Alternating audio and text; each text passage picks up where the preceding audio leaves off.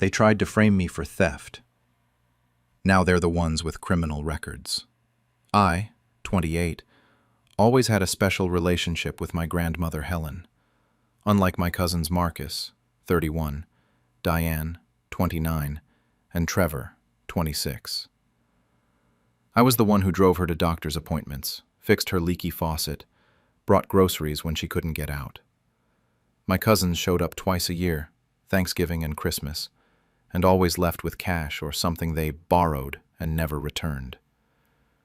Grandma passed 3 months ago, heart failure.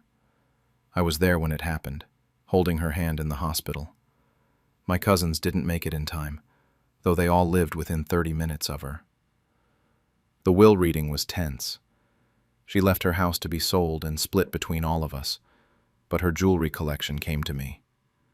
It wasn't worth a fortune or anything, maybe $15,000 total, but it had pieces from her travels, her wedding set, things that actually meant something. The moment the lawyer said my name, I saw Marcus's jaw clench. Diane's eyes went cold. Trevor just stared at the table. At the funeral, they barely spoke to me. When they did, it was pointed comments about how convenient it was that I'd been around so much at the end. How I must have influenced her. I ignored it. I was grieving, and I didn't have the energy for their jealousy. 1 week later, Marcus called a family meeting at Aunt Carol's house. I should have known something was wrong when everyone was already there when I arrived. They were waiting for me. Diane didn't waste time. She stood up the second I walked in and accused me of stealing grandmother's diamond earrings and a vintage gold bracelet. Said those pieces should have been in the estate inventory, but mysteriously weren't. Said I must have taken them before anyone could document what was there. I tried to defend myself, but Marcus cut me off. He had proof, a photo from 2 years ago showing Grandma wearing the earrings, as if that proved anything. Trevor joined in, saying he'd seen the bracelet just a month before she died, implying I'd pocketed it during one of my visits. My aunt and uncles didn't even ask for my side. They just piled on. Uncle Phil lectured me about family values. Aunt Carol cried about how disappointed Grandma would be. My own parents weren't there, but when I called them afterward, they said I should just apologize and make peace, even though I hadn't done anything wrong. The family group chat exploded. I was called greedy, a thief, manipulative. Cousins I hadn't seen in years suddenly had opinions. People started blocking me on social media.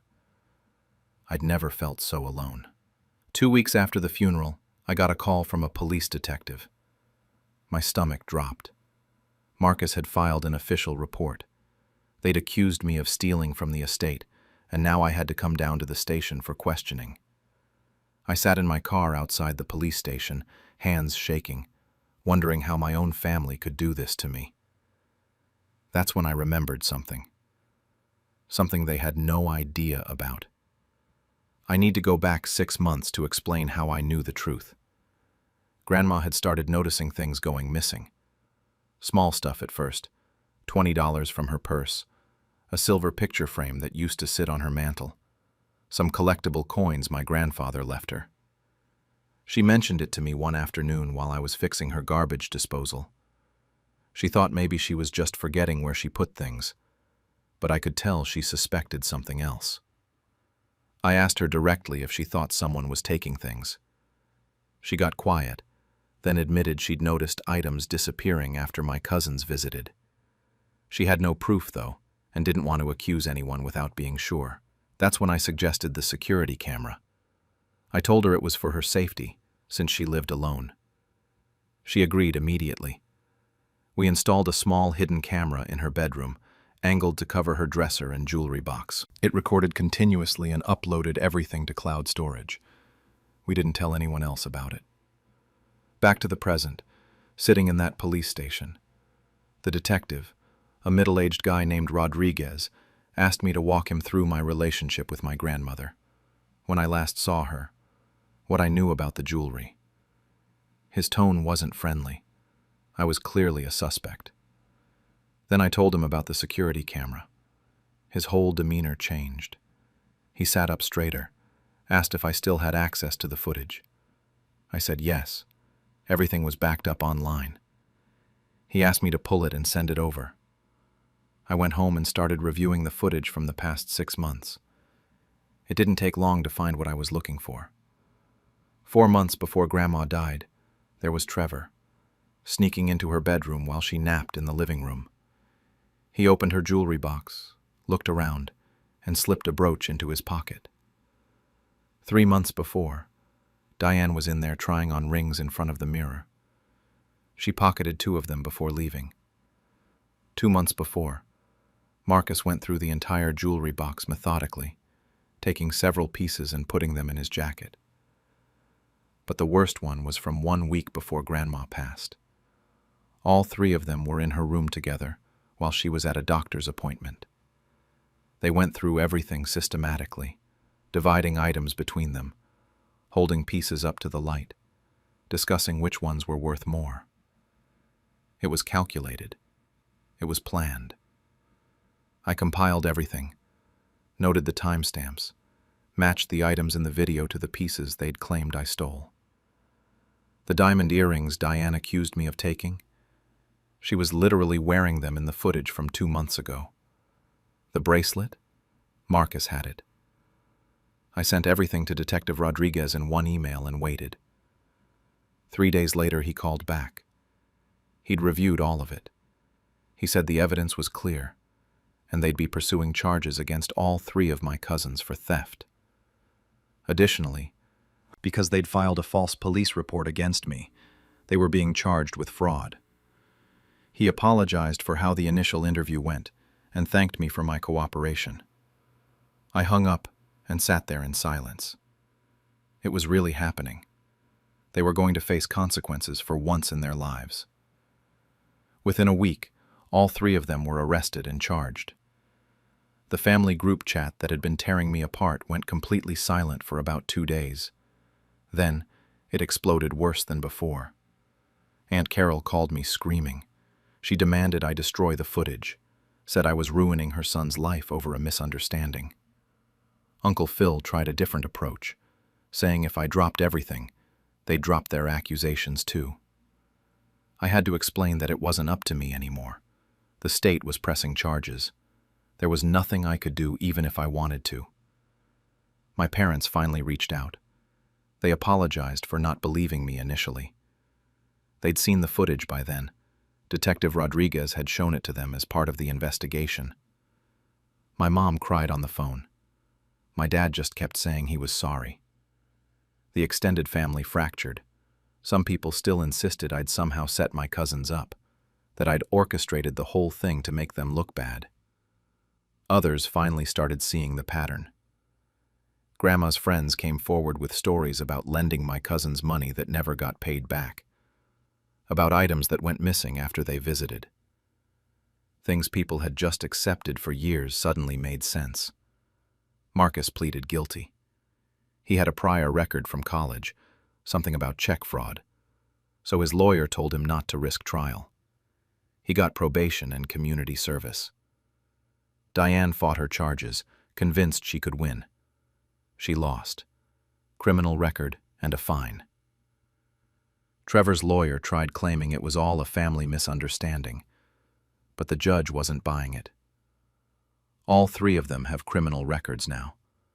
They were also ordered to return the items or pay restitution. I got back several pieces that were recovered from their homes. Some things were already gone, though, probably pawned months ago. But the pieces that mattered most, Grandma's favorite necklace, her wedding ring, those were in the collection she'd left to me. They'd never gotten their hands on those. A few weeks after everything settled, I was going through Grandma's things and found a journal. She'd kept it in the last year of her life. There was an entry from 7 months ago where she wrote about suspecting my cousins, about being grateful that I genuinely cared about her and wasn't just waiting for her to die. The last line got me. She wrote that if anything happened to her, she knew I'd remember the camera. She'd known. She'd protected me, even after she was gone. Most of the family has cut off my cousins now. Their parents are still bitter toward me, but I can live with that. Holidays are awkward. I don't go to the big family gatherings anymore, but I've gotten closer to my immediate family and some of Grandma's old friends. Last week I got a Facebook message from Diane's daughter, Emma. She's 18 now. The message said she knew what her mom did was wrong and asked if we could talk. Then she added that there was something about her grandmother, my Aunt Carol, that I should know. I've been staring at that message for 3 days now. Part of me wants to delete it and move on with my life. But what if there's more to this? What if Grandma wasn't the only one they were stealing from? No inheritance for me? Then no house for them. I, 24 female, lost both my parents in a car accident when I was 16. My Aunt Linda, 52, and Uncle Rick, 54, were my only living relatives, so they graciously took me in. They had 2 kids of their own, my cousin Blake, now 20, and cousin Ashley, now 18. They lived in this nice suburban house, the kind with a 2-car garage and a finished basement. Comfortable lifestyle. Nothing fancy, but definitely comfortable. The first few weeks after I moved in were almost normal. They were sympathetic about my parents, gave me space to grieve, told me to take my time adjusting. I actually thought maybe things would be okay. Then about a month in, Aunt Linda sat me down at the kitchen table and said we needed to talk about expectations. "We'll take care of you, but everyone contributes in this house," she said. I figured she meant chores, like normal family stuff. I was so wrong.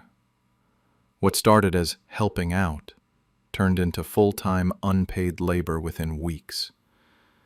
My daily routine became wake up at 5 a.m., make breakfast for everyone, pack lunches, clean the entire house, do all the laundry, cook dinner, help the kids with homework. Meanwhile, Blake and Ashley did absolutely nothing. They had friends, hobbies, after-school activities. I barely got to finish high school because someone always needed to be home. College wasn't even a discussion. "Someone needs to be here during the day," Uncle Rick said, like it was obvious. This went on for 6 years. 6 years of cooking and cleaning and being treated like staff in someone else's house. But I held on, because they kept making promises. Multiple times over those years, they'd tell me I was family, that they'd take care of me. Uncle Rick specifically told me, "When we're gone, you'll get your share. You've earned it." Aunt Linda would say things like, "All this work you're doing, we see it. It won't be forgotten." I believed them. I held on to those words through every exhausting day, and every moment they treated me like I was invisible. Then Ashley turned 18 and graduated high school. I was 24 by then. Both cousins were adults now. Blake was finishing up college. I started noticing things changing. Aunt Linda and Uncle Rick would whisper more, stop talking when I walked into rooms. The promises about being family came up less and less. There was this coldness in the house that hadn't been there before. Or maybe I was just finally noticing it. One evening after dinner, which I'd cooked, obviously, they called me into the living room. They were sitting together on the couch with these serious expressions. Uncle Rick didn't waste time. "We need to talk about your living situation." My stomach dropped immediately. Aunt Linda jumped in. "The kids are grown now. We don't really need the extra help anymore." I asked what they meant, even though I already knew. Uncle Rick said I had 2 weeks to find a place and move out. I was stunned. I brought up everything they'd promised, the inheritance, being told I was family. Aunt Linda actually laughed. She looked at Uncle Rick and laughed, then turned back to me and said, "Why would we give anything to a burden? You should be grateful we even kept you this long." Uncle Rick added, "You really thought you were getting something? You had free room and board for 6 years. That was your payment." I went to my room, this tiny, converted storage space they'd given me, and sat on my bed with my hands shaking. I had almost no money saved because they'd never actually paid me. No documented job experience. Nowhere to go. But sitting there, something shifted in me. I stopped feeling sorry for myself and started getting angry. That's when I decided they were going to pay for every single thing they'd done to me. That night, I couldn't sleep. I just kept thinking about everything. And then I started going through my phone and the few boxes of stuff I had. I realized I'd been documenting things without even meaning to. My phone had hundreds of texts from Aunt Linda and Uncle Rick over the years, demanding I clean something, ordering me to cancel plans, telling me to come home immediately because they needed me to watch the kids. All of it was right there. I'd also started recording their screaming sessions about 2 years ago, after a particularly bad incident where Uncle Rick completely lost it on me for forgetting to buy his specific brand of coffee. I had maybe a dozen recordings of them yelling at me, calling me names, telling me how worthless I was. There were emails, too, where they'd refused to let me get a job outside the house because we need you here. Then I found something that changed everything. I was going through this box of my parents' documents that I'd kept, and I found information about survivor benefits I should have been receiving. Social Security survivor benefits, a small life insurance payout. I'd never seen any of this money. I immediately looked it up online and checked with the Social Security office. The benefits were being claimed and deposited into an account with my name on it, but I'd never had access to it. The bank statements showed Aunt Linda and Uncle Rick had been collecting money meant for me for 6 years, about $1,200 every month. That's over $86,000. Over the next week, I acted completely normal while gathering everything I could. I made copies of all the documents, backed up all my recordings and texts. I reached out to Mrs. Peterson, my old high school counselor, who'd actually tried to intervene years ago when she noticed something was wrong. She told me she'd reported concerns, but my aunt and uncle convinced everyone I was fine. She agreed to be a witness.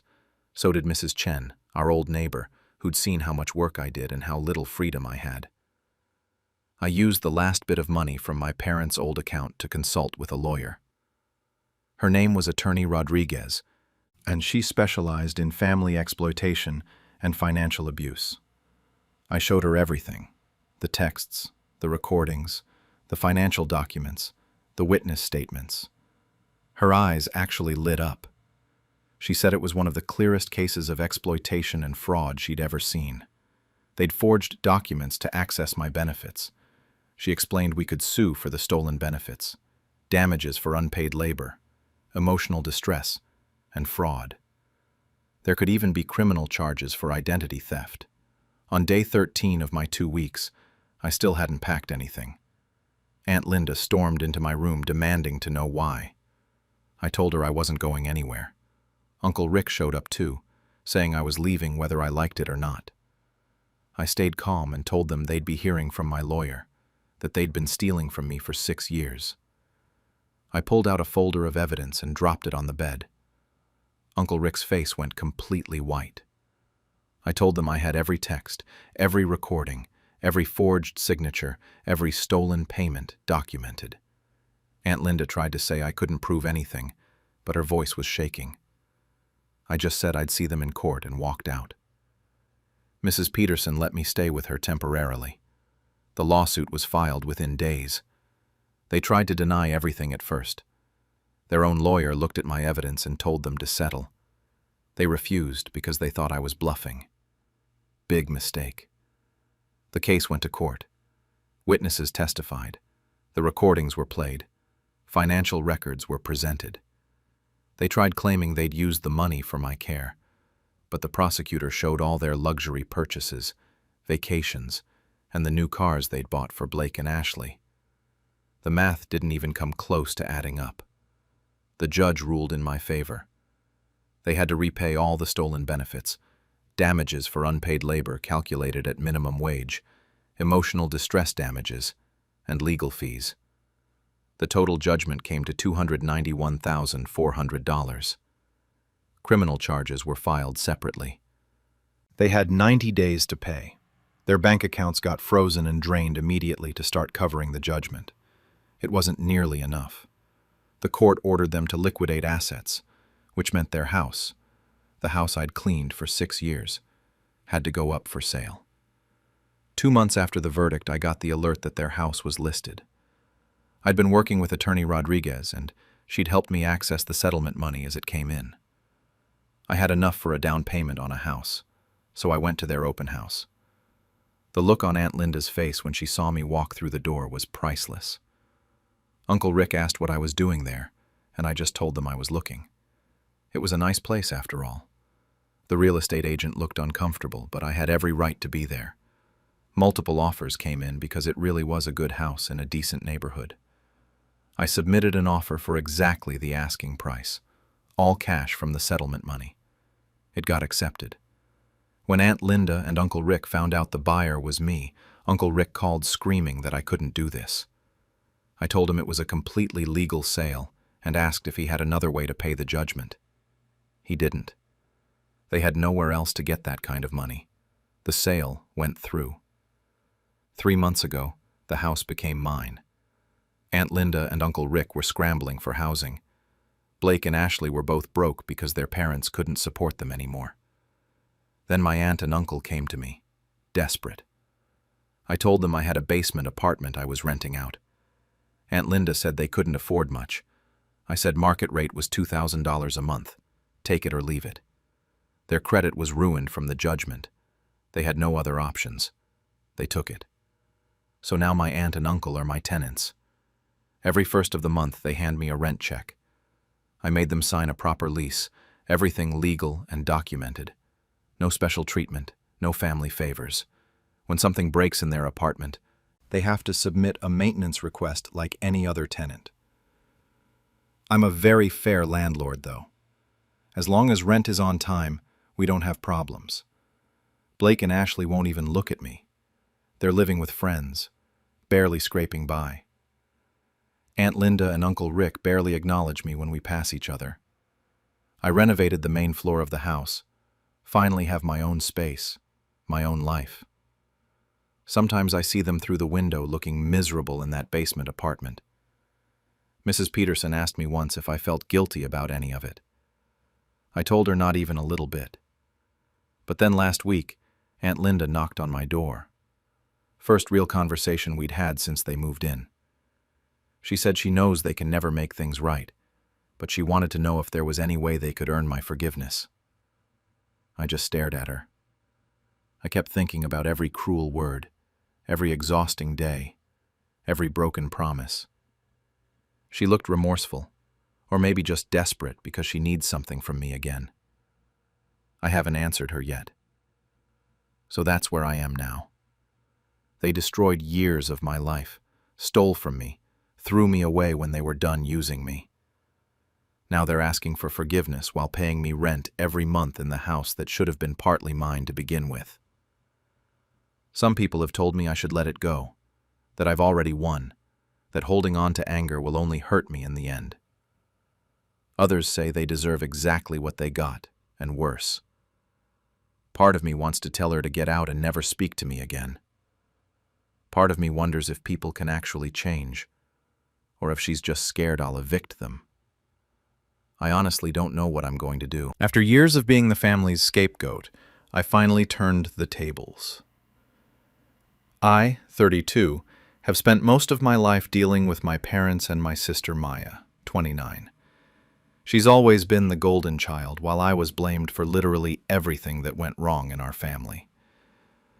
Let me give you some context about how bad it was growing up. If a dish broke, it was my fault even if I wasn't home. If my dad had a bad day at work, somehow I'd done something to upset him before he left. Meanwhile, Maya could trash the living room, and my parents would laugh it off as her being spirited. She got a new car for her 16th birthday. I got a lecture about responsibility and had to buy my own beat-up Honda with money from my part-time job. The pattern continued into adulthood. Maya went to a prestigious university, fully paid by our parents, got married to a doctor, had 2 kids. She was living proof they'd done something right. I went to community college, worked my way through state school, and ended up in marketing. Decent job, decent life. But to them, I was the disappointment. Every family dinner was just them comparing us.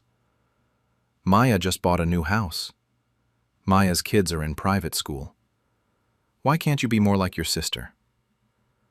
I learned to keep my head down and my mouth shut. It was easier than fighting a battle I'd never win.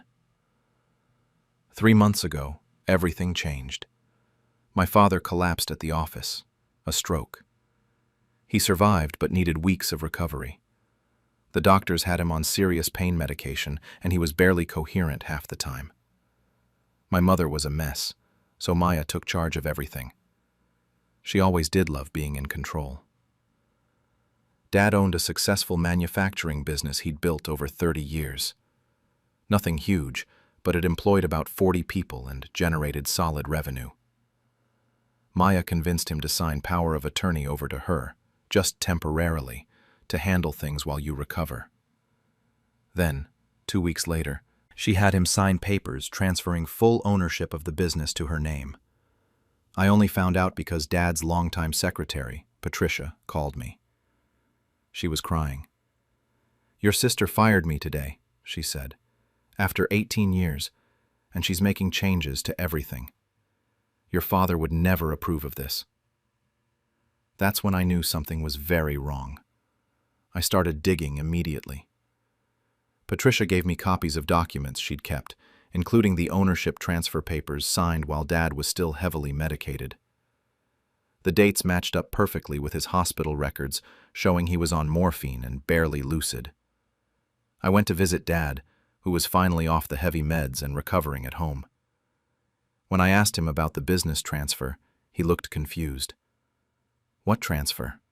"I signed power of attorney so Maya could pay bills and handle things temporarily. The business is still mine." My mother jumped in. "Don't upset your father with business talk. Maya knows what she's doing." But I saw the fear in Dad's eyes. He didn't know. Maya had manipulated him while he was vulnerable. And now, she had everything. I spent the next month quietly building my case. I requested Dad's medical records showing his mental state when he signed the transfer. I saved text messages where Maya bragged to her friends about finally getting what I deserve from the family business. The real gold mine was when I visited her under the pretense of reconciliation. I recorded our conversation on my phone. "You have to understand," she said. "Dad was going to leave it to both of us anyway. I just expedited the process. And let's be honest, you would have run it into the ground. I'm doing everyone a favor." "So you took advantage of him while he was on morphine?" I asked carefully. She laughed. "He signed willingly. He just doesn't remember it. That's not my problem." I took everything to Dad's lawyer, a guy named Richard who'd known our family for 20 years. He was horrified. "This is textbook elder abuse and coercion," he said. "We can fight this." The legal battle was brutal. Maya denied everything at first, then claimed I was lying, then accused me of being jealous and trying to steal the business myself. Our parents were caught in the middle. Mom sided with Maya, of course. Dad was torn between his golden child and the truth. The recordings and medical records were undeniable. The transfer was ruled invalid. Maya faced potential criminal charges for elder financial abuse, though Dad ultimately decided not to press charges. He couldn't bring himself to destroy his precious daughter completely. But the damage was done. The family imploded.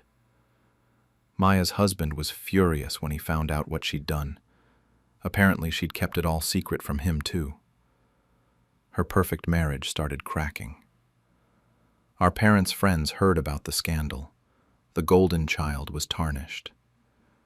Dad asked me to take over the business 6 weeks ago. He didn't trust Maya anymore, and he was too weak to run it himself. I quit my marketing job and jumped in. The business was a disaster. Maya had made impulsive changes in her brief time in control, firing experienced staff, cutting corners on production quality to boost short-term profits, alienating long-time clients. It's taken me working 16-hour days just to stabilize things, but it's working. We're slowly rebuilding relationships with clients. I rehired Patricia and some of the other staff Maya fired. Revenue is starting to climb back up. Dad comes to the office once a week now, mostly just to check in, and I can see he's relieved. The irony isn't lost on me. The problem child is now running the family business, while the golden child is dealing with a potential divorce and a destroyed reputation. My parents barely speak to me. Mom still thinks I ruined Maya's life, and Dad is grateful but guilty. Family dinners don't happen anymore. Last week, Maya called me. She needs money. Her husband moved out, and she can't afford her mortgage on her own. She actually asked if the business could give her a loan. I told her I'd think about it and hung up. Now I'm sitting in Dad's old office, my office now, looking at her number on my phone. Part of me wants to help because despite everything, she's still my sister. Part of me wants her to feel what I felt for 30 years, like she's not good enough, like she's the problem, like she has to beg for scraps. The real question is, does being the bigger person mean giving her what she wants? Or is letting her face the consequences of her own actions the actual lesson she needs to learn? I honestly don't know what I'm going to do. Guess who controlled Grandma's will? Not the golden children anymore. I, 32, have been dealing with my Aunt Carol, 58, and Uncle Richard, 55, for the past 2 years. They're my dad's siblings, and they've always been the type to show up only when there's something in it for them. My dad passed away when I was 19, and after that, I became really close with my grandma. She practically raised me after we lost him. About 2 years ago, Grandma started showing signs of dementia. Nothing major at first. She'd forget where she put her keys or repeat the same story twice in one conversation. But it was enough that we all noticed. My mom, my younger brother Jake, who's 28, and I started taking turns checking on her more often. We'd bring groceries, help with bills, just making sure she was okay. That's when Carol and Richard suddenly remembered they had a mother. They showed up at Grandma's house one weekend unannounced. I was there helping her organize her medications when they walked in like they owned the place. Carol immediately started commenting on how overwhelmed Grandma looked, how she shouldn't have to deal with so much stress. Richard chimed in about how we were probably pressuring her about finances. I was stunned. These two hadn't visited Grandma in over a year, and now they were acting like concerned children. But Grandma seemed happy to see them, so I didn't say anything. I should have. Within 2 weeks, they'd moved her into a facility without consulting anyone else in the family. They claimed it was closer to them so they could provide proper care. When I tried to visit, the staff said I wasn't on the approved visitors list. Carol had made sure of that. I called Grandma's phone and Carol answered. She told me Grandma was resting and that I was causing unnecessary stress by trying to force visits.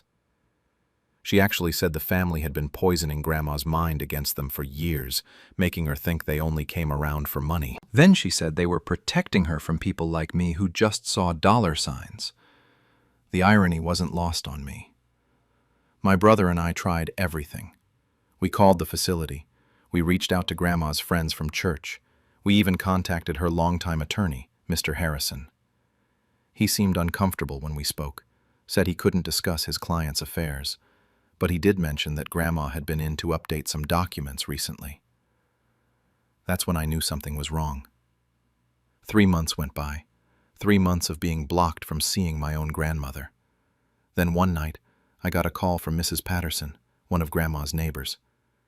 She'd managed to visit Grandma at the facility because apparently Carol hadn't thought to block the church ladies. Mrs. Patterson whispered into the phone like she was afraid of being overheard. She said Grandma had mentioned changing her will, that Carol and Richard had been talking to her about how the rest of us only wanted her money and that she should protect her assets from greedy family members. I felt sick.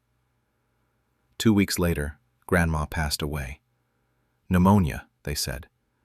Carol called to inform us, her voice dripping with fake sadness. The funeral was small. Carol and Richard sat in the front row like grieving saints. I sat in the back with my brother and mom, feeling like strangers at our own grandmother's funeral. The will reading was scheduled for the following week. Carol kept smiling at me during the funeral reception, this knowing, smug smile that made my blood boil. Richard posted on Facebook about losing the family matriarch and how they'd been blessed to care for her in her final days. I wanted to punch him. That smile Carol had, though, it stuck with me. She thought she'd won. They both did. The day of the will reading, Carol and Richard showed up dressed like they were attending a business meeting. Carol had already started wearing some of Grandma's jewelry. I recognized the pearl necklace Grandma wore every Sunday to church. Richard carried a leather folder, probably to take notes on all the assets they thought they were about to inherit. Mr. Harrison looked tired. He'd been Grandma's attorney for over 30 years, and I could tell this whole situation had worn on him. He asked us all to sit down, and then he dropped the bomb. The will Carol and Richard had convinced Grandma to sign, the one that left everything to them, had been superseded. 3 weeks before Grandma died, she'd filed a final amendment. Alone, without Carol or Richard present. Carol's face went white. Richard actually stood up from his chair. Mr. Harrison continued reading. Grandma had appointed me as the executor of her estate and granted me full discretionary power to divide assets as I saw fit among the family. Not equally. Not according to any formula. However I decided was fair. The room erupted. Carol started screaming about how this was illegal, how I must have manipulated Grandma, how she was going to contest this obvious fraud. Richard was on his phone, presumably calling a lawyer. My brother looked shocked. My mom started crying. Mr. Harrison calmly explained that he had detailed documentation of his final meeting with Grandma, including a video recording where she explicitly stated she was of sound mind and was making this decision without any coercion. She'd apparently told him that Carol and Richard had shown their true colors, and that she trusted me to do what was right with her legacy. Carol and Richard did contest the will. They hired an expensive lawyer and dragged the process out for 8 months. During that time, they threw a party at Grandma's house, which they'd been staying in, claiming they had a right to be there as caretakers. They posted photos all over social media, wearing Grandma's jewelry, posing with her antique furniture like they'd won some kind of prize. Carol posted a photo of herself in Grandma's vintage fur coat with the caption about how Grandma's treasures were with the family who actually cared. That post got screenshot and saved real quick. The court finally ruled in my favor. The judge wasn't gentle about it either. She said the evidence clearly showed Grandma had been isolated and manipulated, but that her final amendment demonstrated she'd recognized what was happening and taken steps to correct it. The judge ordered that all legal fees, and they were substantial after 8 months of litigation, be deducted from whatever inheritance Carol and Richard were entitled to receive. That's when I got to work. I spent 2 months going through Grandma's belongings and reading through old letters and journals I found in her bedroom. She'd written a lot about the women's shelter she volunteered at for 20 years, how important it was to her, how she wished she could do more for the women there who were rebuilding their lives. She'd also written about her church, how the community had supported her after Grandpa died, how she wished the old building could be restored to its former glory. I knew exactly what to do. The jewelry, every piece Carol had been flaunting online, went to the women's shelter. They held a fundraising auction, and those pieces raised over $40,000. The antique furniture, the collectibles, the vintage items Richard had been photographing like trophies, sold. Every penny went into a fund for the church restoration project. They put a plaque in the new community room with Grandma's name on it. I made sure my brother and Mom were taken care of. The house went to my mom, who'd always loved it. Grandma's savings were split between Jake and me for our kids' education funds. Her photo albums, personal letters, and the handmade quilt from her mother went to us. The things that actually mattered. As for Carol and Richard, after the legal fees were deducted from their portion, there wasn't much left. I gave them exactly what I found that Grandma had specifically labeled for them in her basement. A dusty cardboard box filled with old newspapers from the 1970s that she'd apparently been saving for some reason. No note, no explanation. Just newspapers. Carol called me the day she opened the box. She was screaming so loud I had to hold the phone away from my ear. She called me every name in the book, threatened to sue me again, said I'd stolen her inheritance and destroyed her mother's legacy. When she finally stopped to breathe, I said that Grandma always believed you should get exactly what you give. Then I hung up. Richard sent a few threatening emails that my lawyer advised me to keep for documentation, but not respond to. Eventually, they both went quiet. I heard through the family grapevine that they're trying to salvage their reputations, telling anyone who'll listen that I manipulated Grandma and stole their inheritance. The funny thing is, most of Grandma's friends were at the church restoration dedication. They saw the plaque. They knew where the money came from. And they remembered who visited Grandma every week before Carol and Richard showed up, and who isolated her afterward. Sometimes I wonder if I should have given them more, maybe some of the smaller items, photos, something with sentimental value. Then I remember Carol wearing Grandma's pearls at the funeral reception, smiling that smug smile. And I don't feel bad anymore. My mom asked me last week if I thought Grandma would be proud of how I handled everything. Honestly, I think she knew exactly what she was doing when she made me executor. She could have left detailed instructions, but she didn't. She trusted me to figure out what mattered. The women's shelter sent me a letter last month. One of the residents bought a necklace from the auction. Said it made her feel beautiful for the first time in years. The church youth group now has a space for after-school programs because of the renovations. Carol and Richard have a box of old newspapers. My brother called me yesterday. He said Carol showed up at his work trying to convince him to help her sue me again. She told him I'd manipulated the whole situation, and that if he testified on her behalf, she'd split whatever she recovered with him. Jake told her to leave or he'd call security. She left, but not before telling him he was making a huge mistake, and that family should stick together. The audacity of that woman never ceases to amaze me. I've been sleeping better lately. For a while after Grandma died, I kept having these dreams where she was trying to tell me something, but I couldn't hear her. Now those dreams have stopped. Maybe that means I did the right thing. Or maybe I'm just finally at peace with my decisions. Richard blocked me on all social media last week. Carol had already blocked me months ago. Fine by me. I don't need to see their pity party posts about how their ungrateful nephew destroyed their lives. The people who matter know the truth. The church is planning a dedication ceremony next month for the completed renovations. They invited me to say a few words about Grandma. I'm not great at public speaking, but I think I'll do it. She deserves to be remembered for who she really was. Not the confused old woman Carol and Richard tried to manipulate, but the strong, generous person who spent her life helping others. I wonder if Carol and Richard will show up.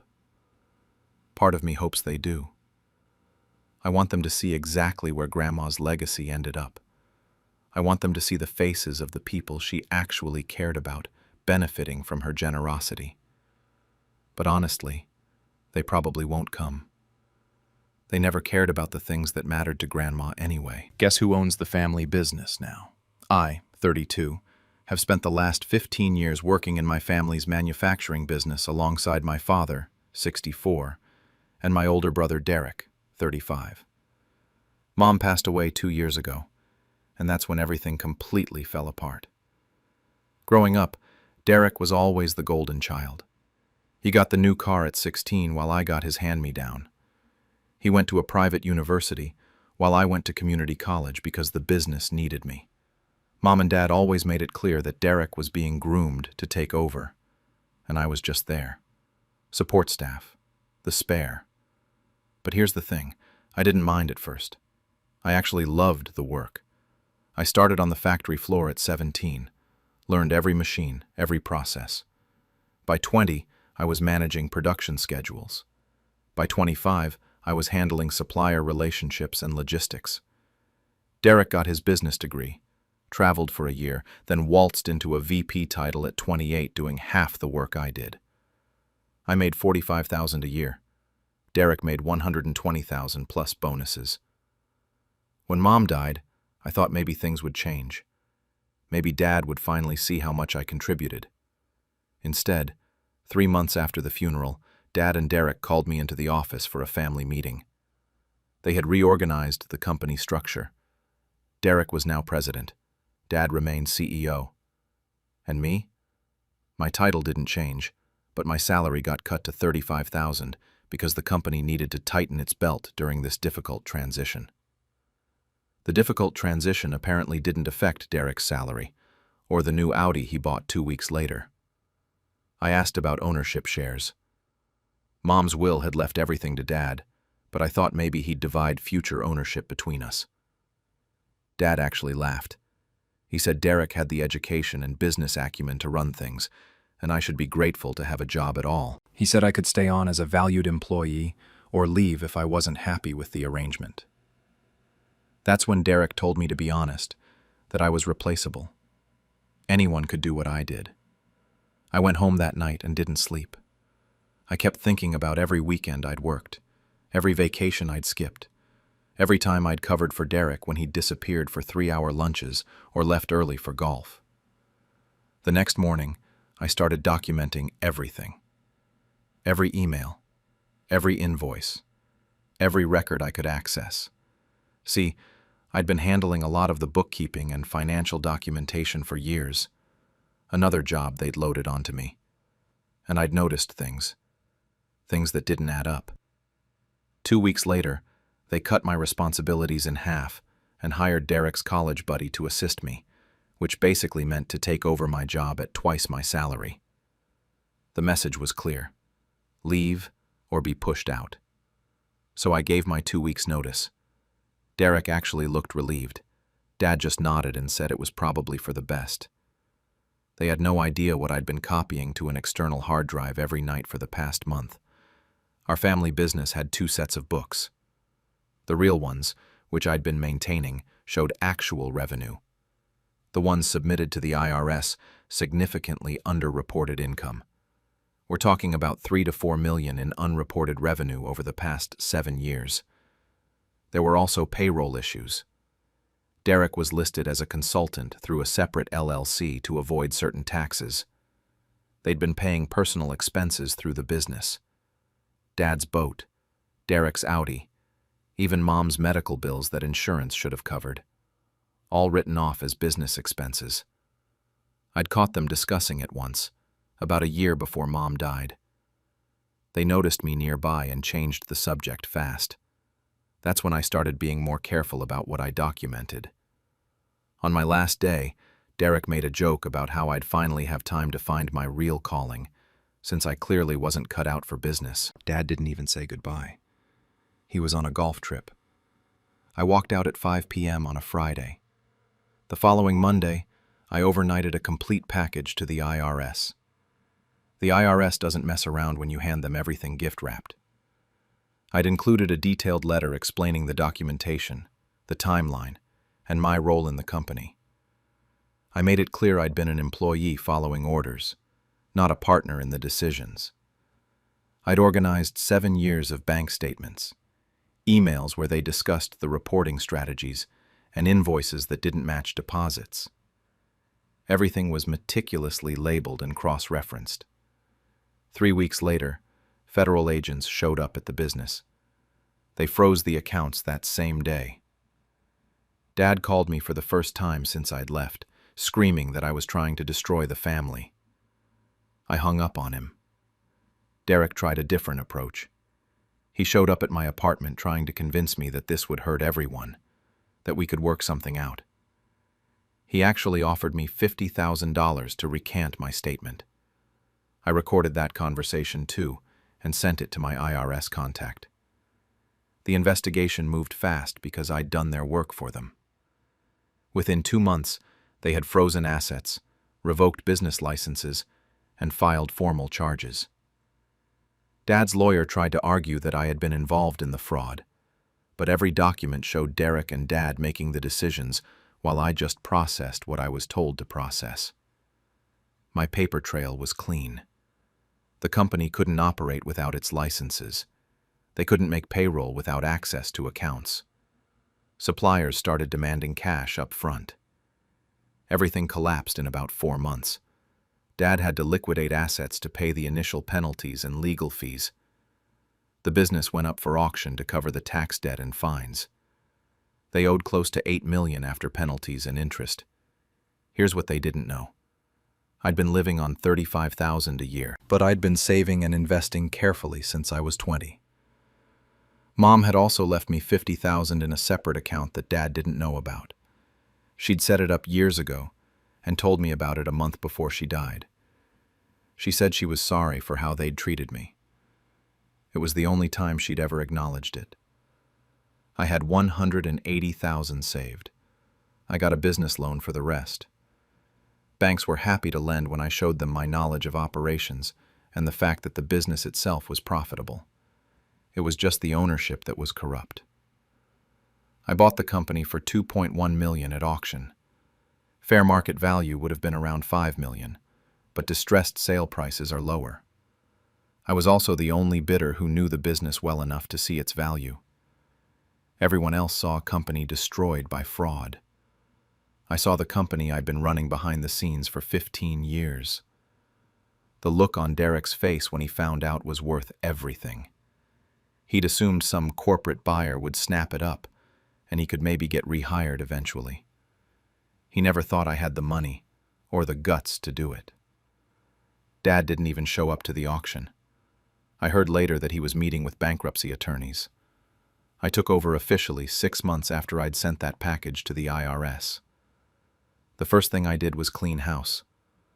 I fired Derek's college buddy who'd taken my job. I gave raises to the employees who'd been underpaid for years. I promoted the floor supervisors who actually knew how to run operations. I renegotiated supplier contracts. I set up proper accounting systems. I made everything transparent and legal. Turns out, when you're not siphoning millions out of a company for personal expenses, you can actually run a profitable business. Dad's living off Social Security now. His boat got seized. His house got refinanced. He's 74 and won't talk to me. Derek was unemployed for 6 months after everything fell apart. His wife left him when the money dried up.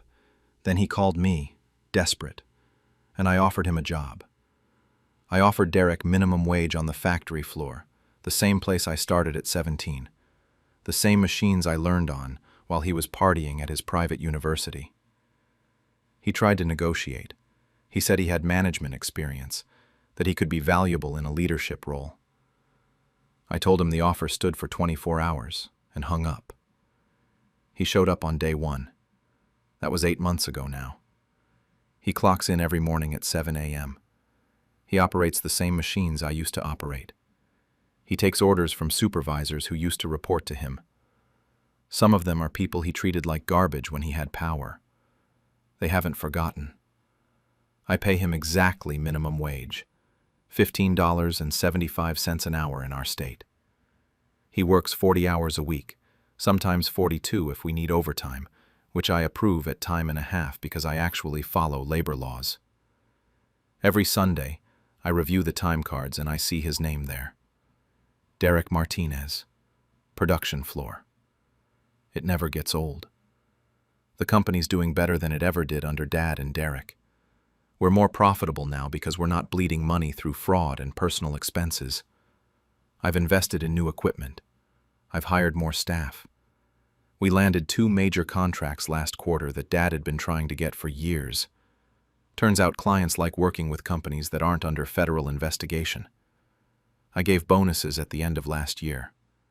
Real bonuses, based on performance and tenure. Some of the guys who'd been there since I was a kid got 5-figure checks. They cried. One of them told me it was the first time in 30 years anyone had appreciated his work. Derek got his bonus too. It was proportional to his wage and tenure. $240. Last week he asked to speak with me privately. We went into my office, the same office Dad used to call me into to tell me I wasn't good enough. Derek sat in the chair I used to sit in while they lectured me. He said he's been thinking about everything, about how he treated me. He said working on the floor has given him perspective, that he understands now what I went through. He said he wants to apologize, and maybe we could talk about a path forward for him at the company. I didn't say anything for a minute. I just looked at him. He's lost weight. His hands have calluses now. He looks tired in a way he never did before. He told me he knows he doesn't deserve anything, but he's family. He said Mom would have wanted us to reconcile. That last part almost made me laugh. Mom watched them treat me like dirt for 30 years and said nothing until she was dying. One deathbed apology and a secret $50,000 doesn't erase 3 decades. I told Derek I'd think about it. Honestly, I don't know what to do. Part of me wants to believe people can change. Maybe 8 months of hard work has actually taught him something. Maybe he finally understands what he put me through.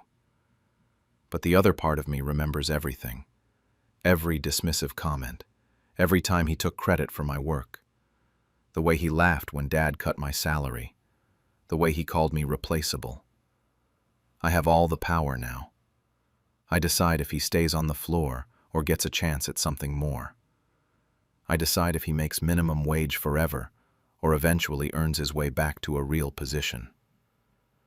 I decide everything about his future at this company. The spare won.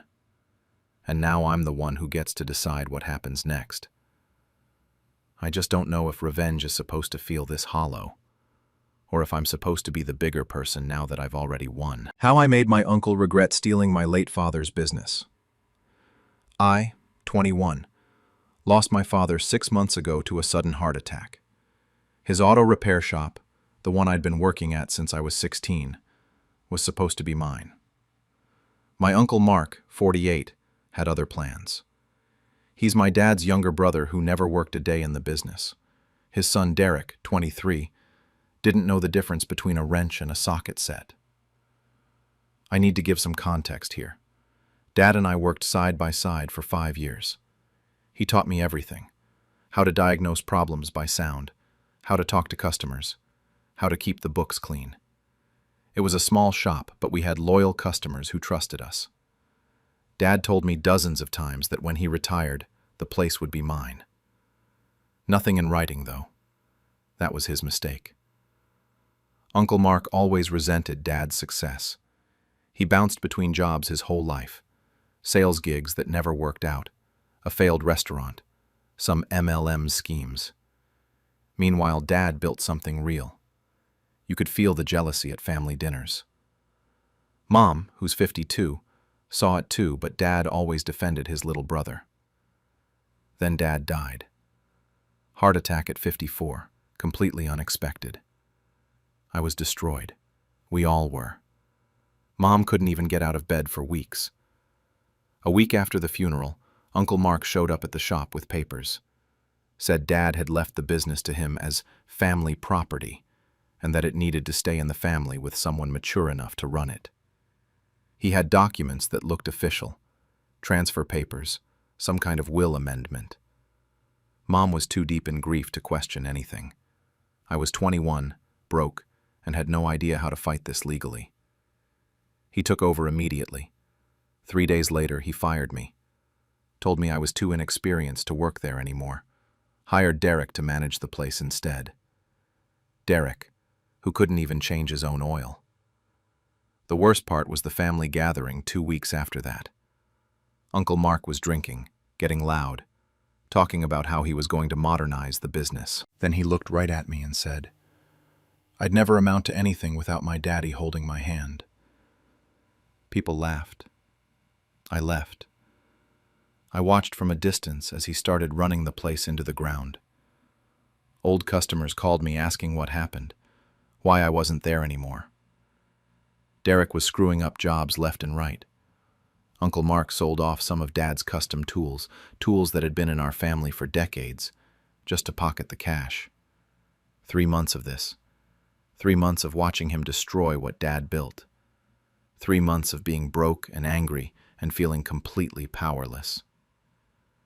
Then I remembered something. Dad had shown me everything. Every supplier contact was in my head. Every customer's service history. The custom scheduling system we'd developed for fleet maintenance. The relationships with parts distributors. Uncle Mark had the building and the equipment, but I had Dad's actual knowledge. That's when I decided. I was going to open my own shop, and I was going to take everything back. I found a location 2 towns over, far enough that Uncle Mark wouldn't immediately connect it to me, close enough that Dad's old customers could still reach me. I scraped together my savings and got a small business loan, named it something completely different but ran it exactly how Dad taught me. Honest work, fair prices, treat people right. I hired 2 mechanics Dad had trained years ago. They'd left Uncle Mark's shop after he cut their pay. They knew the system. We offered quality service, and I undercut Uncle Mark's prices by about 20%. Then, I started calling customers. The ones who'd been coming to Dad for 10, 15 years. I kept it simple. "Hi, this is me. You probably remember me from working with my dad. I've opened my own place and I'd love to earn your business." I didn't badmouth Uncle Mark. Didn't have to. These people had already noticed the drop in quality. The first major win was the delivery company. 8 trucks that needed regular maintenance. Dad had developed a custom tracking system for them, detailed records of every service, every part replaced. Uncle Mark didn't even know those records existed. I had them all. The fleet manager switched over immediately. After that, word spread fast. 3 months in, I had a steady flow of customers. A lot of them were coming from Uncle Mark's shop.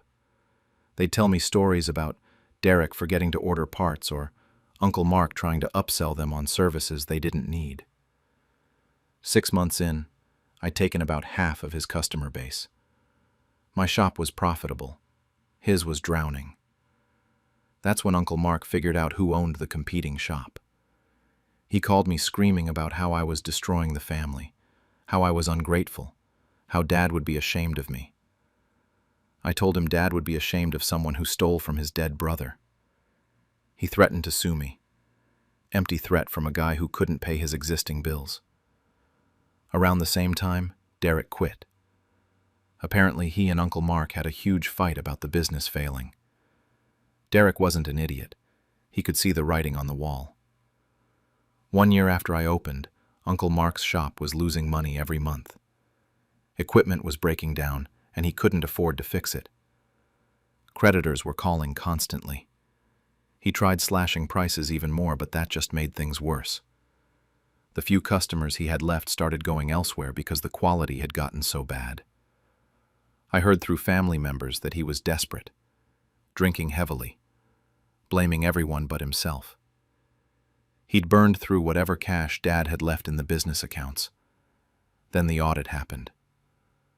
Some of his desperate financial moves triggered a tax audit. When investigators started digging into the business records, they found the forged documents, the ones he'd used to steal the shop from me. The penalties were severe. Fraud isn't something you just walk away from. He was forced to liquidate assets to pay the fines. That meant selling the shop. Uncle Mark put the shop up for sale. The building, the equipment, everything.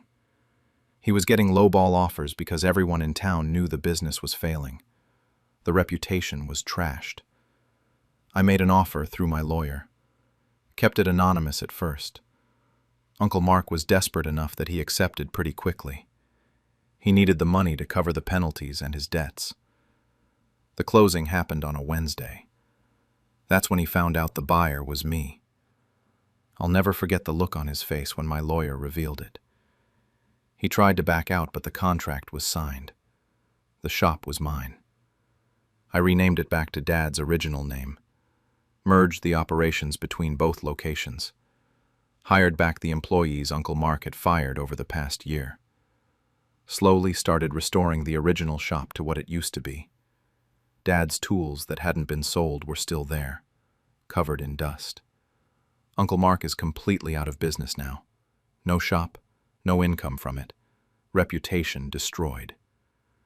I see him sometimes around town, working at a hardware store. He avoids eye contact. Derek doesn't talk to him much anymore from what I hear. Most of the family sided with me once the truth about the forged documents came out. He's never apologized. Not once.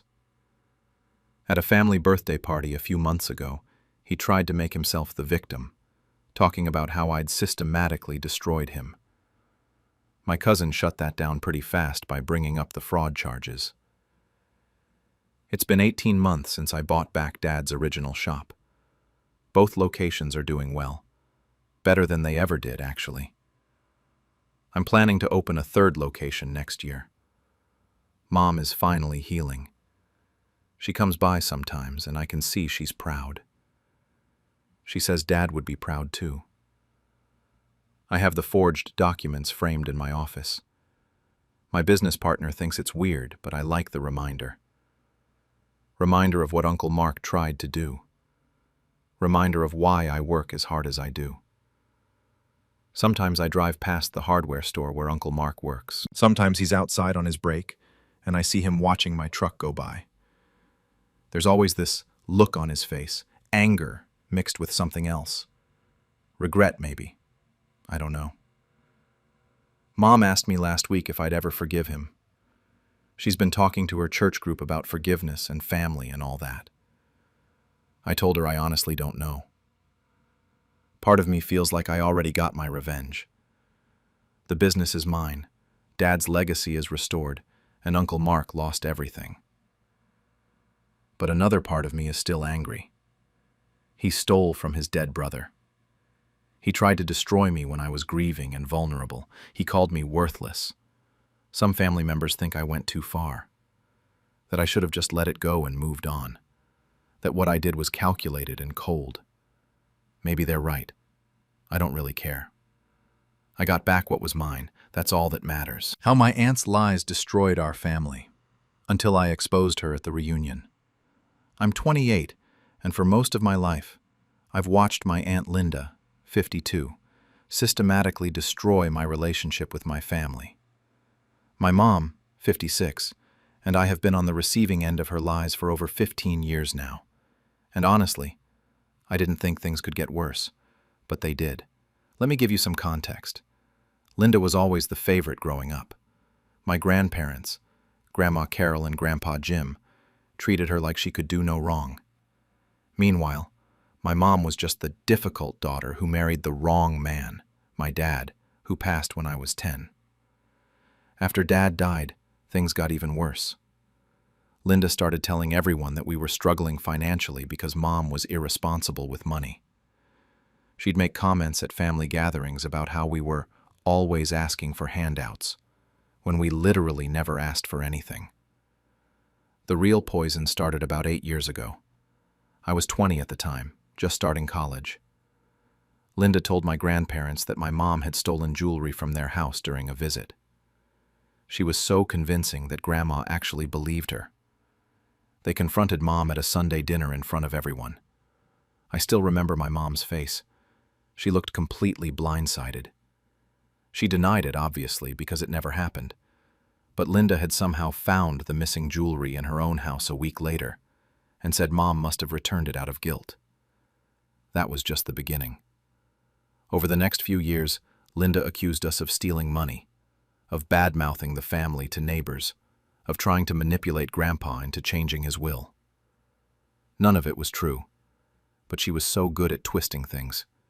She'd take a normal conversation and turn it into evidence of our supposed scheming. My Uncle Dave, 49, believed her because she's his older sister and always protected him growing up. My cousins, Sarah, 26, and Mike, 23, just went along with whatever their parents said. One by one, family members stopped inviting us to things. Birthday parties, holidays, even just casual get-togethers. We'd find out about them through Facebook photos posted after the fact. Mom tried to defend herself at first, but eventually she just gave up. It was killing her, watching her own family turn against her based on lies. The inciting incident happened 4 months ago. Grandma Carol died suddenly from a heart attack. We didn't find out until 3 days after the funeral. 3 days. My cousin Sarah finally called Mom to tell her, and she had the audacity to say, "We tried to reach you," when we both know that's bullshit. Our numbers hadn't changed. They just didn't want us there. I was furious. Mom was devastated. She didn't even get to say goodbye to her own mother. That's when I decided I was done playing nice. Something about Linda's behavior had always felt off to me, beyond just the lies. She lived in this huge house, drove a brand new car every 2 years, took expensive vacations, all while claiming to work a modest job as a dental hygienist. The math didn't add up. So I started digging. I started with social media, looking at Linda's posts over the years. She was always bragging about trips to Europe, new furniture, renovations to her house. Then I remembered something. About 10 years ago, Grandpa had asked Linda to help him manage his and Grandma's finances because he was having trouble with online banking. She'd been their power of attorney for nearly a decade. That's when alarm bells really started going off. I reached out to my friend Marcus, who works in financial forensics. I explained the situation, and he told me what documents I'd need. The tricky part was getting access to my grandparents' financial records. Technically, as grandchildren, we weren't entitled to see them. But after Grandma's death, the estate was in probate, and my mom was listed as a beneficiary in the will, which meant she had legal grounds to request information. We filed the request through a lawyer. Linda fought it, of course, claiming we were just being greedy and vindictive. But the court granted us access. What we found was insane. Over the past 9 years, Linda had systematically drained nearly $300,000 from my grandparents' retirement accounts. She'd set up automatic transfers to her own account, forged signatures on withdrawal forms, even created fake invoices for caregiver services that she supposedly provided but never actually did. She'd been stealing from them the entire time she was supposed to be helping them. The really sick part? Some of these transfers happened during the exact periods when she was telling the family that Mom was the one stealing from them. She was projecting her own crimes onto us. I spent 3 weeks gathering everything: bank statements, forged documents, transfer records. I even managed to get my hands on some text messages between Linda and her friend, where she literally bragged about how easy it was to move money around, and how my grandparents would never notice. Then I found out about the annual family reunion. It was happening in 6 weeks, and of course, Mom and I weren't invited. But my cousin Mike's girlfriend, who I'd stayed friendly with over the years, told me about it. She'd never believed Linda's lies about us, and felt terrible about how we'd been treated. I asked her if she could get me into the reunion. She said the venue was a rented community hall, and that she could add me as her +1 without anyone noticing until I was already there. I spent those 6 weeks preparing my presentation. I organized all the evidence into a clear timeline, highlighted the most damning documents, and even included a recording from one of Linda's calls where she laughed about how no one would ever suspect her. The day of the reunion came. Mom didn't want to go at first. She was scared of being humiliated again. But I convinced her that this was our chance to finally clear our names. We showed up an hour into the event. Linda's face when she saw us walk in was priceless. She immediately went to Uncle Dave, probably to get us kicked out. But before she could cause a scene, I walked up to the microphone. The room went quiet. I said I had something important to share about Grandma's estate, and asked if I could use the projector that was set up for the family slideshow. My uncle looked confused but nodded. I connected my laptop and started the presentation. First slide. A photo of Grandma and Grandpa with the title, "The Truth About the Missing Money." I watched Linda's face drain of color. I went through everything, every forged signature, every unauthorized transfer, every lie she'd told to cover her tracks. I played the recording of her bragging to her friend. The room was completely silent except for my voice and the audio clips. When I got to the slide showing that she'd stolen money during the same month she accused Mom of theft, I heard someone gasp. Sarah started crying. Uncle Dave looked like he'd been punched in the stomach. Linda tried to interrupt, claiming I'd fabricated everything. But I'd prepared for that too. I showed the chain of custody for all documents, the official bank statements with the bank's watermark, even a notarized statement from Marcus verifying the authenticity of the financial records. Then Mike stood up. His voice was shaking and he said, "That's Mom's signature on that transfer form. I've seen her sign things 1,000 times. That's definitely her handwriting." Linda's perfect mask finally cracked. She started yelling about how we were all ganging up on her, how she'd done everything for this family, how ungrateful everyone was. But nobody was buying it anymore. Uncle Dave just stared at her like he was seeing a stranger. The reunion ended pretty quickly after that. Linda stormed out, and Uncle Dave left right after her, without saying a word to anyone. But before people started leaving, something unexpected happened. My Aunt Jennifer, Dad's sister who'd married into the family and had always been kind to us, stood up and apologized to my mom in front of everyone. She said she'd always felt something was off about Linda's stories, but had been too afraid to speak up. Then Sarah came over, crying, and hugged my mom. She apologized for believing the lies, for not reaching out, for everything. Mike joined her. Even some of my older cousins who I barely knew came up to say they were sorry. The legal fallout has been intense. Uncle Dave filed for divorce 2 weeks after the reunion. He and his kids are suing Linda for the stolen money, not just on behalf of Grandma's estate, but also because apparently she'd been lying to him about their finances too. Turns out she'd taken out credit cards in his name and racked up over $50,000 in debt that he knew nothing about. The estate lawyer is pursuing criminal charges for elder financial abuse and fraud. Linda's lawyer is trying to work out a plea deal, but from what I've heard, the prosecutor isn't interested. The evidence is too solid. Mom finally got the apology she deserved, and more importantly, she got her family back. We were invited to a small memorial service for Grandma that Sarah organized, just the family members who actually cared. It was healing for Mom to finally have closure. As for Linda, last I heard she's living in a studio apartment and working retail.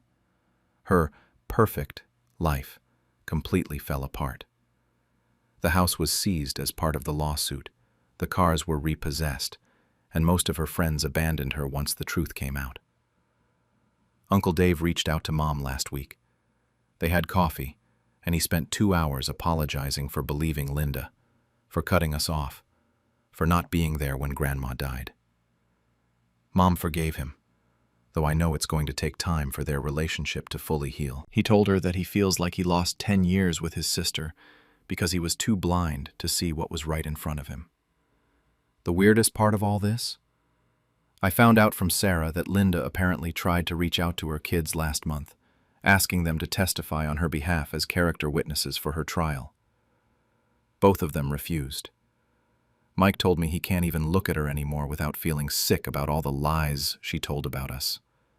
About everyone, really. There's still a lot of unresolved stuff. The criminal trial hasn't happened yet, and there's talk that Linda might try to claim she had some kind of psychological break or financial desperation that drove her to steal. But the prosecution seems confident they can prove it was calculated and intentional, especially with those recordings where she's literally laughing about it. I sometimes wonder if Linda actually believed her own lies after a while. Like, did she convince herself that she deserved that money? That she was somehow entitled to it because she was helping my grandparents? Or was she just a really good actress who knew exactly what she was doing the whole time? Mom asks me sometimes if I think we did the right thing, exposing Linda like that in front of everyone. She worries that maybe we should have handled it privately, that maybe we destroyed what was left of the family by airing everything out so publicly. But honestly, I don't regret it for a second. Linda destroyed our family years ago with her lies. All I did was show everyone the truth. The family reunion is supposed to happen again next year. Sarah's organizing it, and she specifically told us we're at the top of the invite list. I'm not sure if we'll go. There's still so much awkwardness and unresolved tension with some of the extended family members who took longer to come around. But here's what I keep thinking about. Linda's trial is scheduled for 3 months from now, and apparently, the prosecution wants me to testify about how I uncovered the evidence and about the years of lies she told about our family. Part of me wants to do it, wants to make sure she faces full consequences for what she did. But another part of me just wants to move on and let the lawyers handle it. So I guess my question is, do I testify and relive all of this again in court? Or do I let the evidence speak for itself and finally put this chapter behind us?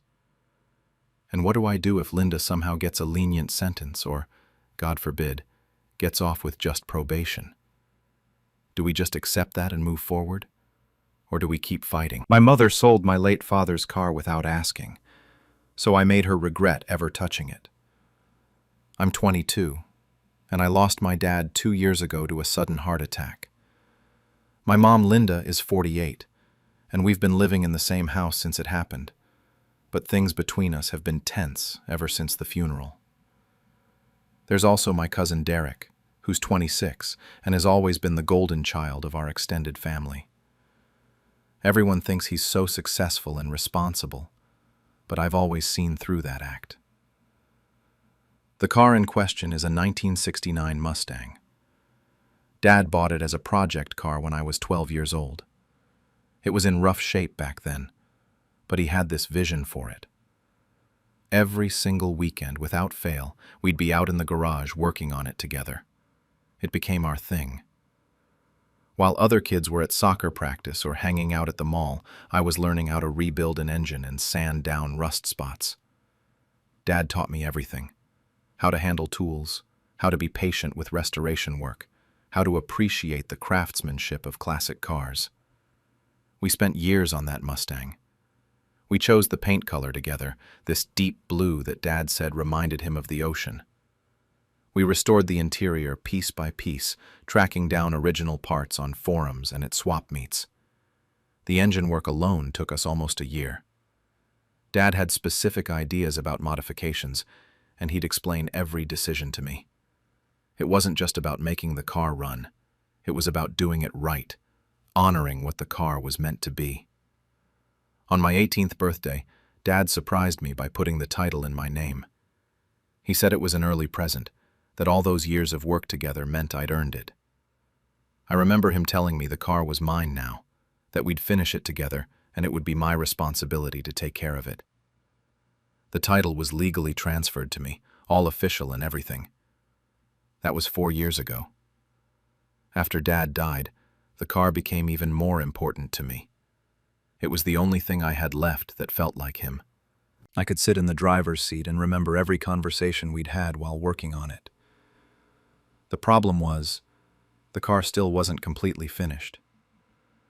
There were some electrical issues we'd been troubleshooting, and a few cosmetic touches left to do. But I wasn't in any rush. Working on it kept me connected to him. Mom never understood that. From the moment Dad died, she started calling the Mustang an eyesore. She complained it was taking up garage space, that it was just sitting there, collecting dust. She'd make comments about how I was away at college most of the time anyway, so what was the point of keeping it? I told her repeatedly that I wasn't getting rid of it, that it meant everything to me. She'd roll her eyes and drop it, but I could tell she resented having it there. This whole thing went down when I came home for winter break. It was a Friday afternoon, and I'd driven 3 hours from campus, excited to finally have some time to work on the Mustang. I had a whole list of things I wanted to get done over the break. I walked into the garage, and my stomach just dropped. The spot where the Mustang always sat was empty, completely empty. My first thought was that someone had broken in and stolen it. I felt this wave of panic hit me. I ran back into the house and found Mom in the kitchen making dinner like nothing was wrong. I asked her where the car was, if she'd seen anything suspicious, if we needed to call the police. She didn't even look up from chopping vegetables. She just said she sold it to Derek 3 days ago. I couldn't process what she was saying at first. Sold it? To Derek? She explained it so casually, like she'd gotten rid of an old couch. She said Derek had always loved the car, and that he'd give her $3,000 for it. $3,000. That car was worth at least $25,000, probably more, given all the work Dad and I had put into it. She basically gave it away. I asked her how she could possibly think that was okay. She said it was staying in the family, so what was the big deal? Derek actually appreciated cars, she told me. Then she said I was never going to finish it anyway, that I was too busy with school and it was just wasting space. She acted like she'd done me a favor by getting it out of the garage. I completely lost it. I told her the car wasn't hers to sell. She said it was her house and her garage, so she could do what she wanted. I reminded her the title was in my name, that Dad had given it to me. She waved that off and said it was just paperwork, that family was more important than paperwork. She thought I was being dramatic and selfish. I immediately called Derek. He answered on the third ring, and I could hear how smug he was the second he said hello. He already knew why I was calling. I told him he needed to bring the car back right now. He laughed, actually laughed. He said Mom had told him it was fine, that it was a family sale. He said he'd already put money into it, and that I should have been taking care of it if I wanted to keep it. Then he hit me with the whole possession is 9/10 of the law thing, called me kid, and hung up. I went straight to social media to see if he'd posted anything. Sure enough, there it was. Multiple photos of my Mustang in his driveway. The caption said something about finally getting his dream car and completing a restoration project. The comments were filled with family members congratulating him. Aunts and uncles I hadn't heard from in months were all praising him for the beautiful car. Nobody had thought to ask me about it. Nobody had questioned whether this was okay. They all just assumed Derek had bought some random Mustang. That night I sat in the empty garage for hours. I went through old photos on my phone of Dad and me working on the car. There were dozens of them, us covered in grease, holding up parts, smiling next to the Mustang in various stages of restoration. I remembered every single one of those days. Then I remembered the folder. Dad had kept all the paperwork for the car in a filing cabinet in his old office. I went and pulled it out. Everything was there. The original bill of sale from when Dad bought the car.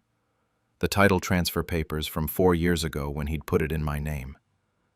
Insurance documents. Every receipt from parts we'd bought. All of it. The title was crystal clear. My name, not Mom's. She'd never been on any of the paperwork. She had absolutely no legal right to sell that car. It wasn't a family decision or a judgment call about garage space. It was theft.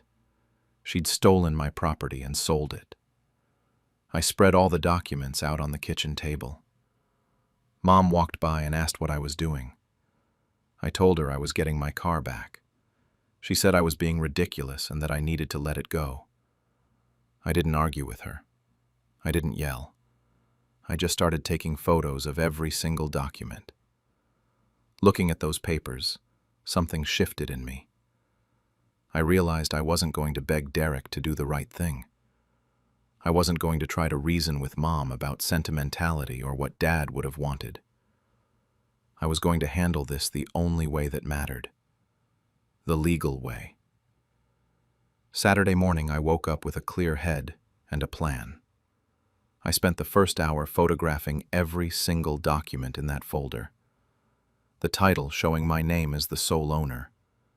The bill of sale from when Dad originally bought the car, listing him as the purchaser. The transfer papers from my 18th birthday, with both our signatures and a notary stamp. I even photographed the insurance documents and every receipt we'd saved over the years. I wanted a complete paper trail that proved this car had been legally mine for 4 years. The key document was obviously the title. It had my name on it, clear as day. There was no co-owner listed. Mom's name didn't appear anywhere on any of the paperwork. The car was mine, period. And here's the thing that really mattered. There was no bill of sale between me and Derek, no signed agreement, no transfer of ownership, nothing. Because I'd never agreed to sell the car in the first place. I drove over to Derek's apartment around 10 that morning. I brought the folder with all the original documents. I figured I'd give him one chance to do the right thing before I escalated. His apartment complex was about 20 minutes away, and the whole drive over I was rehearsing what I'd say. I wanted to stay calm and just present the facts. When I got there, I could see the Mustang parked in his assigned spot. Seeing it there made my blood boil, but I kept it together. I went up to his second-floor apartment and knocked. Derek yelled through the door asking who it was. I told him it was me and that we needed to talk. He said we had nothing to talk about. I told him I had the title and all the paperwork and that he needed to return stolen property. He refused to open the door. He just stood on the other side and told me to go away. I explained through the door that Mom had no legal authority to sell the car because it wasn't hers. He said Mom had accepted his payment, so the deal was done. I raised my voice a bit and told him he'd bought stolen property and that the title was still in my name. He told me that was between me and my mom, not his problem. That's when his girlfriend started yelling from somewhere inside the apartment. She said if I didn't leave, they were calling the cops. I actually laughed at that. I told them to go ahead and call the cops, because that would save me a trip. Derek told me to get lost and threatened to get a restraining order if I showed up again. I left, but I wasn't backing down. That evening, Mom called me. She was furious. Apparently, Derek had called her crying about how I'd shown up at his apartment and threatened him. She asked me how I dared to harass Derek when he'd done nothing wrong. I told her he was in possession of stolen property. She said I was being dramatic and that this whole thing was embarrassing her in front of the family. We got into it pretty bad. She kept saying I was selfish and ungrateful, that she'd been trying to help Derek out because he'd always wanted a classic car. I reminded her that Dad had put the car in my name for a reason. She said Dad would be ashamed of me for causing all this family drama over a stupid car. That one hit me hard. I told her Dad put that car in my name because he trusted me with it and that she'd stolen from me. She hung up on me. Monday morning, I went to the police station. I brought all the documentation with me in the folder. I explained the situation to the officer at the desk, that my car had been sold without my permission by someone who wasn't on the title, and that the person who bought it was refusing to return it. The officer had me fill out a stolen property report and looked over all my documents. He confirmed what I already knew. The title was in my name, which meant I was the legal owner. Mom had no authority to sell my property. Even though Derek had paid for the car, he'd technically purchased stolen property. The officer said it was actually pretty cut and dry. They'd recover the vehicle, and Derek would have to work out getting his money back from Mom. He mentioned Derek could potentially face charges for receiving stolen property, though it would depend on whether the DA wanted to pursue it. Within a few hours of filing that report, my phone exploded. The family group chat went absolutely insane. Derek had posted a message saying I was pressing charges against him over a car. He was painting himself as the victim, saying he'd bought the car in good faith, and now I was trying to get him arrested. My aunts and uncles started chiming in immediately. I got accused of tearing the family apart. Multiple people said it was just a car and not worth destroying relationships over. Some said Derek didn't know it was stolen, so I should just let it go. My phone was buzzing constantly with individual texts, too. Cousins, aunts, uncles, even my grandmother got involved. Everyone had an opinion about how I was handling this wrong. The general consensus seemed to be that I was being vindictive and petty. A few people pointed out that I'd gotten police involved over a family matter, which apparently made me the bad guy. Mom created a separate group chat without me in it. I only found out because my dad's brother Mike texted me privately to tell me about it. She was organizing an intervention, trying to get everyone on the same page about how to handle me. Mike said he'd refused to participate and told her she was in the wrong, but he was apparently the only one who said that. Wednesday afternoon, I got a call from the police. They were at Derek's apartment and ready to recover the vehicle. I met them there with a tow truck I'd arranged. When I pulled up, Derek was standing outside his building, absolutely losing it. His face was red, and he was yelling at the officers. His girlfriend was there too, filming everything on her phone and screaming about how this was harassment. The police had already verified everything.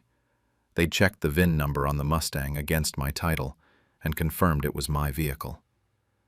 Derek was arguing that he'd bought it legally, but the officers explained that purchasing stolen property wasn't a valid defense.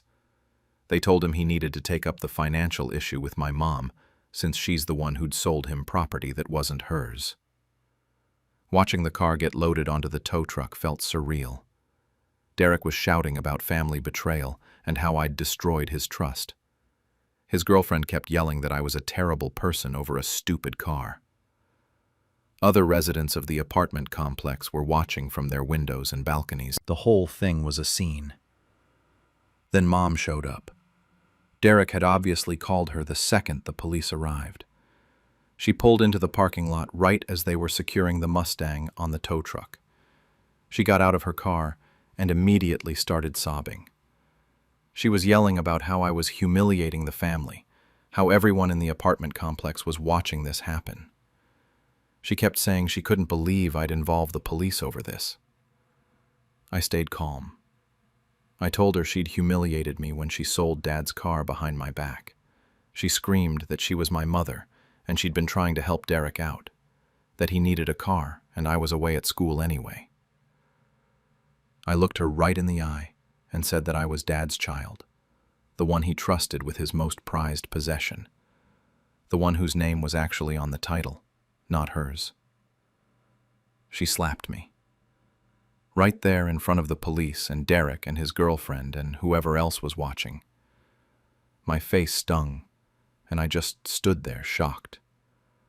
The officers immediately stepped between us and separated us. One of them asked if I wanted to press charges for assault. I said no, but I wanted everything documented. Mom was crying and saying she didn't mean to, that I'd pushed her too far. The police told Mom she needed to leave.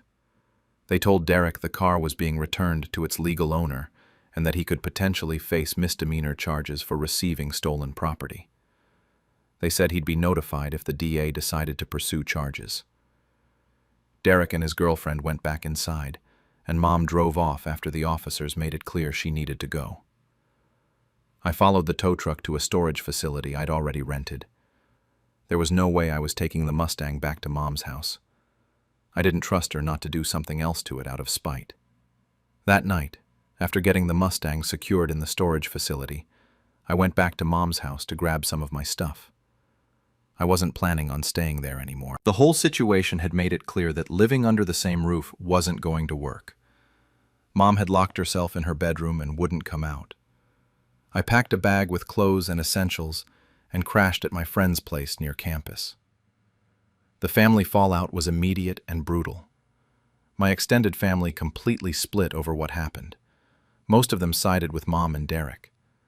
The general opinion seemed to be that sure, maybe Mom shouldn't have sold the car, but I'd gotten it back.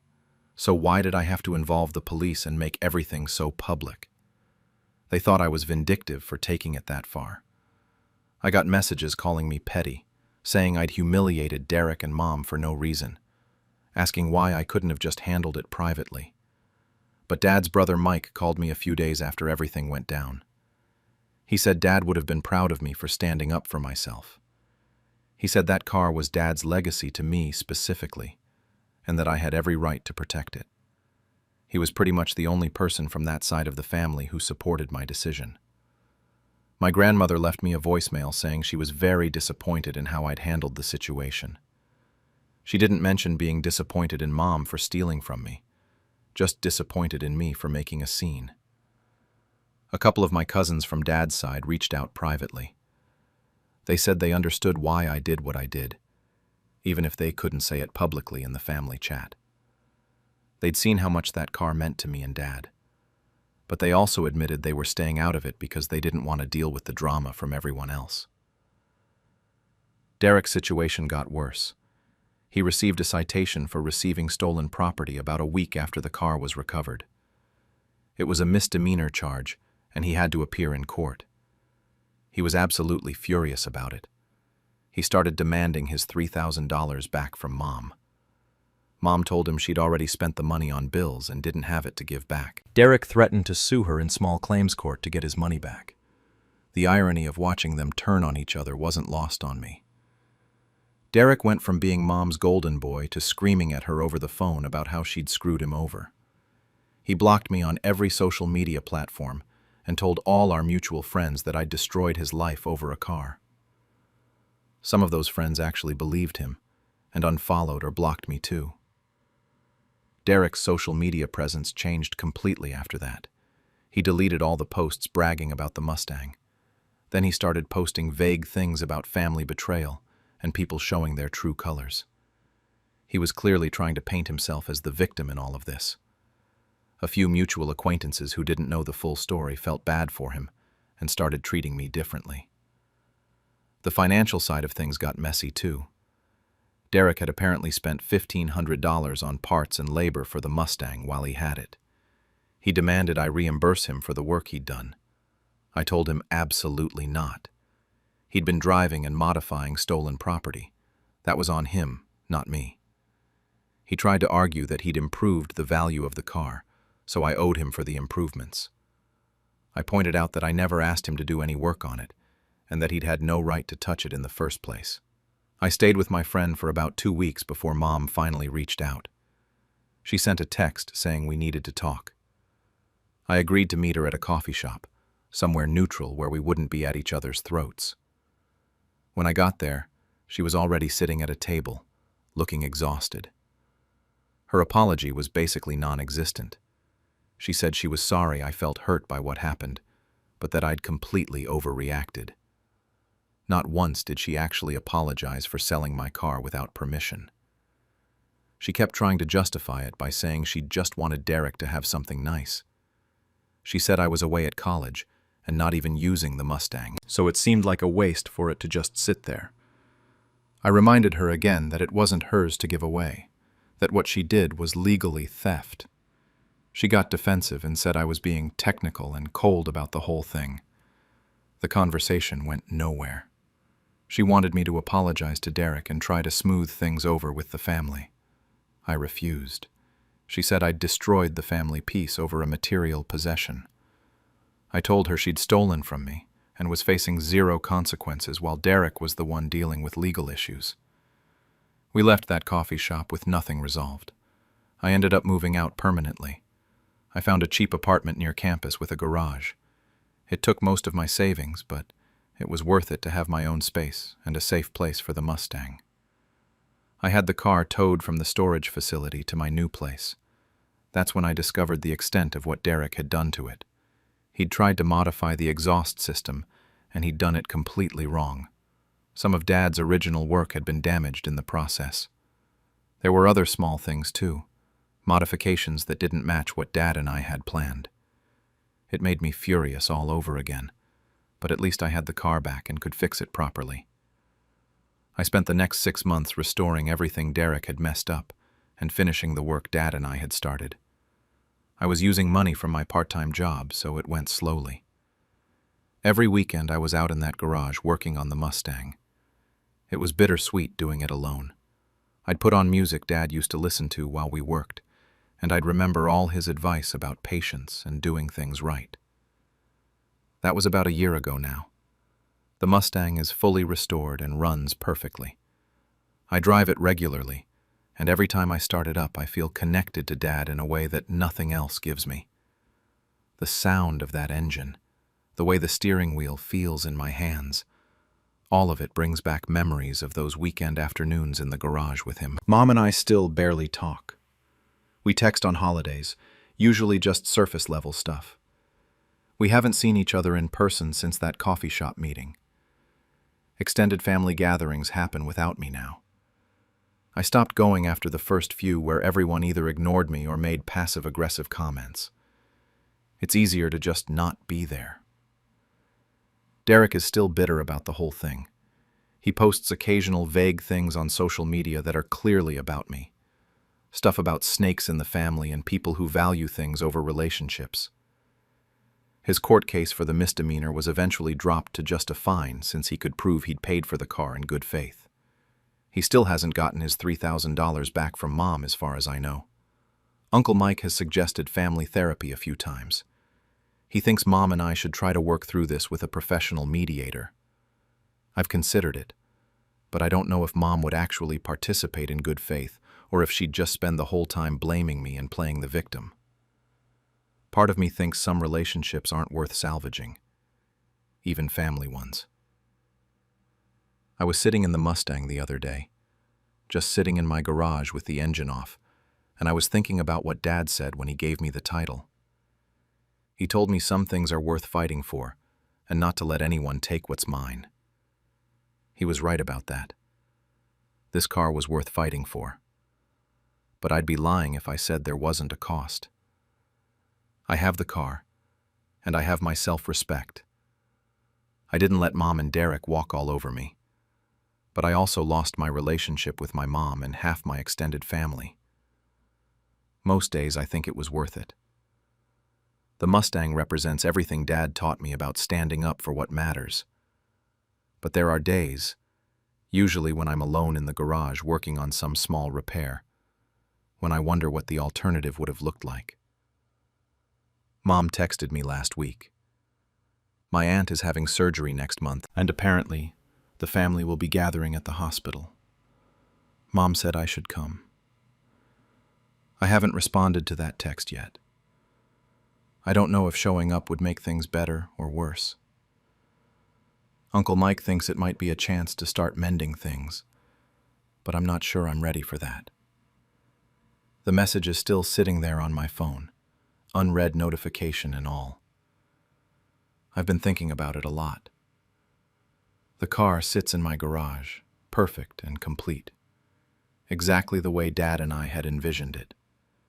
Every time I look at it, I remember those weekends we spent together, and I know I made the right choice in fighting to keep it. But I can't help wondering sometimes what Dad would think about everything that happened after. Would he think the cost was worth it? Or would he have found some way to handle it differently that didn't blow up the whole family? I guess I'll never know. My uncle cut me out of the family business, so I took his clients and left him bankrupt. I'm 32 years old, and I've spent the last 16 years of my life dedicated to my grandfather's financial consulting firm. My Uncle Mark, who's 48, was supposed to be my partner in all of this. That's what my grandfather wanted. That's what the will said. But Mark had other plans. I need to back up a bit so this all makes sense. My grandfather started this firm back in the 80s, built it from nothing into a respected mid-sized operation, serving small businesses and individual investors throughout the tri-state area. When I was 16, he brought me in to help with filing and basic administrative work during summers. I loved it immediately. There was something about the way he talked to clients, the way he could look at someone's finances and just know what they needed. He taught me everything. By the time I graduated college, I was working there full-time. I handled client relationships, managed accounts, brought in new business. I knew every client by name, knew their kids' names, remembered their birthdays. That's how my grandfather had always done it, and that's what made the firm special. We weren't some corporate outfit where you're just a number. People trusted us with their life savings, their retirement plans, their kids' college funds. My Uncle Mark, on the other hand, barely showed up. He'd been named a partner years ago because he was family, but he treated it like a joke. He'd pop in for quarterly meetings, show up at the holiday party, maybe attend a big client dinner if my grandfather insisted. The rest of the time, he was off doing whatever he wanted, playing golf, taking vacations. He had the title and the paycheck without any of the work. It drove me crazy, but my grandfather always made excuses for him. Mark was his son, after all.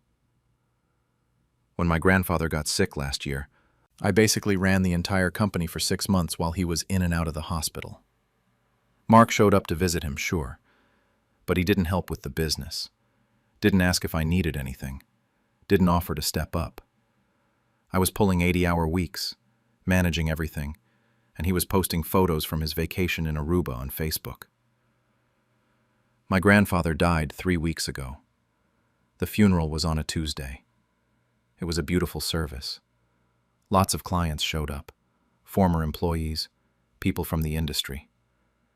Everyone had stories about how my grandfather had helped them, how he'd given them advice that changed their lives. I gave the eulogy. Mark cried during it, which actually surprised me. I thought maybe he'd finally realized what we'd lost, what he'd taken for granted all those years. The will reading was 2 days later. My grandfather had been clear about what he wanted. The business was to be split 50-50 between Mark and me, equal partners. There were some specifics about decision-making processes and buyout clauses if one of us wanted out, but the bottom line was simple. We each owned half. Mark seemed fine with it. He actually hugged me after the lawyer finished reading everything, told me he was looking forward to working together, that we'd honor our grandfather's legacy, all that stuff. He seemed sincere. I wanted to believe him. The next morning I got a call at 7 a.m. It was Mark. He said he needed to hold an emergency board meeting at 10 and that I should be there. He wouldn't tell me what it was about, just said it was important and time-sensitive.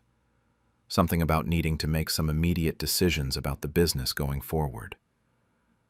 I showed up at 9:45. The main door was locked.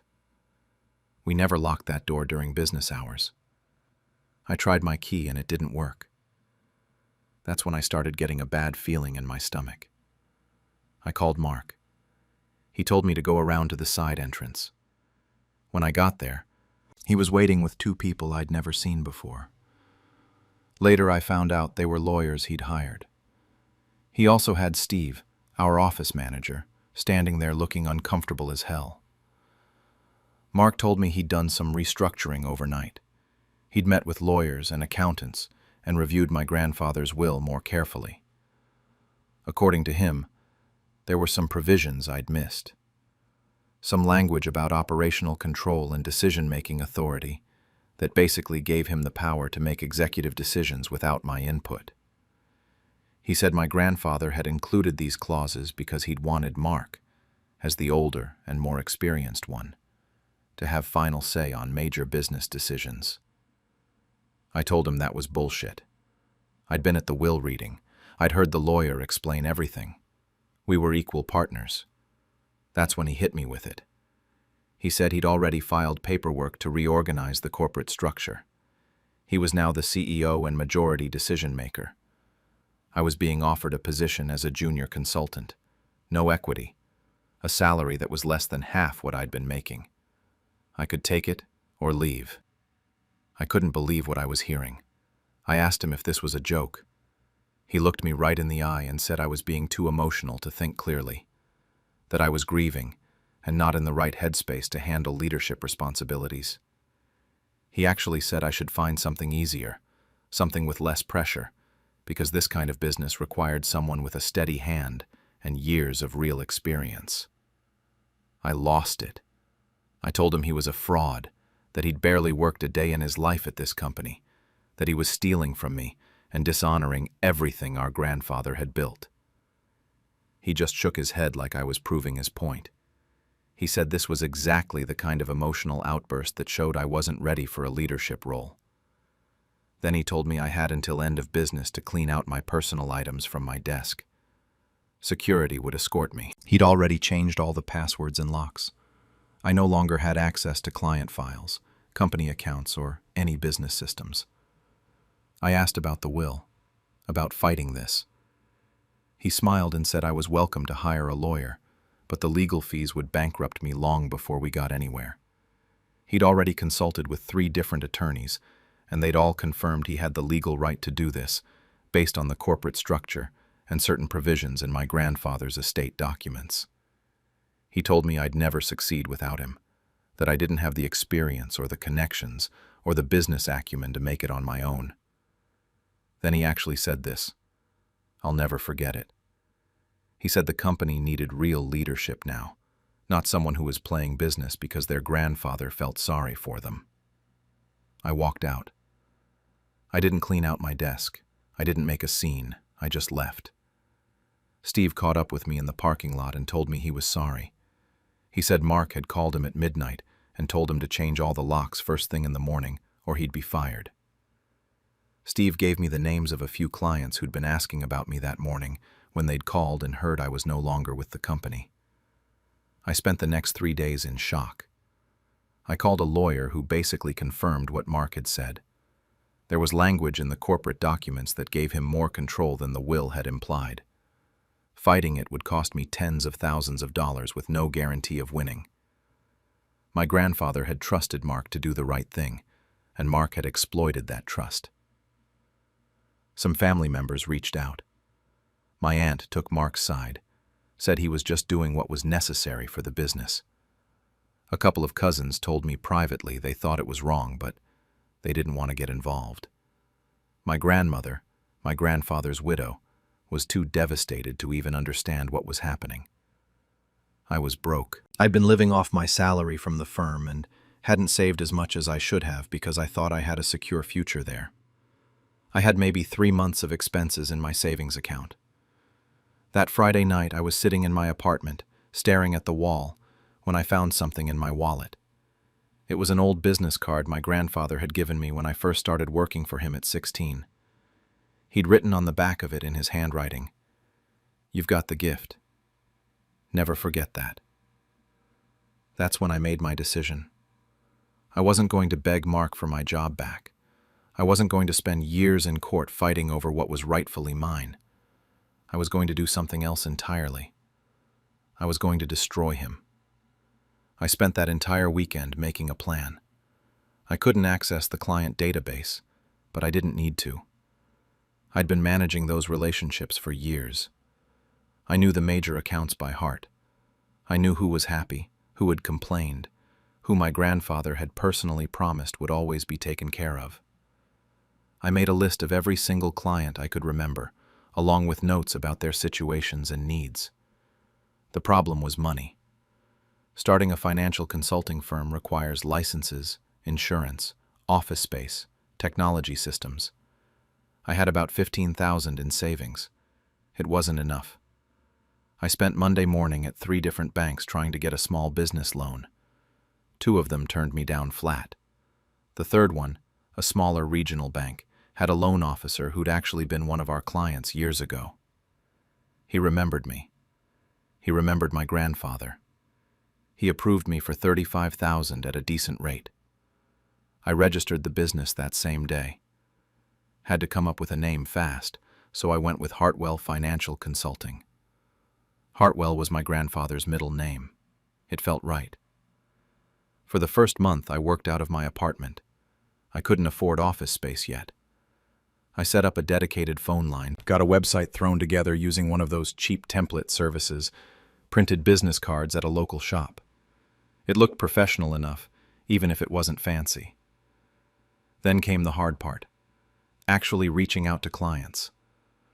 I started with the ones I knew best, called them directly, told them I'd left the family firm and started my own practice. I was careful about how I worded things. I didn't badmouth Mark or the company. I just said I was taking a different direction and would love to continue working with them if they were interested. Most of them were polite but non-committal. A few said they'd think about it. One guy hung up on me. The first real win came 3 weeks in. A couple named the Richardsons who I'd worked with for almost 5 years. They called me out of the blue and said they wanted to move their accounts to my firm. When I asked why, Mrs. Richardson told me they'd had a meeting with Mark the previous week, and he'd barely looked at their portfolio. He'd tried to push them into some high-risk investments that didn't match their goals at all. She said it felt like he didn't know them anymore, didn't care about what they actually needed. That's when something clicked for me. I asked her if she'd noticed any other changes at the firm since my grandfather passed. She hesitated, then admitted that yes, things had felt different. Less personal, more rushed. They'd been thinking about leaving anyway, and when they heard I'd started my own practice, it seemed like the obvious choice. I hung up that call and just sat there for a minute. Mark wasn't just a lazy partner. He was actively bad at this job. He didn't have the skills or the temperament for client management. He'd been coasting on my grandfather's reputation and my work for years. And now that we were both gone, the cracks were showing. Over the next 2 months, I signed 6 more clients. All of them had similar stories. Mark had missed meetings, given bad advice, or just seemed disinterested in their accounts. One client told me Mark had actually forgotten his name during a phone call. Another said Mark had tried to charge them a new fee that had never existed before. The service quality had tanked, and people were noticing. Around month 4, I got a call from Jennifer, who'd been my grandfather's secretary for almost 20 years. She'd stayed on after Mark took over because she needed the job. She called me on her personal cell during her lunch break and told me I needed to know what was happening at the firm. According to Jennifer, Mark had cut staff to reduce costs.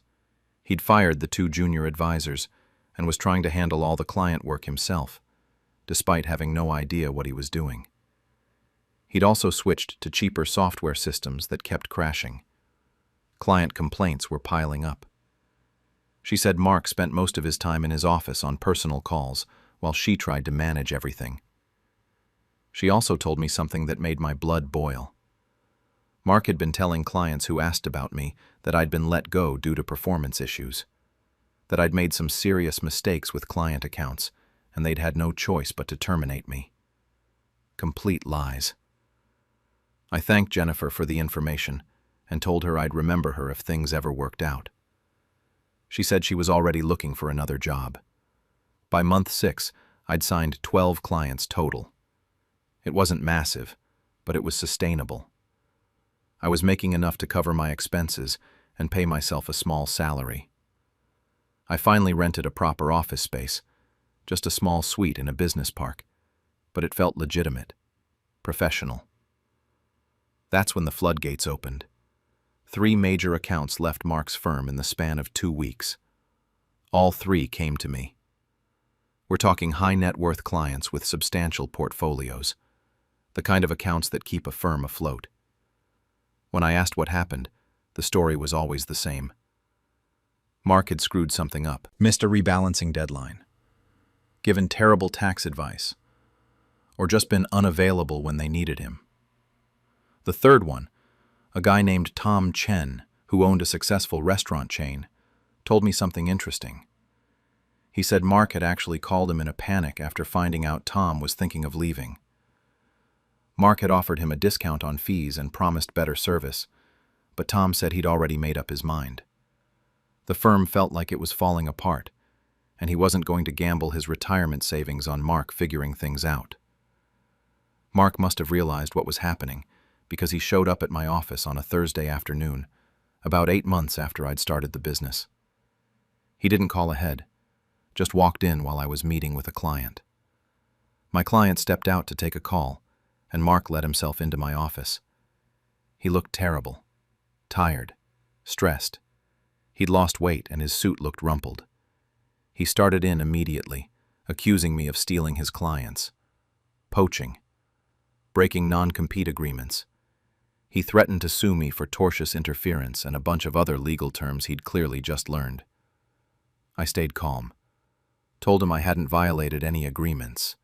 I hadn't worked for his firm. I'd been forced out. I hadn't stolen anyone.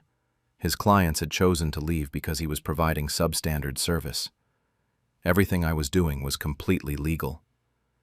He got red in the face, said I was sabotaging him, that I was turning people against him with lies.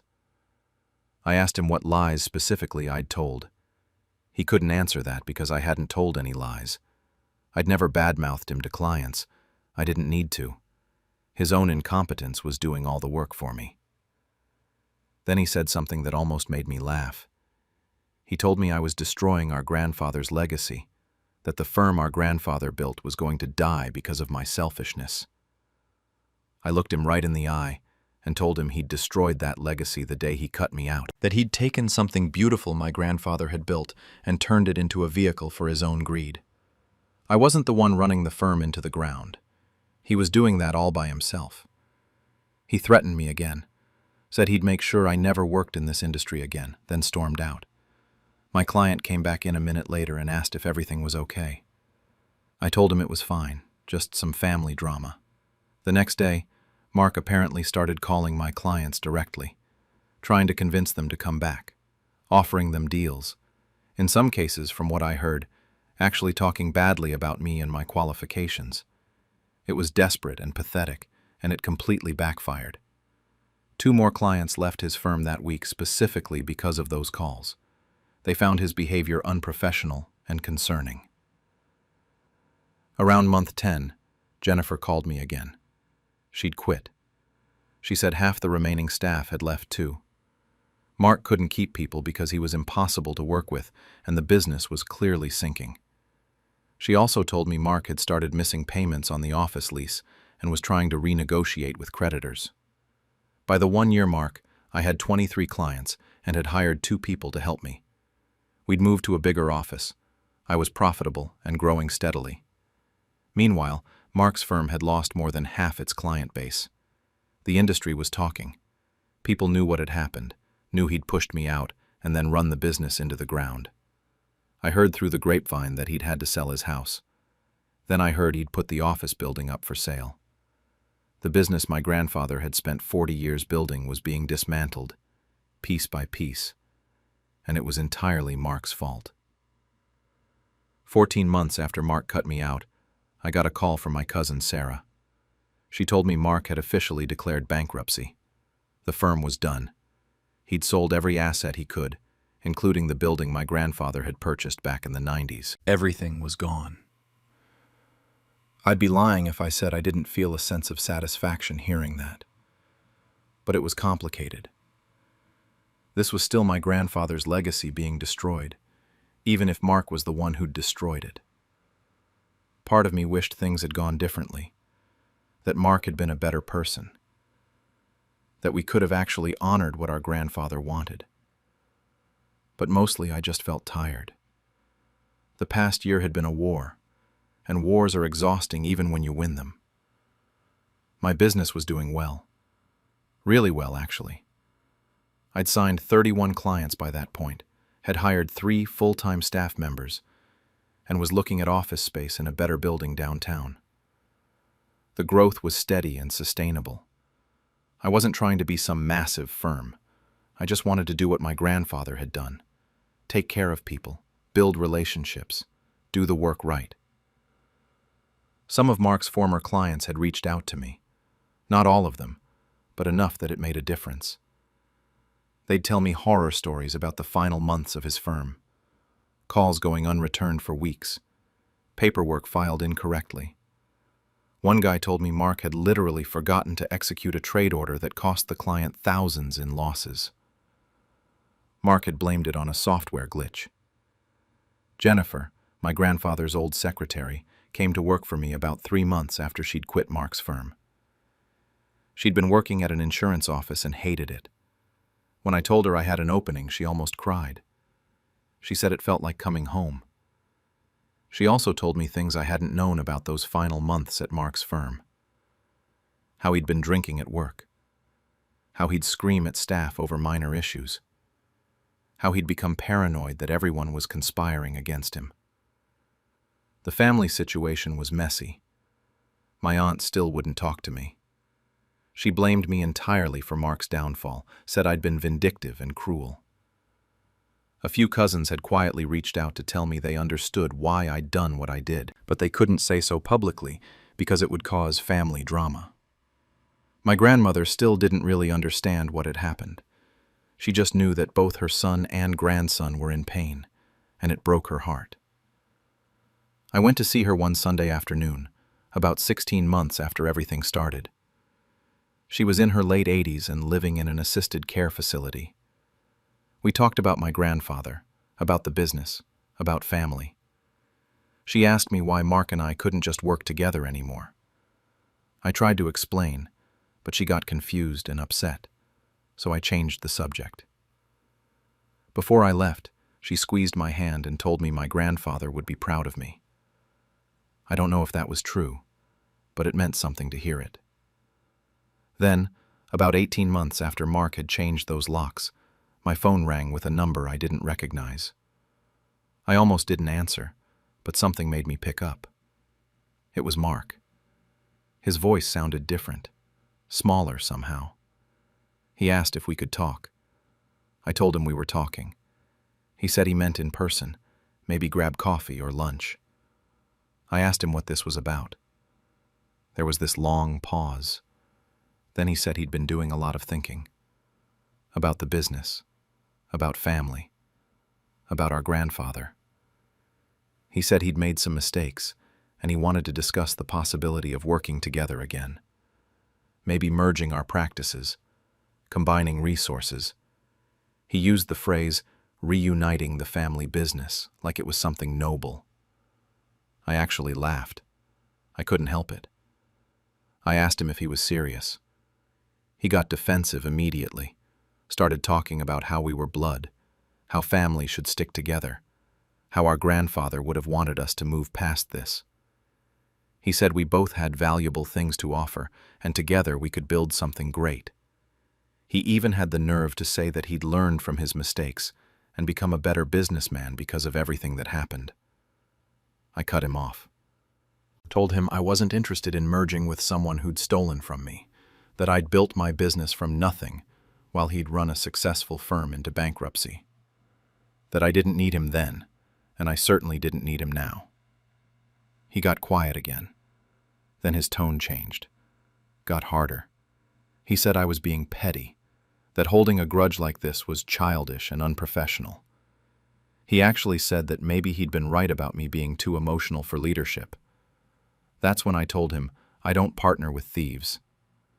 Then I said it was funny how the man who'd once called me too emotional to run a business was now calling me, crying about loyalty and family. He started to say something else, his voice rising, but I hung up, blocked the number. I wasn't interested in whatever else he had to say. Jennifer told me a few days later that Mark had called the office trying to reach me.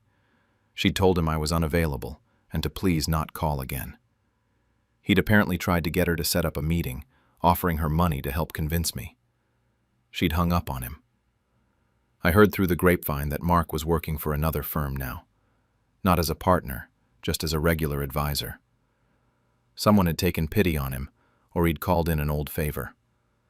From what I understood, he was barely making ends meet. had to move into a small apartment. His wife had left him about 6 months after the bankruptcy. The life he'd known was completely gone. Some people in my family thought I should have helped him when he called. My cousin Sarah said that yes, what he did was wrong, but he was family and he was suffering. She thought I could have at least heard him out, given him a chance to make amends. But here's the thing. Mark never actually apologized. In that phone call, he never once said he was sorry for what he'd done to me. He just wanted to use me to fix his problems. Again.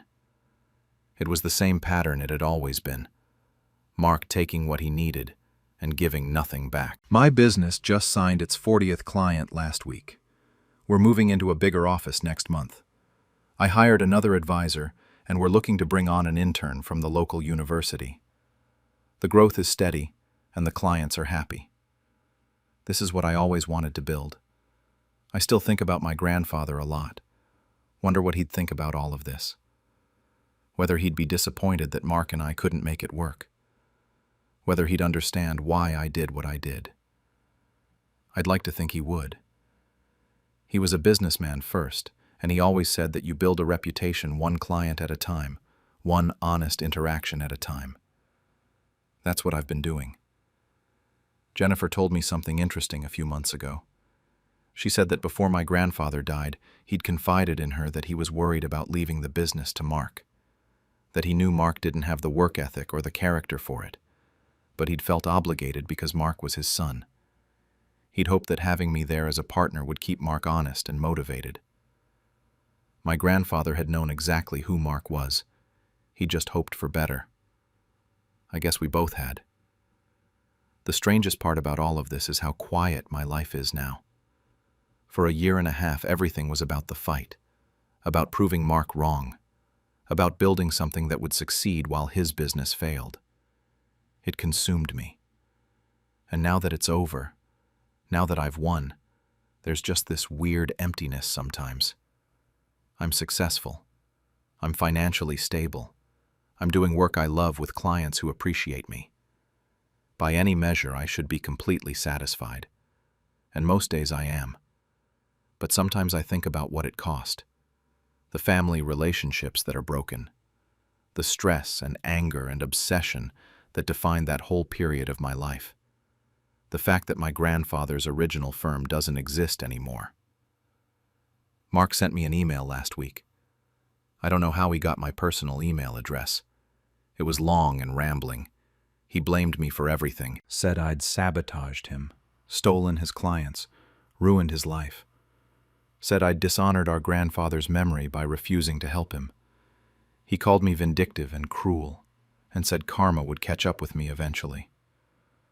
I deleted it without responding. There's nothing left to say to him. Next month there's a family wedding and we're both invited. I haven't decided if I'm going yet. The idea of being in the same room as Mark, of having to make small talk and pretend everything is fine, makes me tired. But it's family, and some relationships are still worth preserving. I drove past the old office building last week, the one my grandfather bought. There's a dental practice there now. They painted over the sign and redid the entrance. You'd never know it used to be Hartwell and Associates Financial Consulting. Never know that 3 generations of my family had walked through those doors. It's just gone, like it never existed. But I'm still here. My business is still growing, and every time I help a client reach their goals, every time someone tells me they trust me with their future, I think about my grandfather and that business card he gave me when I was 16. The one that said I had the gift. Maybe he was right after all. They said I didn't deserve the family farm, so I let them watch me buy it back at auction. I, 32, am the only child of my late father, who died when I was 19. My mom is in her mid-50s now, but back then she was just a grieving widow who couldn't think straight. My dad had 2 brothers, Uncle Rick, the older one who always acted like he was the smartest person in every room, and Uncle Tom, who just went along with whatever Rick said. The farm had been in our family since the 1890s. 150 acres of land that my great-great-grandfather cleared with his own hands. My dad was the fourth generation to work it, and I was supposed to be the fifth. Dad died of a heart attack in the fields on a Tuesday morning in March. I was away at college, 3 hours from home, when I got the call. I remember my mom's voice on the phone, how it didn't even sound like her. I drove home in a blur and walked into a house full of people I barely recognized. Everyone was crying or bringing casseroles or saying meaningless things like, "He's in a better place." My uncles were there, of course. They'd shown up within hours of Dad dying, which should have been my first clue. Rick kept putting his hand on my mom's shoulder and saying things like, "We'll get through this," and "Don't worry about anything." Tom was going through Dad's office, claiming he was just looking for the insurance papers to help out. The funeral was a nightmare. I don't remember most of it. What I do remember is standing at the graveside and watching Rick and Tom huddle with my mom, showing her papers, pointing at things. She was nodding, but her eyes were completely blank. I was too deep in my own grief to pay attention. I thought they were helping. 2 weeks after we buried my dad, the uncles sat us down at our kitchen table. Rick did most of the talking, the way he always did. He had this whole presentation prepared about estate taxes and property values and how the farm needed immediate decisions. He said the bank was going to come after the property if we didn't act fast, that there were debts I didn't know about, that Mom couldn't possibly run the place alone. He made it sound like we were about to lose everything. Then he offered the solution. He and Tom would buy the farm from us. They'd keep it in the family, preserve Dad's legacy, make sure the land stayed productive. Mom would get enough money to be comfortable, and I could finish school without worrying. They made it sound like they were doing us this massive favor, like we should be grateful. The number was $85,000. I didn't know enough back then to understand that was insane. The property was worth over $650,000 at minimum. But I was a 19-year-old kid who'd just lost his dad. I didn't know how land values worked. Mom signed the papers within a week. She trusted them completely. They were family. They'd promised to take care of us and honor Dad's memory. I had this bad feeling in my gut, but I couldn't explain why.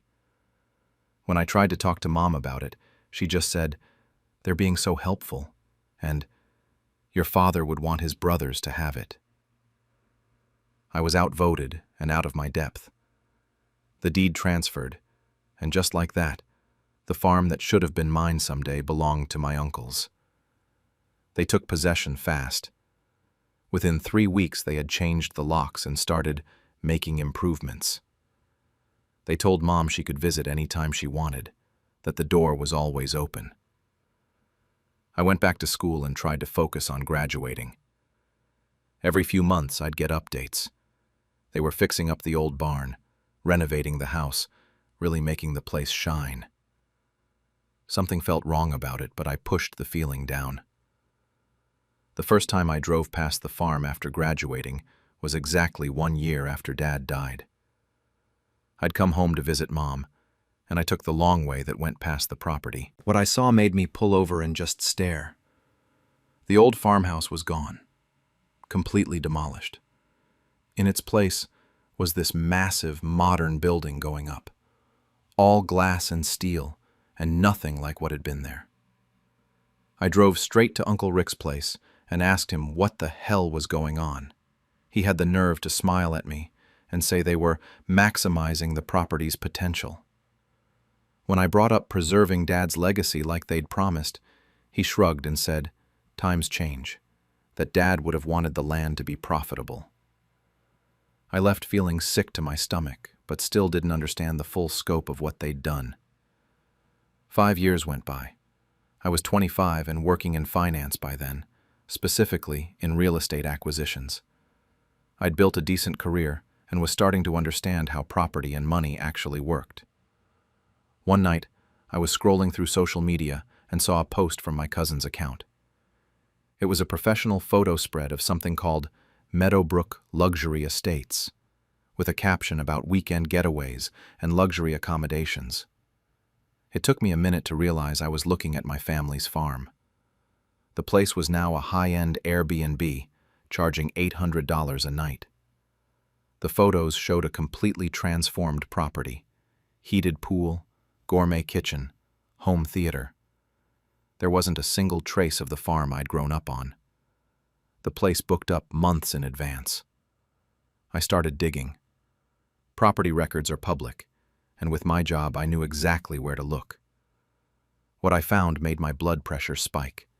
6 months after buying the farm from us for $85,000, my uncles had listed it for sale. They sold it to an LLC for $200,000. That LLC was owned by them. They'd used that sale to secure a commercial construction loan of $800,000. The current property value was listed at $1.2 million, and based on their booking rates, they were clearing over $300,000 a year in profit. Then I found the article. Some local business magazine had done a feature on successful family entrepreneurs in hospitality. There was Uncle Rick's smug face, talking about their vision and business acumen. The quote that made me see red was when he said they'd rescued this land from going to waste, and that the previous owners didn't understand its potential. He used the word incompetence 3 times in the interview. He was talking about my father, about my mother, about me.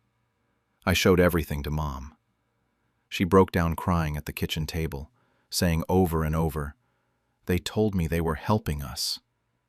We went to a lawyer. He looked over all the paperwork and said there was nothing we could do legally. The sale had been legitimate. We couldn't prove fraud. Mom had signed willingly, even if she'd been manipulated and lied to. We were screwed. Mom wanted to just move on and forget about it. She said fighting them would tear the family apart, and we couldn't win anyway. But I couldn't let it go. I kept thinking about Dad working that land his whole life, about how he'd wanted to pass it to me, about my uncles literally profiting off his death while calling him incompetent in magazines. I decided right then that I was going to get that farm back. I had no idea how, but I'd figure it out. I started watching the property records like a hawk, monitoring every filing, every tax payment, every business license renewal. I saved every penny I could and built my credit score. I learned everything there was to know about property acquisitions and foreclosures. 3 years later, when I was 28, the opportunity finally came. The economy tanked hard, and luxury travel dropped off a cliff. I watched as my uncles missed their first property tax payment, then their second. I saw the liens start piling up. I never said a word to anyone. I just waited and watched as their little empire started crumbling. When the public auction notice was posted for unpaid taxes and liens, my hands were shaking so hard I could barely read it. This was it. This was my chance to take back what they'd stolen from us. I didn't know yet if I could pull it off, but I was damn sure going to try. The recession hit about 18 months before the auction, and I watched it destroy my uncle's business in slow motion. Their luxury Airbnb model depended entirely on people having disposable income for $800 a night weekend getaways.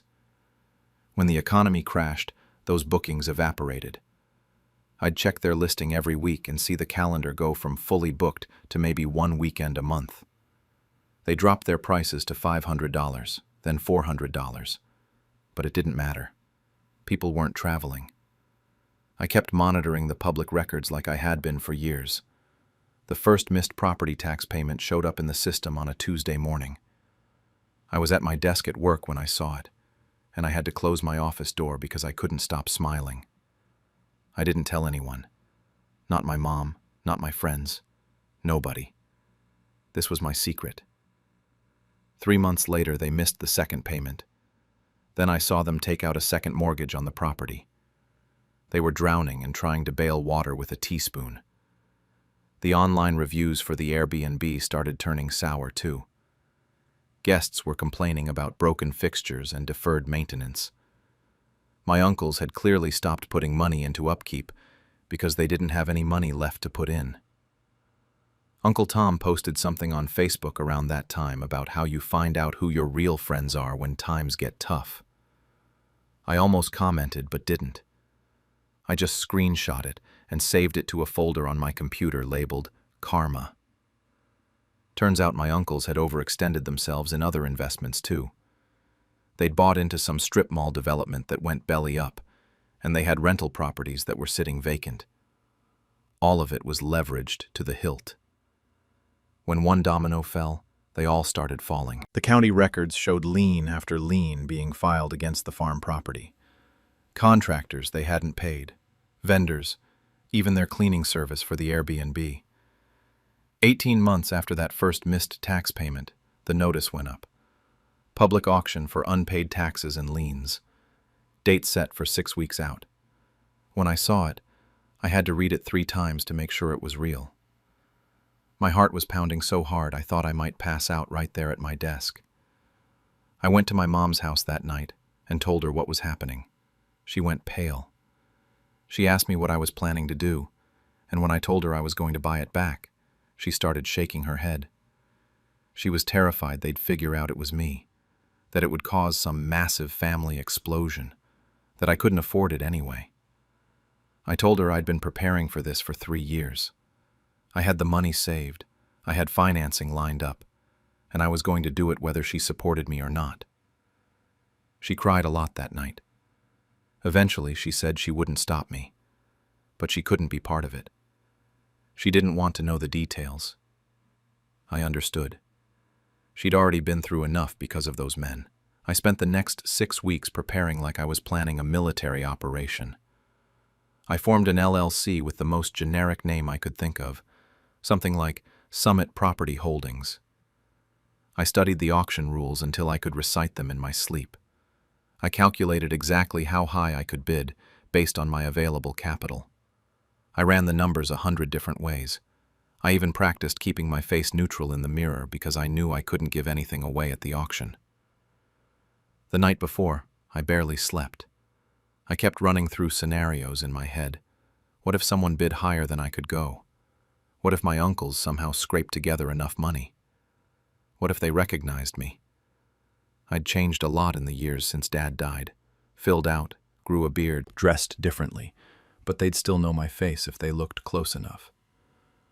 I showed up at the courthouse an hour early, wearing jeans, a plain jacket, sunglasses, and a baseball cap.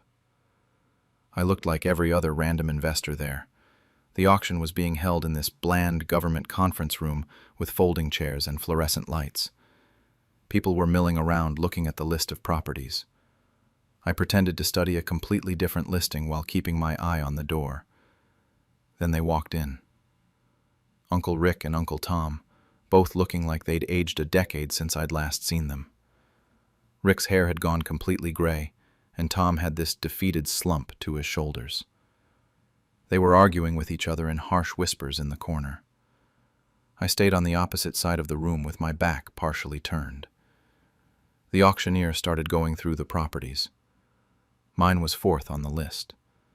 I sat there through 3 other auctions, barely hearing a word, just watching the clock. Then he announced the farm.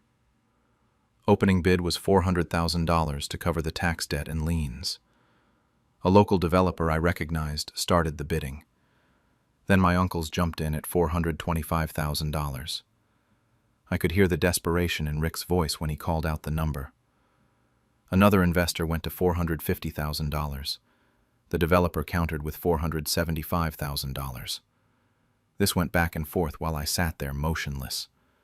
The developer dropped out at $500,000. Now it was just my uncles and 2 other investors. Rick bid $525,000, and I could see him sweating from across the room. One of the investors went to $550,000.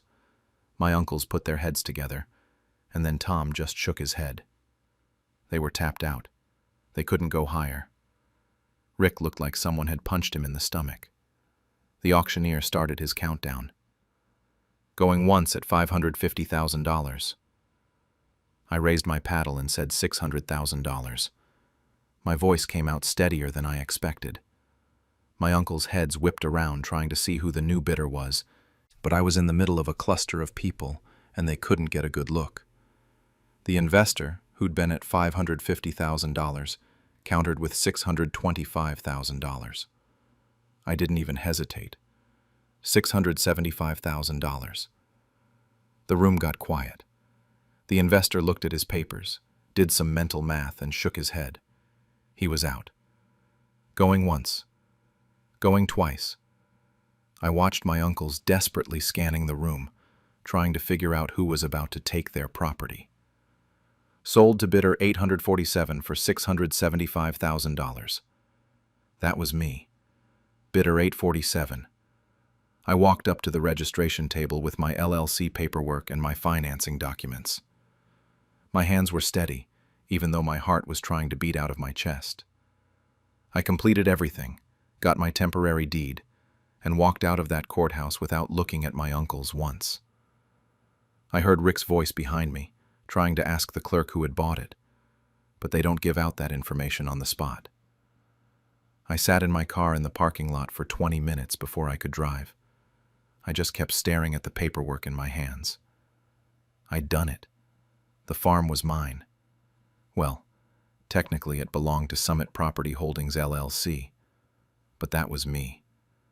After almost 10 years, I'd gotten it back. That evening my phone rang. Uncle Rick. I let it ring 4 times before I answered, nice and casual. He asked if I'd heard about the farm going to auction. I said yeah, I'd heard something about that. Then he said he needed my help contacting the new owner, that maybe they'd be willing to resell, that he and Tom needed to work out some kind of arrangement. I asked him why I would help with that. He actually said family, and after everything we did for you and your mother. I almost laughed out loud. Instead, I just hung up. The next day I filed the deed officially. Once it hit the public records, my name was there for anyone to see. That afternoon, Uncle Rick called 6 times. I ignored every call. Then around dinner time, Uncle Tom showed up at my apartment building, banging on my door. I let him bang for a minute before I opened it. He was red in the face, practically vibrating with anger. He started yelling about how I couldn't do this, how that was their business, how they had invested everything. I just stood there and looked at him until he ran out of steam. Then I told him he had 30 days. That was what the law gave him to vacate. He tried to tell me they'd built that place, that they'd made it worth something, that I was stealing from them. I reminded him about that magazine article, the one where they said they'd rescued the land from incompetence. I asked him if he remembered that word. Incompetence. That's what they'd called my dead father's legacy. He left, still yelling threats about lawyers and family loyalty, and how I'd regret this. I closed the door and locked it, and sat down on my couch. I'd expected to feel triumphant. Instead, I just felt tired and oddly hollow. But I didn't regret it. Not for a second. The first week after the auction, my phone never stopped. Calls, texts, emails from both uncles at all hours. Uncle Rick tried the charm approach first, saying we should work together on this, that we could be business partners. He offered to manage the property for me and split the profits 50-50. Like I was supposed to forget the past decade and just hand him back control. I let him talk himself in circles and never committed to anything. Just kept saying I'd think about it. Uncle Tom went the opposite direction and tried to intimidate me. He sent these vaguely threatening texts about how I'd regret this and how they had lawyers looking into it. I forwarded everything to my attorney, who sent them a cease and desist letter. The texts stopped after that. Then the extended family got involved, which is when things got really messy. Uncle Rick's wife called my mom, crying about how cruel I was being, how I was destroying their lives. How could she have raised such a vindictive child? My mom called me after that conversation, and she sounded exhausted. She said she supported me, but that this was tearing the family apart. I reminded her the family got torn apart 10 years ago when her husband's brothers scammed her out of her inheritance. My cousins started posting stuff on social media. Nothing direct, just vague posts about snakes in the grass and people showing their true colors. Some of the extended family took my side, though. My dad's cousin sent me a message saying it was about damn time someone stood up to Rick and Tom. A few other relatives reached out quietly to say they'd always thought the original sale was shady. But the family was definitely split down the middle. Some people thought I was justified. Others thought I was taking revenge too far. There were a couple of family members who tried to play mediator, suggesting we all sit down and work something out. I shut that down immediately. There was nothing to work out. The property was mine, legally purchased at a public auction. End of story. The 30-day eviction clock was ticking down. Around day 25, my uncles were still in the property, claiming they needed more time to figure out where to move their stuff. They were stalling, hoping I'd cave or negotiate. Instead, I drove out there and posted the eviction notice myself. I wanted to see the property anyway, to see what they'd done to it up close. Walking onto that land for the first time in years felt surreal. They'd paved over my mom's garden for a parking area. The old tool shed where Dad kept his equipment had been converted into some kind of game room with a pool table and vintage arcade machines. Everything was designed for Instagram photos and rich tourists. It was like they'd tried to erase every trace of what the place had been. I walked around to the back 40, to the small family cemetery where my great-grandparents were buried. Dad was there too. The area was completely overgrown with weeds, the headstones barely visible. They couldn't be bothered to maintain the graves of the people who'd built this place. That's when whatever tiny bit of doubt I'd been carrying disappeared completely. These men didn't deserve this land. Uncle Rick was waiting by the house when I walked back. He looked old and beaten down. He asked if we could talk, and I didn't say no. So he started in on this speech about how my father would be ashamed of me. I told him my father would be ashamed of what he'd done to his widow and daughter. Rick tried to argue that they'd given Mom money, that they'd helped us out. I reminded him they'd given her $85,000 for land worth over $500,000. They'd scammed a grieving woman and her teenage kid. He actually tried to justify it by saying they'd taken a risk and invested their own money into improvements. Like that made it okay, that they'd built their fortune on my father's grave. He switched tactics and asked what happened to keeping it in the family. I told him it was in the family now. The right part of the family. The part that actually loved my father, instead of seeing his death as a business opportunity. He didn't have an answer for that. Day 30 arrived. I showed up with the sheriff to oversee the eviction. There was a small crowd of family members there, some to support my uncles, and some just to watch the drama.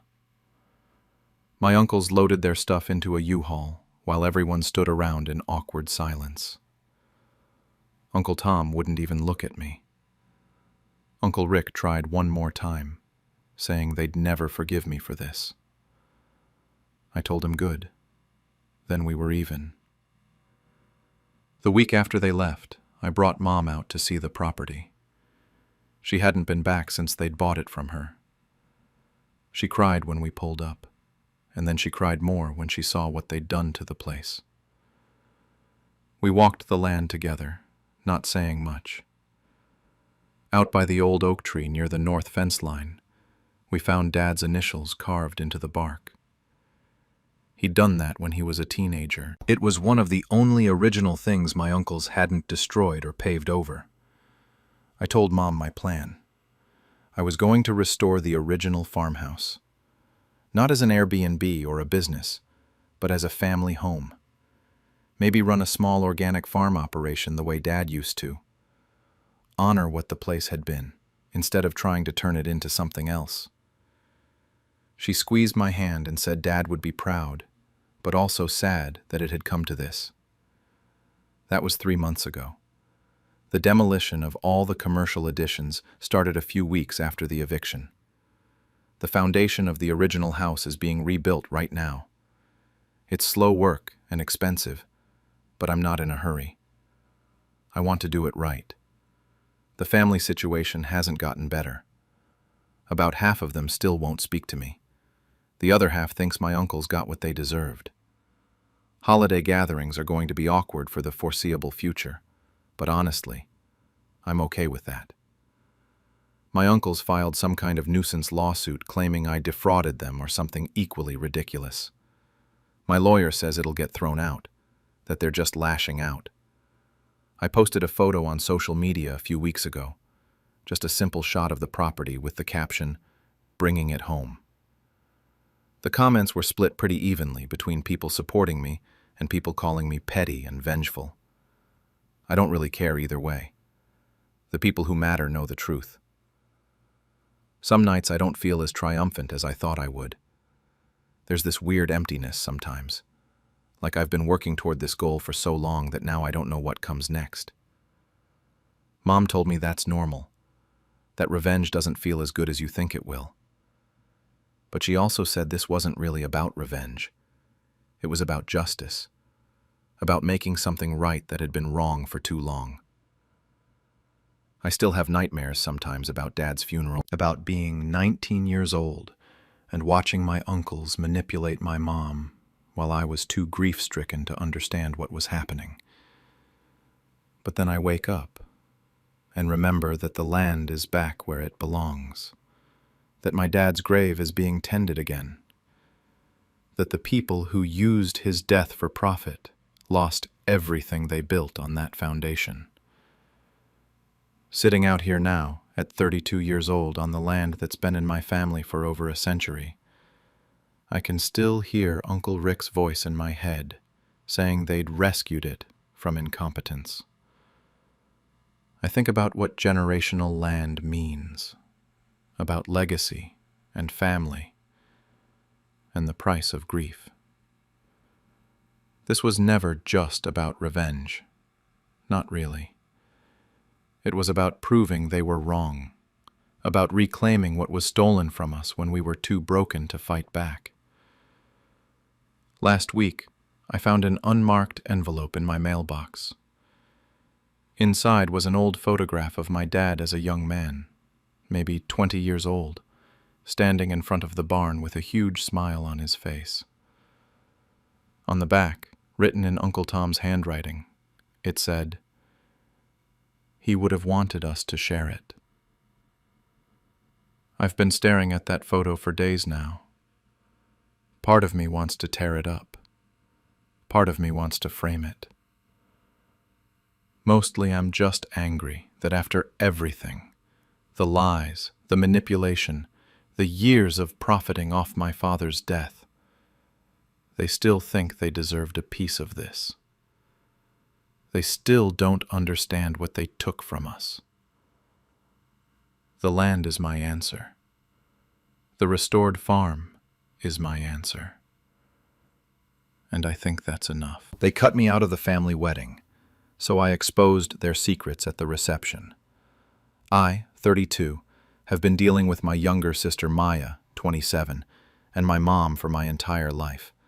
But this situation took things to a level I never expected.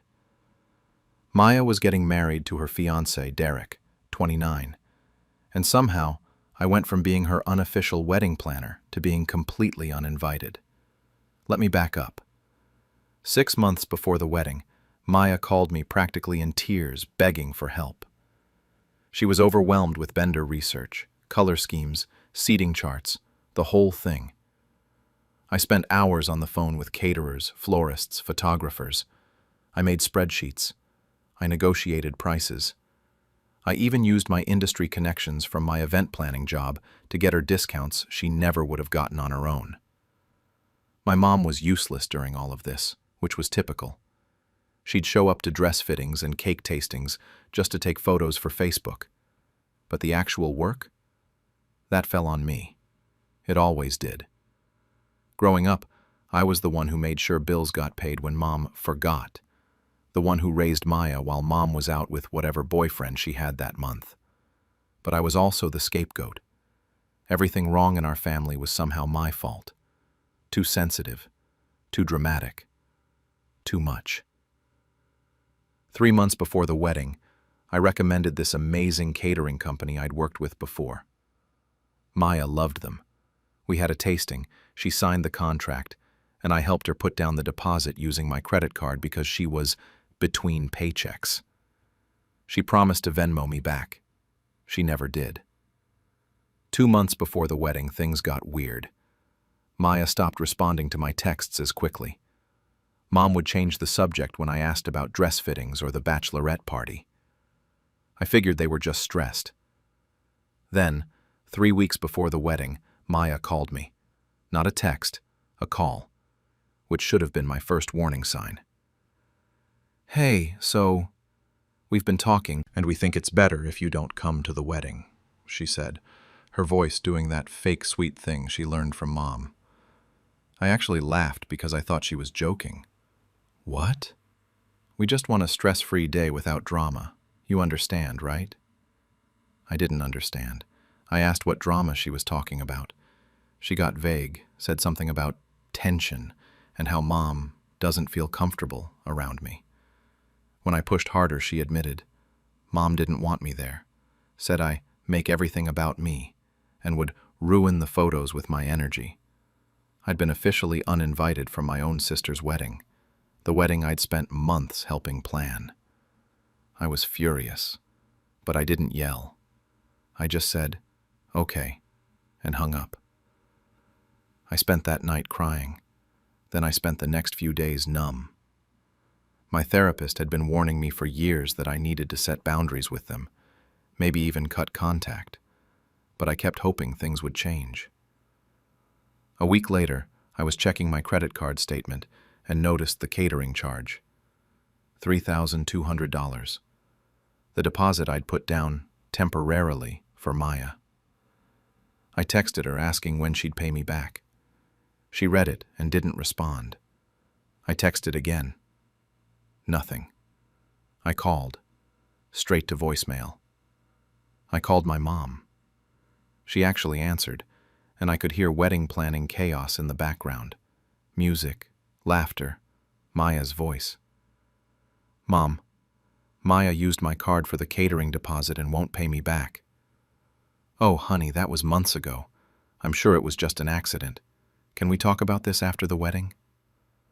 "I'm not invited to the wedding, remember?" Silence.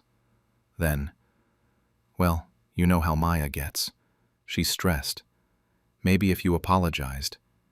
I hung up. That's when something inside me shifted. I'd spent 32 years being treated like garbage by these people, blamed for their problems, exploited for my time, money, and effort, cut out of family events but expected to fund them.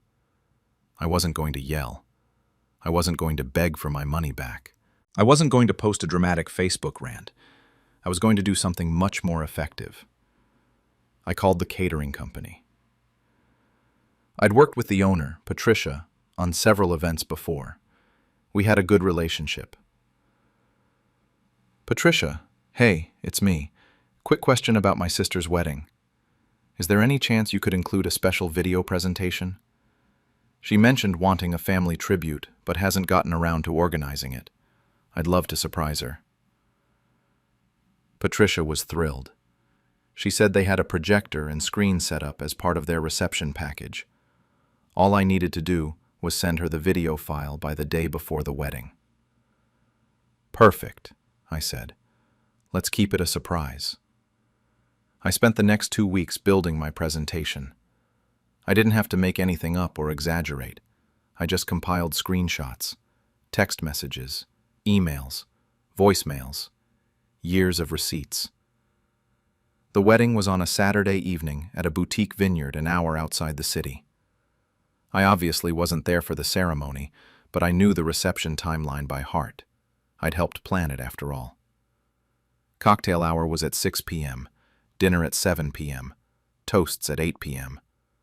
That's when Patricia would play my surprise family tribute video. I spent that evening at home with a bottle of wine, my phone on silent, trying not to think about what was happening. Part of me felt guilty.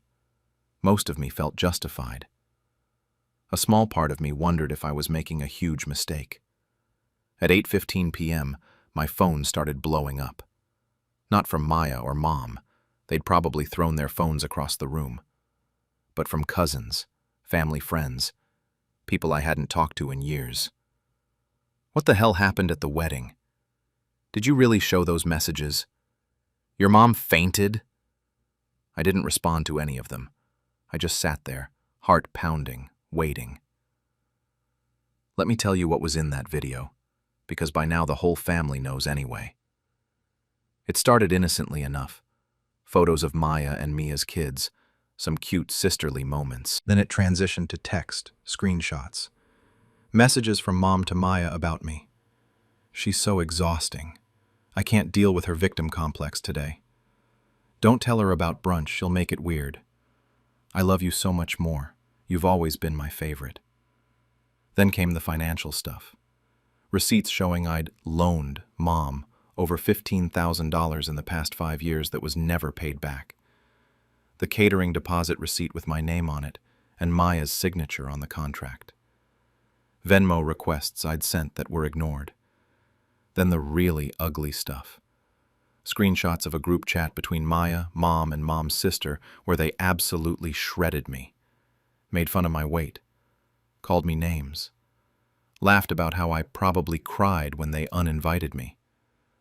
Maya had written, "She'll get over it. She always does. She's too pathetic to actually cut us off." The video ended with a simple black screen and white text. To my family, thank you for teaching me what I deserve. This is me choosing it. According to the messages I got later, the reception hall went completely silent when the video started playing. Some people thought it was a joke at first, then it became clear it wasn't. Derek's parents apparently stood up and walked out halfway through. Other guests followed. Mom collapsed. I don't know if she actually fainted or if it was performative, but either way, someone called an ambulance. Maya was screaming, trying to shut off the projector, but Patricia told me later she'd accidentally locked the equipment room door and couldn't find the key until the video finished. Derek, the groom, just sat there in shock. He apparently had no idea how bad things were. Maya had painted me as the crazy, jealous sister to him, so he'd never questioned why I wasn't invited. The wedding pretty much ended after that. Some people stayed for the awkward dinner that followed, but most of the guests left. The dancing portion was canceled. Maya and Derek left for their hotel without doing the send-off. By Sunday morning, my phone was a disaster. I had 47 missed calls from family members. My aunt was calling me evil. My uncle was asking if the screenshots were real. A few cousins were actually supportive. One of them texted, "I always knew your mom treated you like shit.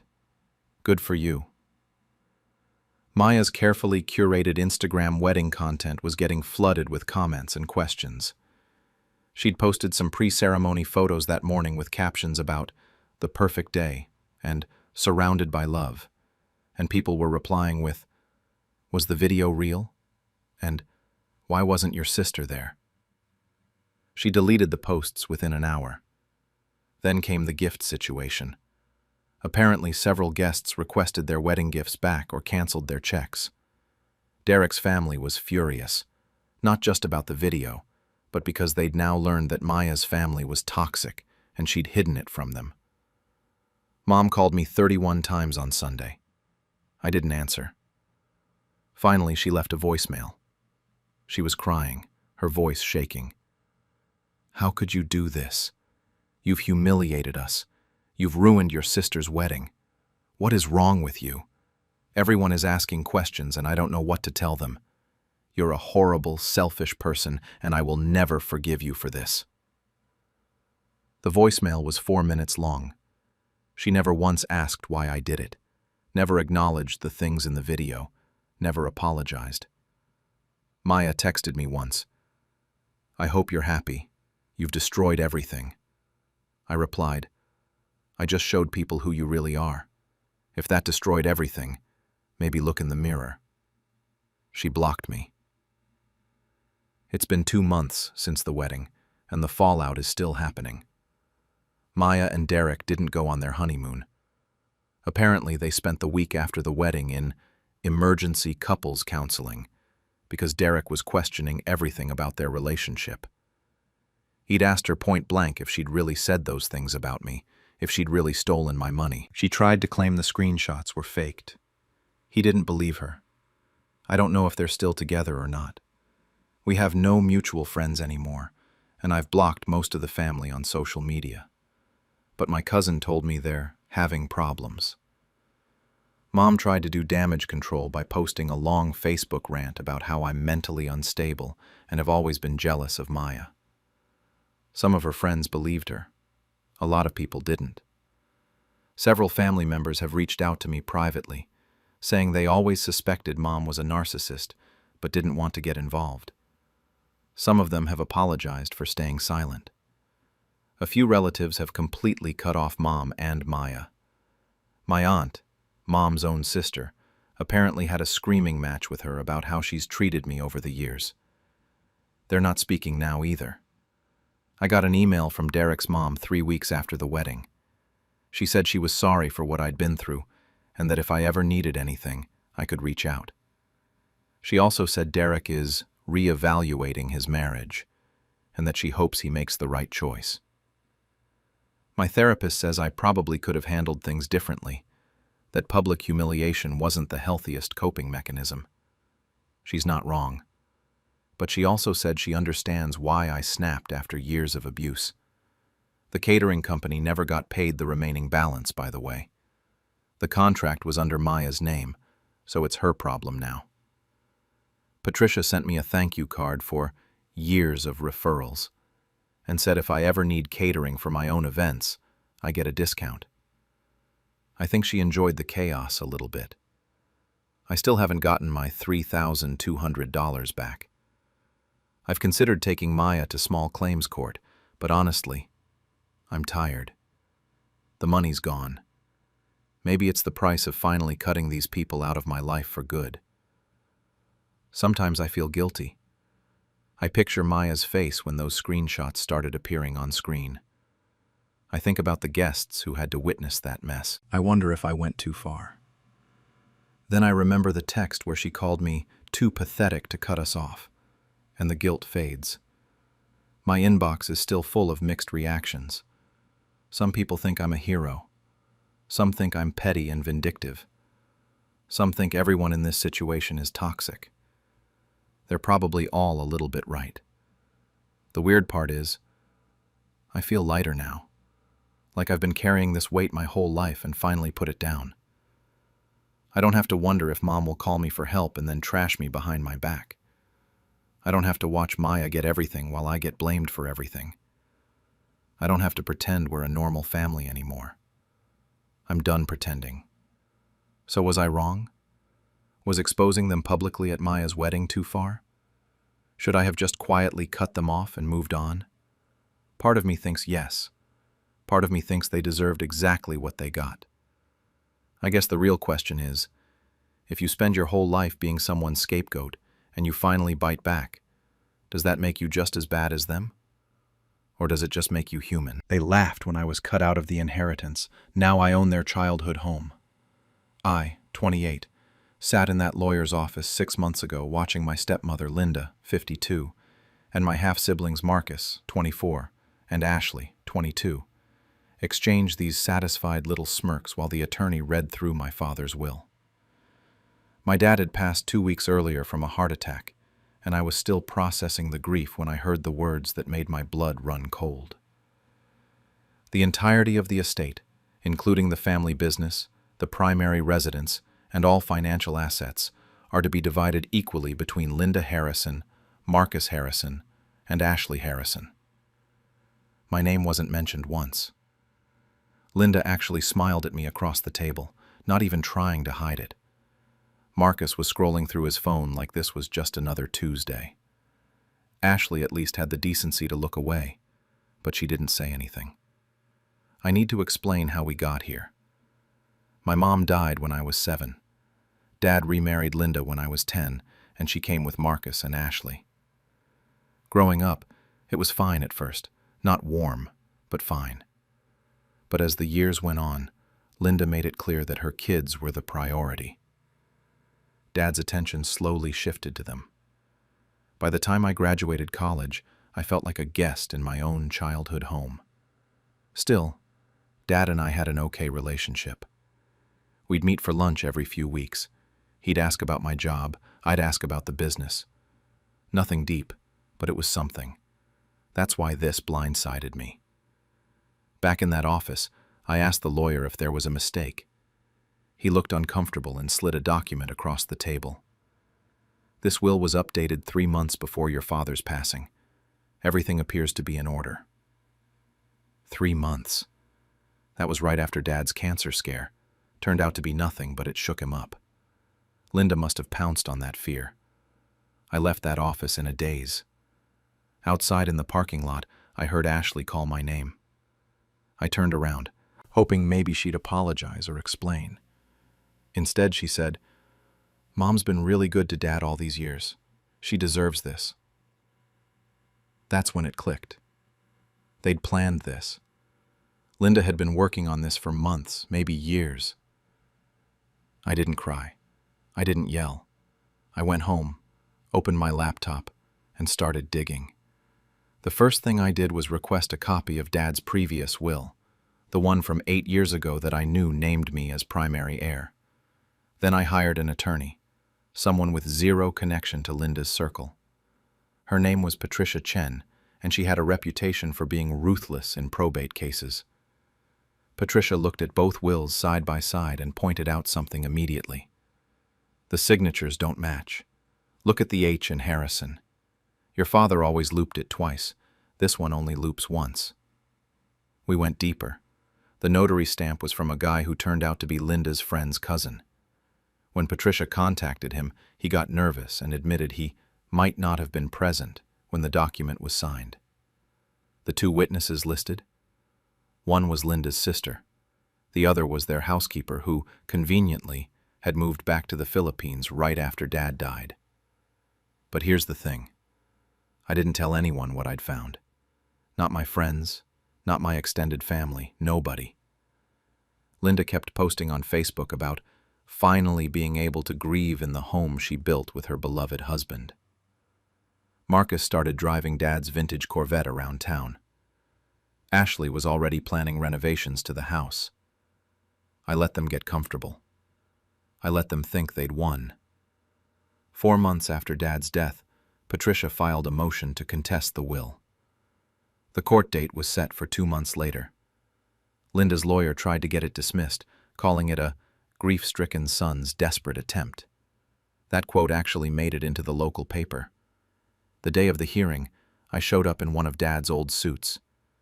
Linda was dressed like she was going to a country club, confident as ever. Her lawyer kept patting her hand reassuringly. Our case was straightforward. Patricia presented the handwriting analysis, the testimony from the sketchy notary, and the fact that one witness had conveniently disappeared, while the other was a direct relative. She also brought up that Dad had been on heavy pain medication during the period the new will was supposedly signed, medication that could affect cognitive function. Linda's lawyer tried to argue that Dad was of sound mind and that I'd been estranged from the family. I watched Marcus lean over and whisper something to Ashley. They both looked confident. Then the judge started asking questions. Why wasn't the will filed with Dad's attorney of 20 years? Why did he suddenly use Linda's friend's cousin as a notary instead of his usual legal team? Where was the original document? Why did only copies exist? Linda's lawyer started stammering. The judge called a 15-minute recess. When we came back, I could see it in Linda's face. The confidence was gone. Her lawyer was sweating. The judge spoke for 10 minutes about the legal requirements for a valid will, about the importance of proper witnesses and notarization, about how the court takes fraud very seriously. Then he invalidated the new will and reinstated Dad's previous one. Linda actually gasped. Marcus's face went red. Ashley started crying. According to Dad's real will, I inherited 60% of everything. The remaining 40% was split between a few charities and a small trust for Marcus and Ashley. Dad wasn't cruel. He still provided for them. But the house, the business, and the bulk of the assets were mine. Linda and her kids had 30 days to vacate the house. My house. The one I grew up in before she redecorated it and pretended it was always hers. I hired movers to help them pack. I wasn't heartless, but I wasn't going to extend the deadline either. Linda tried to call me twice during those 30 days.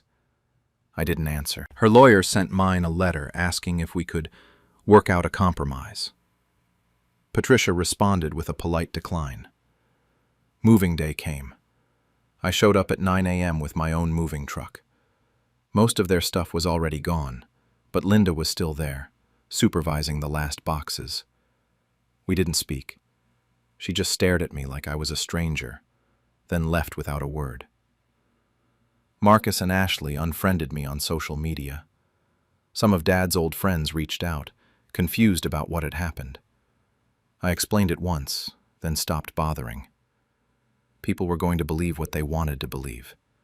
That was 3 months ago. I've been living in the house since then, slowly making it mine again. I found some of my mom's old things in the attic that Linda had boxed up.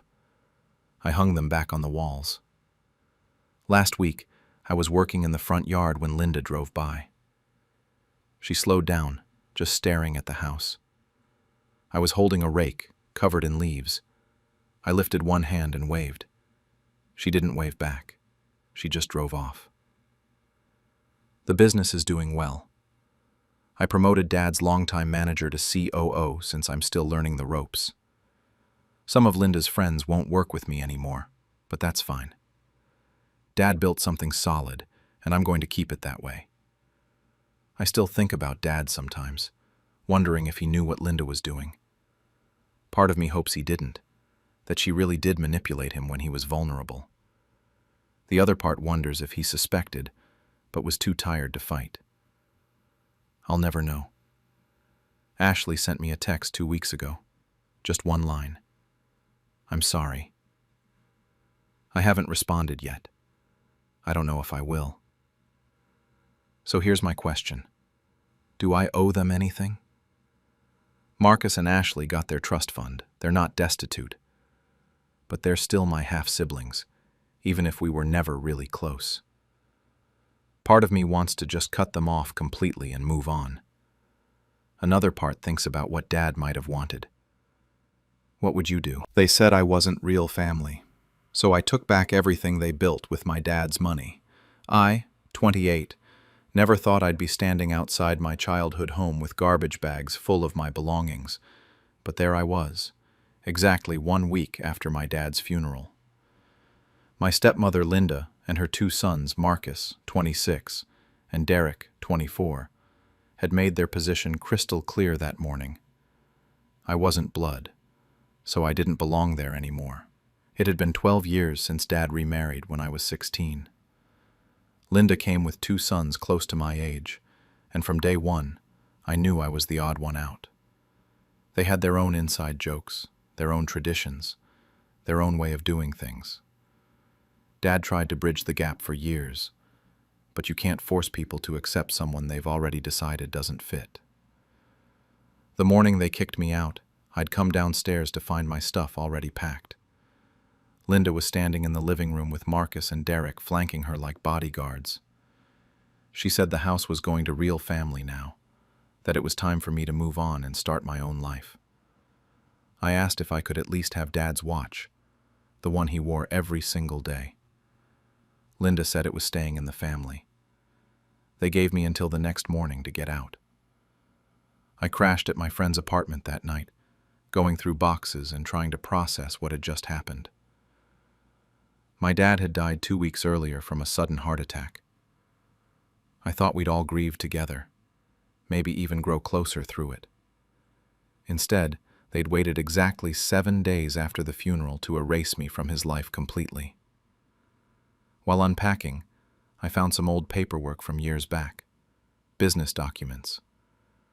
I need to explain something about my dad and me.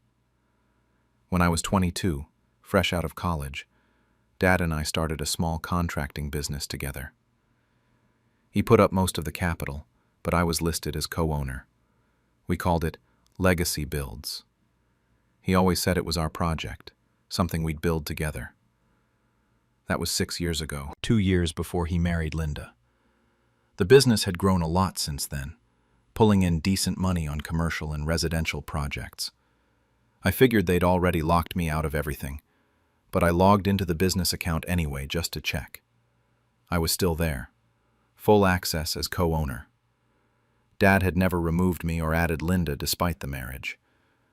That's when I started looking through the transactions from the past 3 years. Personal withdrawals labeled as business expenses, jewelry purchases, vacation costs, car payments for Marcus and Derek. I kept scrolling and the number kept climbing. Over $180,000 in misappropriated funds. I took screenshots of everything, downloaded every statement I could find. The next day, I called the business line. Marcus answered, said he was running things now. He told me they were dissolving the business and splitting assets among the real owners. So they really thought I had no claim at all. He actually laughed before hanging up, said Dad should have cut me out years ago. I sat there with all that evidence spread out on my friend's coffee table. That's when I stopped feeling sad and started feeling angry. They wanted to erase me from Dad's life? Fine. But they were going to learn exactly what I was entitled to. I contacted a business litigation attorney the next morning. He looked at everything I brought and said it was clear embezzlement. We filed the complaint that afternoon. I didn't tell them anything. I figured I'd give them the same courtesy they gave me. They kicked me out in a week. I'd let them find out the hard way what happens when you steal from your business partner. 2 weeks after filing, Linda got the notification about the investigation. The phone calls started immediately. She was screaming about betrayal and how ungrateful I was, going after my own family like this. I told her it was funny she was using that word, considering she'd made it pretty clear I wasn't family. Marcus left me 3 voicemails that were basically threats. I forwarded all of them to my attorney. The forensic accountant my lawyer brought in found even more than I did. Turns out they'd gotten sloppy over the years. Linda had been paying her sister's mortgage from business funds. Derek had gambling debts that got cleared with fake consulting fees. They'd even created invoices for vendors that didn't exist, just to justify cash withdrawals. The total came out to over $240,000. Linda tried to rally the extended family against me. Relatives who hadn't spoken to me in years were suddenly calling, asking if I could just let it go. My aunt actually said I should think about what my father would want. I told her Dad would want his business partner protected, and that was me. The stepbrothers started trying to throw Linda under the bus, claiming they didn't know the money was being used wrong. Linda said Dad had given her verbal permission for everything. My attorney told them verbal permission doesn't override written business agreements. The depositions were brutal for them. Their stories didn't match up at all. Marcus admitted under oath that he thought the business account was basically Dad's personal money. That proved they knew it was a separate business entity, which destroyed their defense. Linda's lawyer started pushing for settlement talks after that. Their first offer was insulting. They'd let me have 30% of the business value, like they were doing me a favor. My attorney laughed them out of the room. We countered with full restitution of the stolen funds plus damages, or we'd pursue criminal charges. The problem was they couldn't pay restitution because they'd already spent it all. Their only real assets were the house, their cars, and what was left of the business. Linda tried one last guilt trip during negotiations. Said my dad would be so disappointed in me. That's when I finally broke. I told her I'd found Dad's stress test results in his desk when I was packing. His doctor had told him to slow down 6 months before he died. He kept pushing himself because he was trying to fund her lifestyle. The whole room went silent. Even Marcus and Derek looked shocked. I don't think they'd known. They accepted the settlement after that. They'd surrender the house, all the vehicles purchased with business funds, and I'd take full ownership of Legacy Builds. The alternative was criminal prosecution for embezzlement. Marcus and Derek turned on Linda immediately, saying it was all her fault. The family completely fell apart right there during the signing. They had 30 days to get out of the house. The whole thing finalized within 60 days of the initial filing. The house sold fast, since Dad had built up good equity before Linda ever came into the picture. The proceeds went toward my restitution claim. They moved into a rental 2 towns over, and from what I heard, they were barely speaking to each other anymore. That was 8 months ago. Here's where things stand now. Linda, Marcus, and Derek are living in a small rental 2 towns over. Derek actually moved back out after a few months because they couldn't stop fighting. Linda had to get a job for the first time in a decade. Marcus ended up working construction for one of our competitor companies. He actually applied to Legacy Builds first, but there was no way I was hiring him. They've been telling the extended family that I stole their inheritance. A few relatives believe them. Most don't care enough to pick a side. I moved into a nice apartment downtown. Nothing fancy, but it's mine. The business is actually doing better now than it was before. Turns out a lot of those expenses Linda was racking up weren't necessary at all. I hired a proper accountant and a business manager, and we've been expanding into commercial projects that Dad always wanted to pursue, but never had the bandwidth for. I drive past the old house every day on my way to the office. There's a new family living there now. They put up a swing set in the yard. People ask me if I feel guilty. Honestly, some days I do. Not about the legal action. I'd do that again in a heartbeat.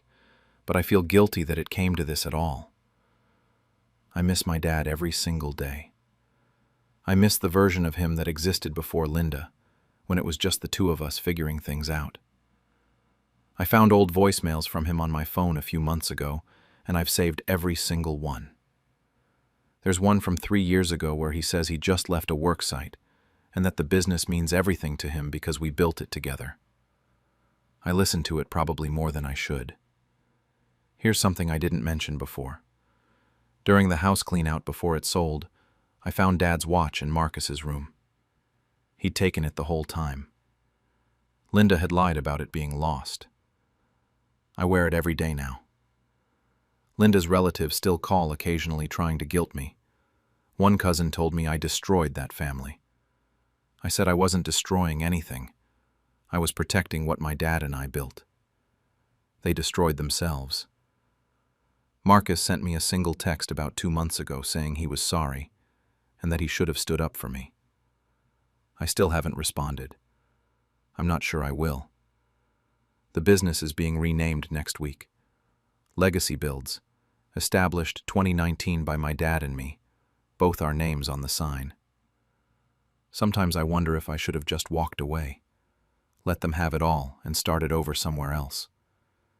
But then I remember that Dad didn't build this business for them. He built it for us. Maybe the best way to honor him is to make sure it survives, even if our family didn't. Last week, Derek called. Not Marcus, but Derek, who barely said 2 words to me in 12 years. He said he has something to tell me about the month before Dad died, something Linda made him promise never to say. I'm meeting him for coffee tomorrow. I'm not sure I want to know what it is, but I think I need to. After everything that's happened, I can't imagine what could possibly be left to uncover. They took my inheritance, so I took their legacy. I, 28, always thought my parents were the most honest people I knew.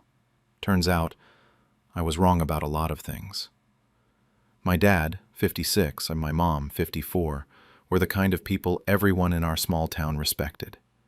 Church board members, volunteers at the food bank, the works. My older brother Marcus, 32, was the golden child who could do no wrong. Married with 2 kids, a nice house in the suburbs, the whole package.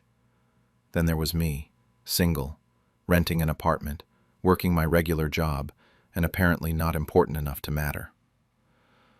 When my grandparents passed away 6 months ago, both within 3 weeks of each other, it broke something in our family. But their will was straightforward. They owned 3 rental houses and a 40-acre farm, and everything was supposed to be divided equally among their 4 grandchildren.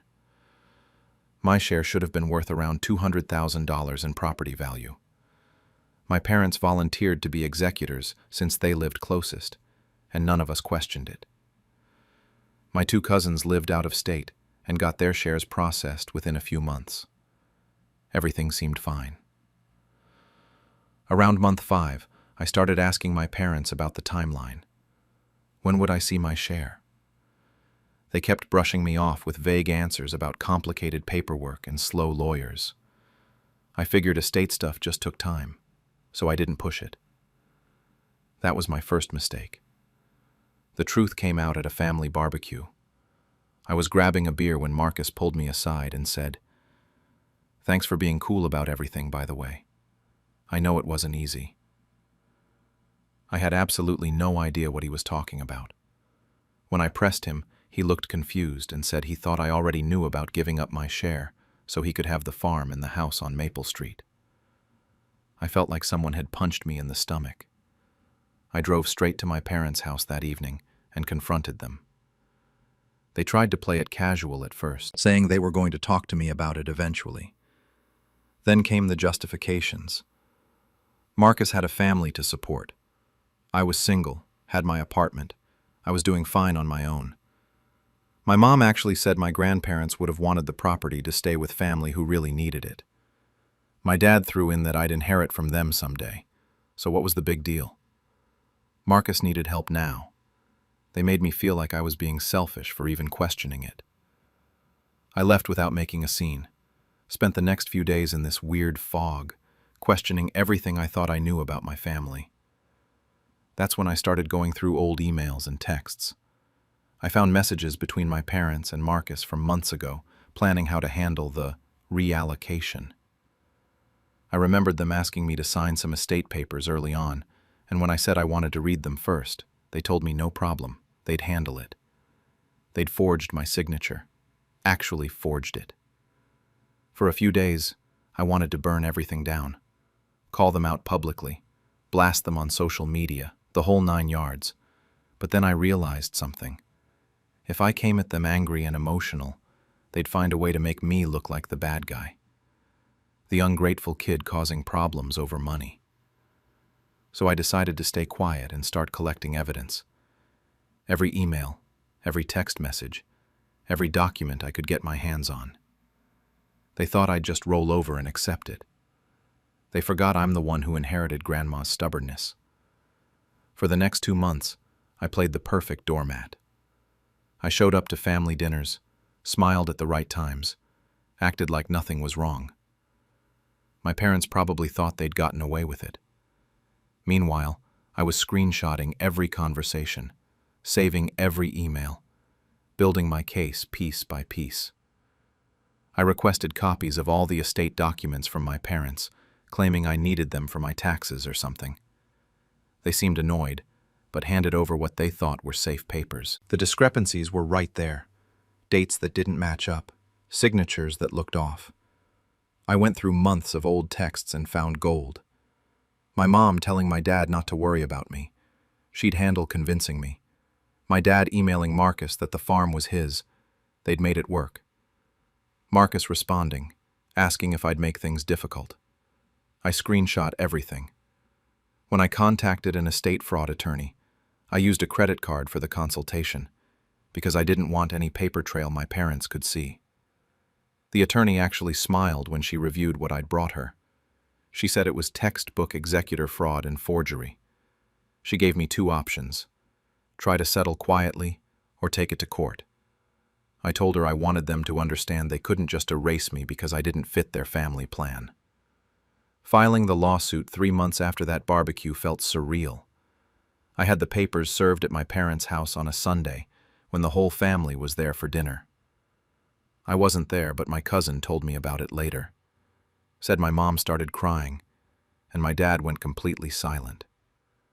Within an hour, both my parents were blowing up my phone. The voicemails were something else. How could I do this to my own family? How could I be so selfish? Didn't I care about destroying everything? Marcus called me panicking. He'd already put $50,000 into renovating the farm. I told him he should have thought about that before stealing from me. The extended family picked sides fast.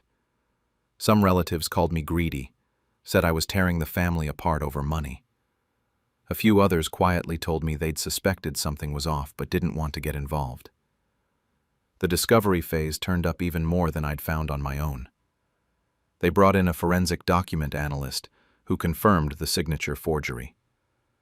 My parents' attorney tried arguing that I'd given implied consent, but the judge wasn't having it. There was this moment in court where the judge asked my parents directly if I'd ever signed documentation agreeing to the reallocation. My dad hesitated too long. My mom tried claiming I'd given verbal agreement. Then my attorney showed the text messages where I'd been asking about my share for months. The ruling came down on a Friday afternoon. I got my full share as originally intended, plus my parents had to pay all my legal fees, around $45,000. There were additional penalties for fraud and breach of fiduciary duty. Marcus had to return or compensate me for my portion of what he'd taken. I walked out of that courthouse, and my parents wouldn't even look at me. My mom was crying. My dad looked like he'd aged a decade. I'd won, but standing there watching them, I felt this weird emptiness. Victory doesn't always feel the way you think it will. Within a month of the verdict, everything started falling apart for them. My parents had to sell their vacation cabin to cover the judgment, the one my dad built with his own hands over 3 summers. Marcus returned his brand new SUV because he'd bought it with money from selling off parts of the farm. His wife was furious about the whole mess, and from what I heard through the family grapevine, their marriage took a serious hit. The community fallout was worse than I expected. Small towns talk, and this was prime gossip material. The church board asked my parents to step down, which destroyed my mom. She'd been treasurer there for 15 years, took so much pride in that position. Now people whispered in the grocery store aisles when they saw her. Friends who used to come over for dinner parties stopped calling. Their reputation as upstanding community members was just gone. I ended up taking the farm and one of the rental houses. The other properties got sold, and I received the cash equivalent of my share. Moving on to the farm was strange. Bittersweet, I guess. The place needed work, but it was exactly what my grandparents had intended. I find their stuff sometimes when I'm cleaning. Grandpa's old tools in the barn. Grandma's recipe cards stuck in kitchen drawers. Those moments hit differently.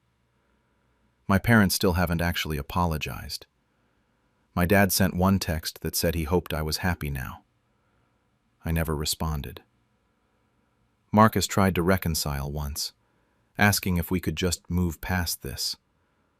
I told him I had moved past it, right into the house that was actually mine. We haven't spoken since. Extended family gatherings happen without me now. I'm not invited, or if I am, I don't go. My cousins who got their shares properly stayed neutral, but I know they get it. Now I wake up every morning in my grandparents' farmhouse. I have my coffee on the porch they built back in 1987. Watch the sunrise over land that's legally mine. I'm working on restoring the property the right way, taking my time with it. It's peaceful here, despite everything that happened to get here. I still process complicated feelings about all of it. I don't regret the lawsuit, but I miss the family I thought I had. Took me a while to realize I was mourning 2 different losses, my grandparents and the parents I thought I knew. Sometimes late at night I wonder if there was another path, some way to fix it without blowing everything up. Then I remember I tried the quiet way first, and they doubled down on the lie. 2 weeks ago, Marcus's wife sent me a Facebook message. She's leaving him. She mentioned the inheritance disaster as the final straw and said Marcus has always had this entitlement problem that went way beyond stealing from me.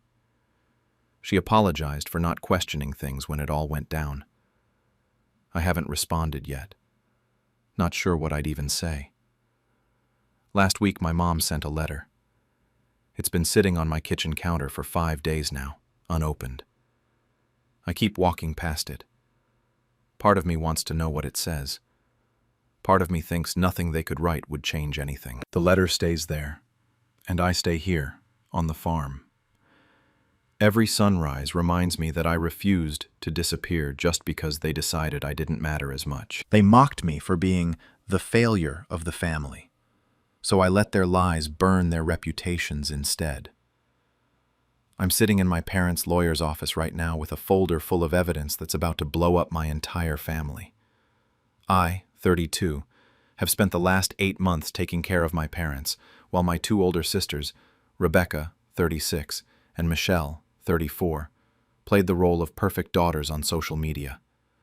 And 3 weeks ago, I found out they'd been plotting behind my back the entire time. But I need to back up and explain how I ended up here, because this story doesn't start with me as the hero. For most of my life, I was the family punching bag. Growing up, Rebecca and Michelle were the golden girls. Rebecca sailed through law school, married a surgeon, popped out 2 perfect kids, and became some hotshot corporate lawyer. Michelle went into marketing, got the picture-perfect family, the house in the suburbs, the whole package. Meanwhile, I was the one who barely graduated college, couldn't keep a job for more than a year, and had a messy breakup with my ex-fiancé 2 years ago that the whole family loved to discuss. Every family gathering was the same routine. My sisters would talk about their accomplishments, while I sat there trying to make myself invisible. My mom would find ways to bring up my failures in conversation. Well, at least Rebecca has a stable career. Or, Michelle's so good with money, unlike some people. My dad would just shake his head at me, like I was this constant disappointment he had to tolerate. Last Thanksgiving, before everything changed, was particularly brutal. We were all at Rebecca's house because of course we were. Her house is massive, and she loves showing it off. Michelle brought this expensive wine and made a big deal about how she'd been promoted again. I'd just been let go from another job and was living in a tiny apartment I could barely afford. Rebecca made some joke about how I should try adulting sometime, and everyone laughed. My mom actually laughed. That's the kind of family dynamic I'm talking about. So when my parents called me 8 months ago, I was shocked. My dad had a heart attack. Not a massive one, but enough to scare everyone. My mom's arthritis had gotten so bad she could barely do daily tasks anymore. They needed help, and apparently, I was the only option available. I asked about Rebecca and Michelle. Rebecca was too busy with work, had some big case she couldn't leave. Michelle had her kids' activities and her job and just couldn't make it work with her schedule. But me? The failure with no real career and no family? I could drop everything. And I did. I packed up my stuff, broke my lease, and moved back into my childhood bedroom at 32 years old. I figured maybe this was my chance to finally prove I wasn't useless. Maybe if I took care of them, they'd finally see me as something other than the family embarrassment. The reality of it hit fast. I was cooking 3 meals a day, doing all the cleaning, driving my parents to every doctor's appointment, managing their medications, paying their bills from their accounts because they'd given me access. My days started at 6 a.m. and didn't end until I got them to bed around 9 p.m. It was exhausting. Meanwhile, Rebecca and Michelle would video chat once a week. They'd spend 20 minutes asking how Mom and Dad were doing, making sympathetic noises, and then talking about their own lives. Rebecca sent money sometimes, a few $100s here and there, like that made up for anything. Michelle sent gift baskets. Actual gift baskets, like that's what our parents needed. The worst part was they were posting about family values online.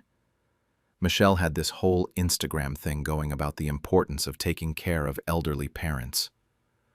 Rebecca would share articles about filial responsibility on Facebook, and everyone would comment about how wonderful they were, what good daughters they had become. Nobody knew I was the one actually doing everything. My parents were grateful, I think, but they still couldn't help themselves. Little comments about how I should be using this time to think about my career, or asking when I was going to get my life together, or wondering if I'd ever find someone after my breakup. It stung, but I swallowed it. I kept thinking if I just proved myself enough, things would change. 3 weeks ago, everything I thought I knew shattered. I was in the kitchen making lunch when I heard my dad on the phone in his office. The door was cracked open, and I heard him say something about signing the papers, and Rebecca said it's all set. My stomach dropped. I didn't know what papers he was talking about, but something felt wrong. I waited until both my parents were napping that afternoon. They nap every day around 2 p.m., like clockwork. I went into my dad's office and started looking through the files on his desk. That's when I found it. Power of attorney documents. Signed 2 months ago. Both of my sisters were listed as having power of attorney over my parents' medical and financial decisions. My name wasn't anywhere on the paperwork. I kept digging.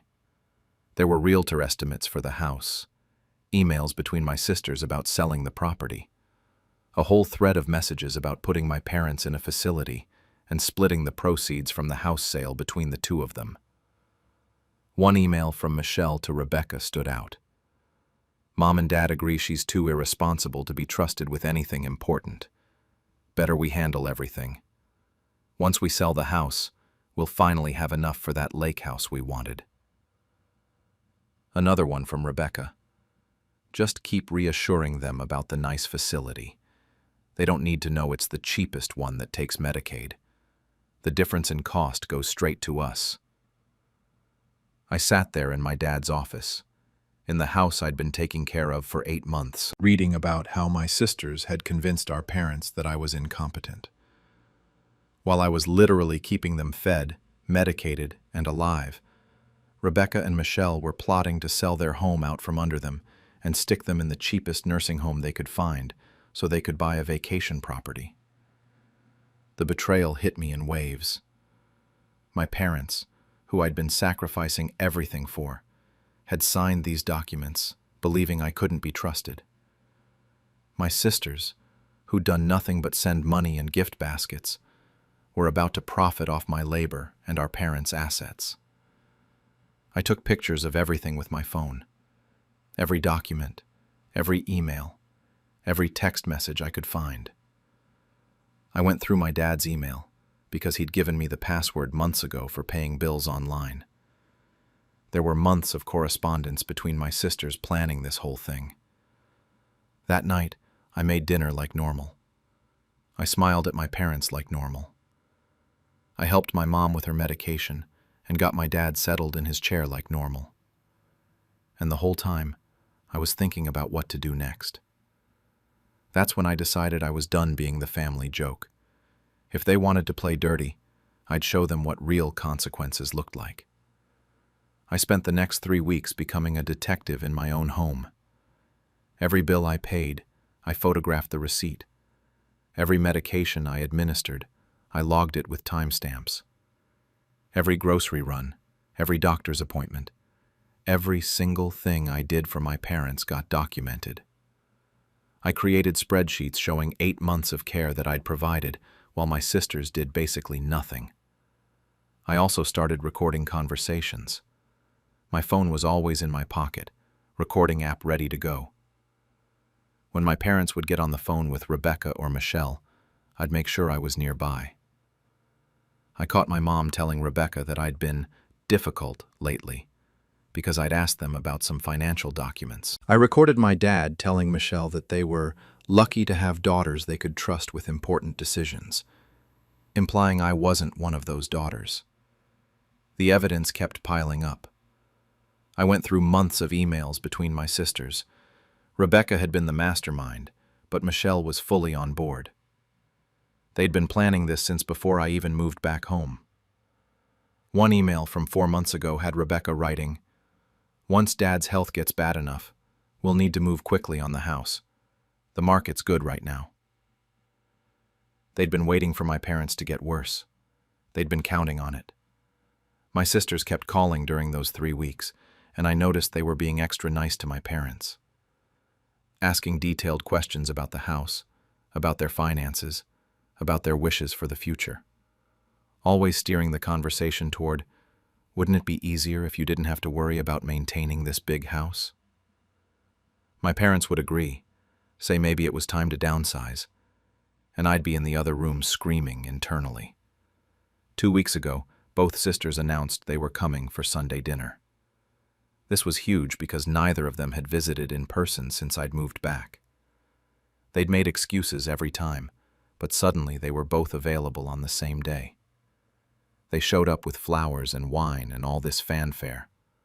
Rebecca brought some expensive chocolates for Mom. Michelle had presents for Dad. They hugged me and told me how grateful they were for everything I was doing. It was so fake I almost laughed. During dinner, they kept bringing up how tired I must be, how I deserved a break. Rebecca suggested I take a weekend trip, go visit some friends, relax for once. Michelle jumped in saying they'd be happy to stay with Mom and Dad, give me some time off.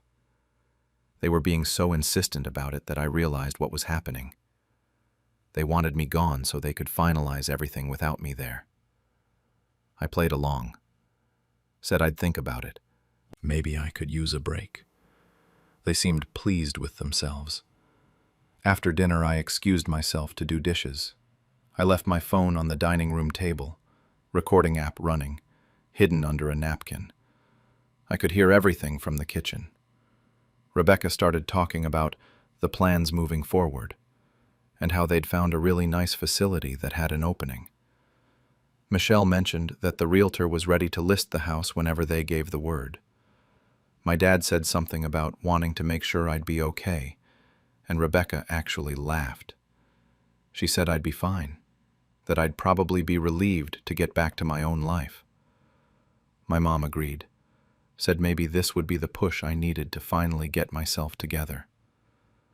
I had the whole conversation recorded. 15 minutes of them discussing selling the house, moving my parents, and splitting the money. My parents asking a few questions, but mostly just going along with whatever my sisters said. Nobody mentioned that I'd been the one taking care of them. Nobody suggested maybe I should be involved in these decisions. The next morning, I called Mr. Peterson. He's been my parents' estate lawyer for 20 years, handled their wills and everything. I told him I needed to meet with him privately, that there was a situation he needed to know about. He could tell from my voice it was serious and fit me in that afternoon. I showed him everything. The power of attorney documents, the emails, the text messages, the recordings. I watched his face change as he went through it all. He kept shaking his head, muttering about undue influence and manipulation. He said what my sisters had done was potentially illegal, that they'd used their positions to convince my parents to exclude me while I was actively providing care. Mr. Peterson helped me file a complaint with Adult Protective Services. He also made a call to the state bar about Rebecca, since she'd used her position as a lawyer to manipulate elderly parents. That could affect her license. We froze any potential sale of the house by flagging it with the county. Everything my sisters had planned was suddenly on hold. Then I arranged a family meeting. I told my parents we needed to discuss something important and that Mr. Peterson would be joining us. I didn't tell my sisters he'd be there. I just said we were having a family dinner to talk about the future. Rebecca and Michelle showed up expecting a casual meal. Instead, they walked into the living room and saw Mr. Peterson sitting there with folders of documents. I've never seen them look so panicked. I didn't waste time. I told them we needed to talk about the power of attorney. My dad started to say something, but I cut him off. I'd been silent for 8 months, and I was done. I laid out the printed emails first. Put them right on the coffee table where everyone could see them. Michelle's text about getting me out of the house as soon as possible. Rebecca's email about the cheap facility and their lake house plans. My parents kept looking between the papers and my sisters, confusion turning into horror on their faces. Rebecca tried to defend it immediately. She said they were just trying to help, that I wasn't equipped to handle complex financial decisions. She brought up my job history, my breakup, everything she could think of to make me look incompetent. So I pulled out my documentation. 8 months of records showing every single thing I'd done for our parents. Every bill paid on time. Every medication managed correctly. Every appointment attended. I had proof of everything, while they'd done nothing but make phone calls and send gift baskets. Michelle started crying, saying they meant well, that they were just worried about everyone. She tried to claim they never meant to cut me out, that it was all a misunderstanding. That's when I played the recording from Sunday dinner. Their voices filled the room, talking about the house sale, the facility, splitting the money. My mom's voice saying, maybe this would help me get my life together. All of it laid bare. My mom started crying. My dad's face went red and he turned to Rebecca and Michelle, demanding to know if this was all true. Were they really planning to put them in the cheapest place they could find? Were they really going to take the money for themselves? Neither of my sisters could look at him. Mr. Peterson explained the legal situation. The power of attorney had been obtained under questionable circumstances, with my sisters implying I was planning to take advantage of our parents financially, which was ironic considering what they were actually planning. He said based on the evidence, this could be considered undue influence or manipulation of vulnerable adults.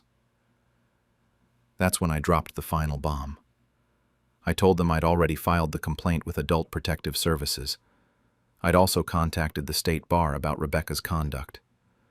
The house sale was frozen. Everything they'd planned was falling apart. Rebecca started screaming at me, calling me vindictive and cruel. Michelle was sobbing, saying I was destroying the family. They both turned on me, blaming me for exposing what they'd done instead of just talking to them privately. I stayed calm. I looked at both of them and said they'd made me the villain for years, and now I was just showing everyone who the real villains were. My parents revoked the power of attorney right there. Mr. Peterson had brought the paperwork just in case, and my dad signed it immediately. He was shaking, whether from anger or shock, I couldn't tell. My mom couldn't stop crying. My sisters left. Rebecca slammed the door on her way out. Michelle tried one more time to say this was all a misunderstanding, but nobody was listening anymore. I sat there in the living room with my parents and their lawyer, surrounded by evidence of my sister's betrayal, and felt absolutely nothing. No victory, no satisfaction, just emptiness. The next few days were absolute chaos. Rebecca and Michelle immediately started calling every relative we had, spinning their own version of events. I was the manipulator in their story, the one who'd been isolating our parents and turning them against their other daughters. They painted themselves as concerned siblings who were just trying to protect Mom and Dad from my influence. But here's the thing about having evidence. It speaks louder than stories. I didn't engage with the family gossip at first. I just sent the documentation to a few key relatives who I knew would actually look at it. My Aunt Carol, my dad's sister, called me within an hour of reading through everything. She apologized for years of believing my sister's narrative about me. She said she'd always thought something felt off about how perfect they seemed, but she'd never questioned it. A few of my cousins reached out too. Apparently my sisters had been talking badly about me to extended family for years, and now people were connecting the dots. One cousin told me Michelle had said at a wedding last year that I was probably going to try to take advantage of our parents eventually. They'd been setting up this narrative for a long time. The professional consequences started hitting fast. Rebecca's law firm launched an internal review after the state bar complaint. Apparently, having a client complaint about ethics violations is a big deal, especially when it involves elderly family members. Her partners were not happy. Michelle's perfect social media presence crumbled almost overnight. Some family drama leaked into her friend circle, and suddenly all those posts about family values looked hypocritical. People started questioning her in the comments, asking pointed questions about her parents' well-being. Rebecca's husband called me once. He said he didn't know the full extent of what she'd been planning, and that he was disturbed by what he'd learned. He didn't apologize on her behalf, but I could tell their marriage was strained. Michelle's friends stopped commenting on her posts. The silence was probably worse than any criticism. My parents spent those first days apologizing constantly. My dad would start crying randomly, saying he'd been a terrible father. My mom couldn't look at me without guilt written all over her face. She kept saying she didn't understand how she'd believed Rebecca and Michelle over me, how she'd let them convince her I was irresponsible, when I was the one who'd been there every single day. It was hard to hear. Part of me wanted to be vindicated by their apologies, but mostly I just felt sad. These were people in their 60s, dealing with health problems, and now they had to face the fact that 2 of their daughters had tried to exploit them, that their golden girls weren't who they thought they were. Mr. Peterson helped us get all the legal paperwork in order. My parents granted me full power of attorney, both medical and financial. I'm now in complete control of their care and all their assets. The irony isn't lost on me. The daughter they thought was too irresponsible to be trusted is now the only one they can trust. Rebecca tried to apologize via email about 2 weeks after everything exploded. It was one of those non-apology apologies where she said she was sorry I felt hurt, but that her intentions had been good. She blamed stress from work, said she'd been thinking about what was best for everyone, claimed she never meant for things to go this far. She didn't actually acknowledge what she'd done wrong. The email was more about managing her guilt than making things right. Michelle showed up at the house unannounced a few days later. She wanted to talk it out, said we were family, and families work through things. She cried and said she missed Mom and Dad, that she'd made mistakes, but so had I by going nuclear on them. She tried to hug me and I stepped back. I told her I wasn't interested in talking unless she could fully acknowledge what she'd done. Not just that she'd made mistakes, but that she'd deliberately manipulated our parents for money while I was taking care of them. She couldn't do it. She kept deflecting, saying things were complicated, that I didn't understand the full picture. I asked her to leave. She did, but not before telling Mom that I was keeping her from her own daughter. My mom didn't respond, which said everything. It's been 3 months since everything exploded. I'm still living with my parents and probably will be for the foreseeable future. But the relationship is completely different now. They treat me with actual respect. They ask my opinion on things. They thank me for meals and for taking them to appointments. My dad started telling me about his childhood recently, stories I'd never heard before. My mom asks about my day and actually listens to the answer. We've been working with Mr. Peterson to update their will properly. Everything is documented correctly now. No room for manipulation or confusion. I've made sure my parents understand exactly what every document means before they sign anything. My sisters barely call anymore. Rebecca sends short text messages to my parents once every few weeks asking how they're doing. Michelle tried doing the weekly video chats for a while, but they were awkward and painful, so those dropped off too. The holidays are coming up, and my parents haven't said anything about whether they expect my sisters to come for Christmas or Thanksgiving. I haven't decided how I feel about it. Part of me thinks they should face each other, that we need to deal with this as a family eventually. But another part of me thinks my parents deserve peace in whatever time they have left, and my sisters only bring chaos and guilt.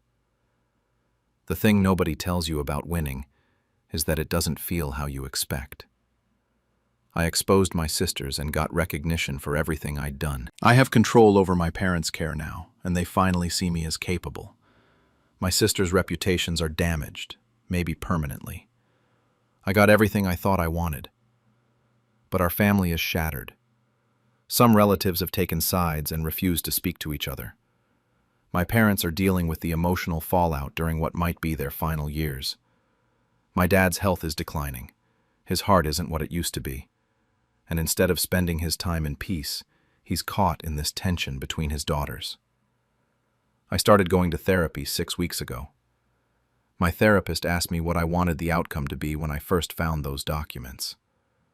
I said I wanted justice, wanted them to face consequences for what they'd done. She asked if that's what I really wanted, or if I wanted them to hurt the way they'd hurt me for years. I didn't have an answer. Some relatives still think I overreacted. My uncle said I should have handled it privately, that airing family business like this was shameful. A few cousins think I went too far by reporting Rebecca to the state bar, that I was trying to ruin her career. They conveniently forget that she was trying to exploit our parents for a lake house. The complicated truth is, I don't know if I did the right thing. I know what my sisters did was wrong, that's not in question. But I chose the most destructive path possible to expose them. I could have confronted them privately first. I could have talked to my parents before involving lawyers and protective services. I went straight for the nuclear option because I wanted them to suffer. And they are suffering.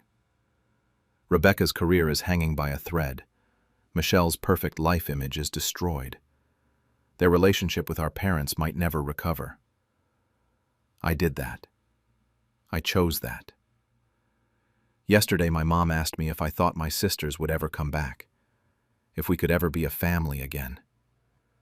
She looked so small and sad when she asked. I told her I didn't know. The truth is, I do know. We can't go back to what we were because what we were was broken. I was the scapegoat. They were the golden children, and our parents enabled all of it. That family doesn't exist anymore. Whether something new can be built from the wreckage, I have no idea.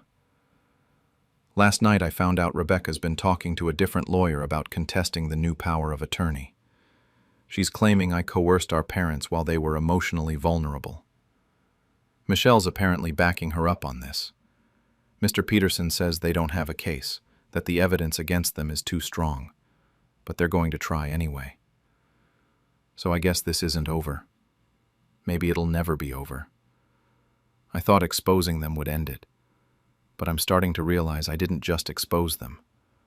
I detonated the entire family structure, and now we're all living in the aftermath. I'm sitting here with full control over my parents' lives, my sisters plotting their next move, and no idea if I saved my family or destroyed it. They said I didn't deserve the family farm, so I let them watch me buy it back at auction.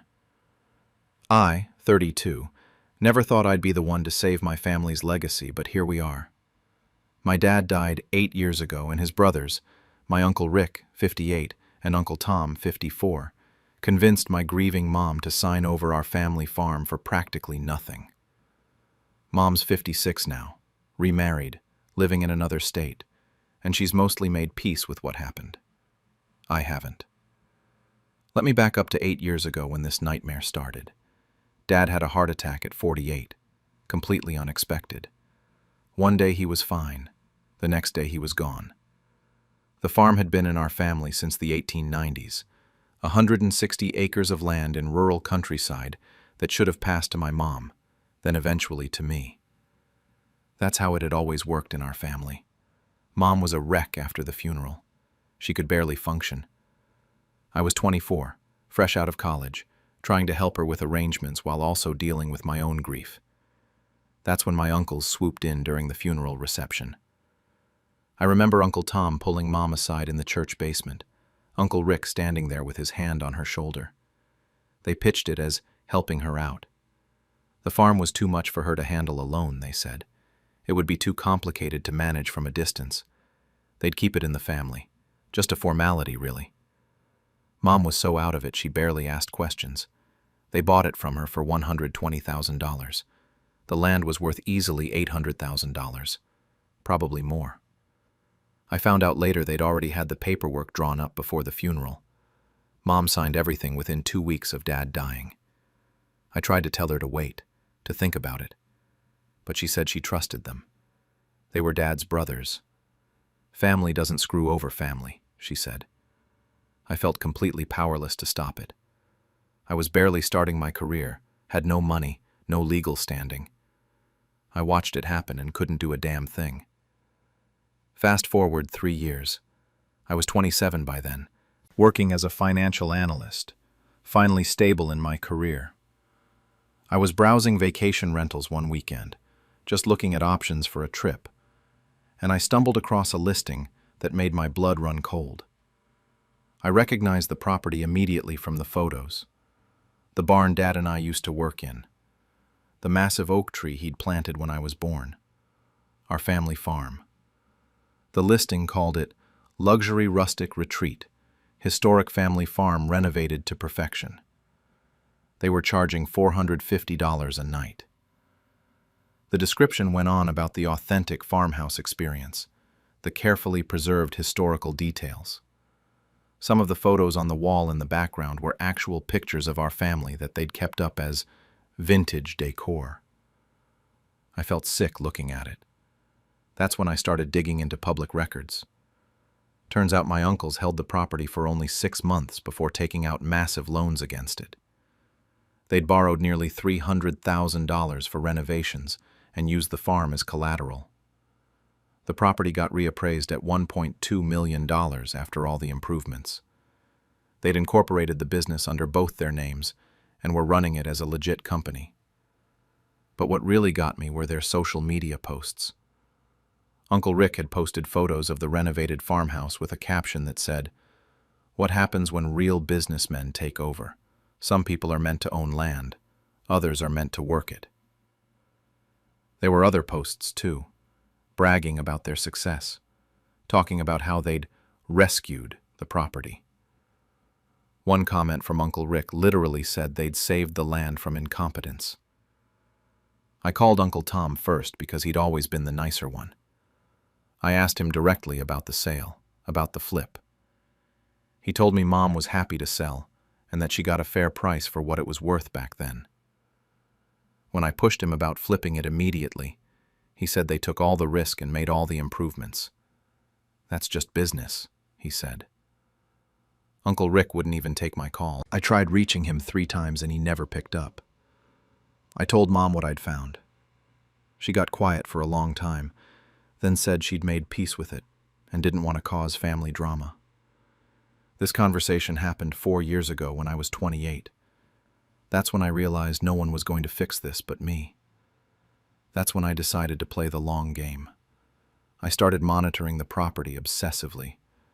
I set up Google alerts for the farm's address, tracked their business permits, watched their tax records and loan documents, all public information. I checked every few months to see how they were doing. I didn't have a concrete plan yet, but I had this fantasy that someday, somehow, I'd get it back. Then, about 18 months ago, things started to fall apart for them. The economy took a hit, and luxury vacation rentals got hammered. I noticed their online reviews started mentioning maintenance issues, leaky roofs, broken appliances, things not working. The public records showed they missed a property tax payment. Then they missed another one. Then the bank filed a notice of default on their renovation loan. I watched it all happen in real time through public filings, and I knew I had to be ready. 6 months ago, I got the Google alert I'd been waiting for. Public auction scheduled due to tax delinquency and loan default. The total debt was $425,000 between back taxes, penalties, and what they still owed on the renovation loan. The auction was set for 10 weeks out.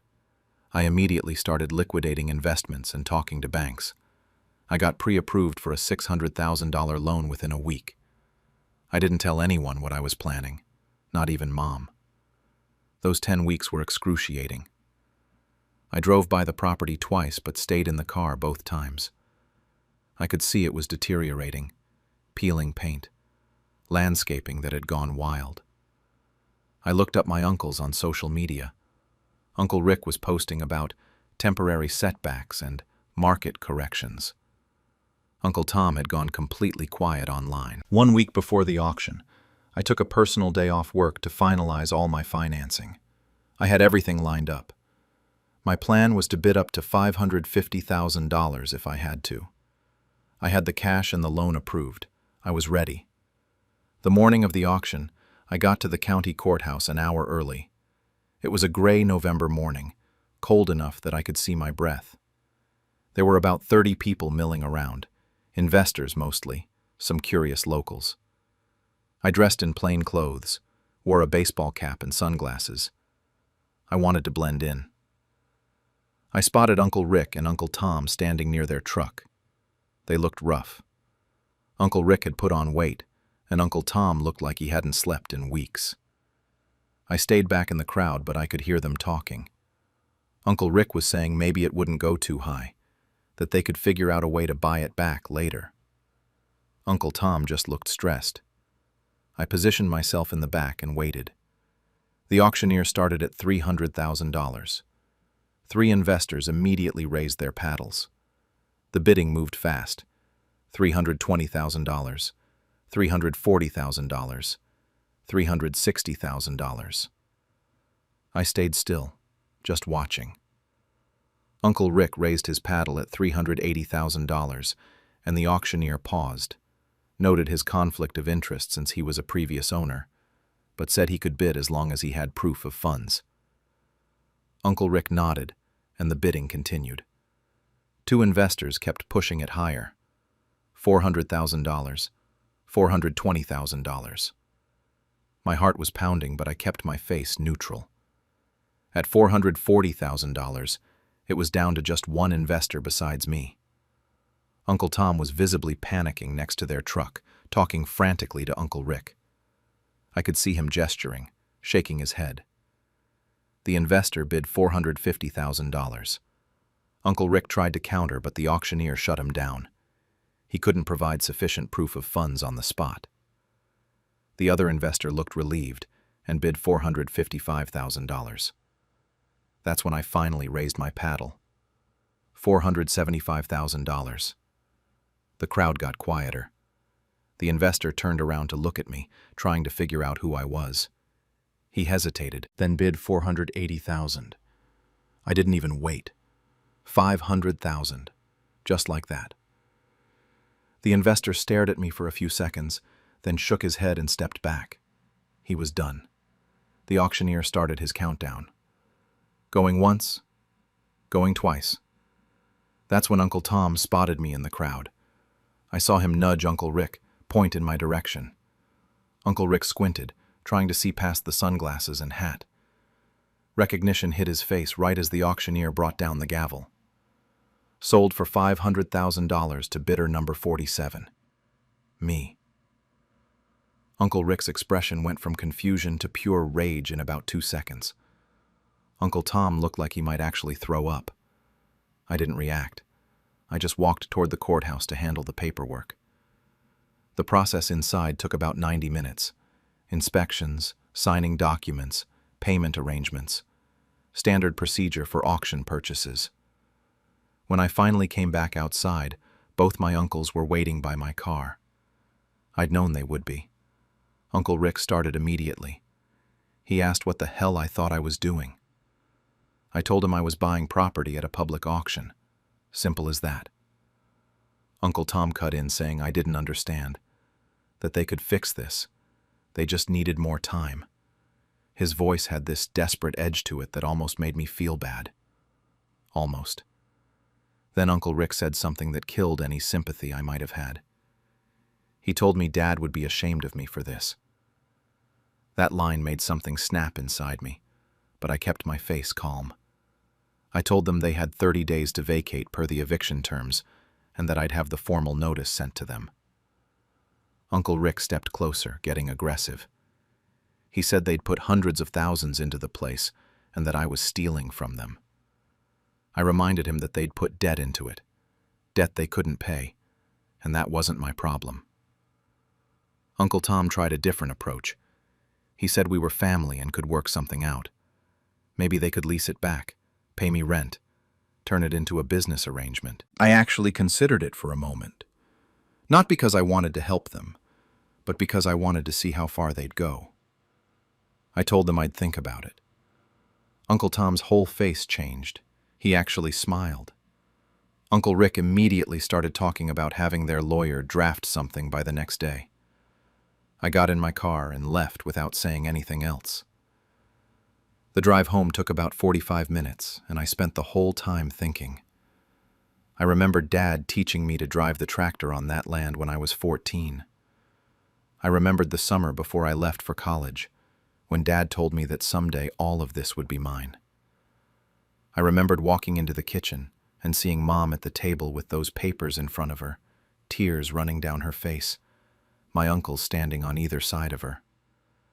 And I remembered that Facebook post. Some people are meant to own land, others are meant to work it. By the time I pulled into my driveway, I'd made my decision. No deal.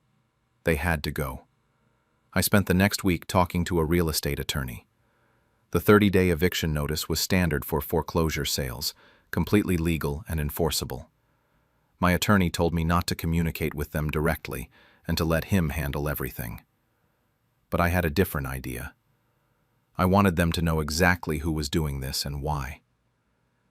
10 days after the auction, I drove out to the farm.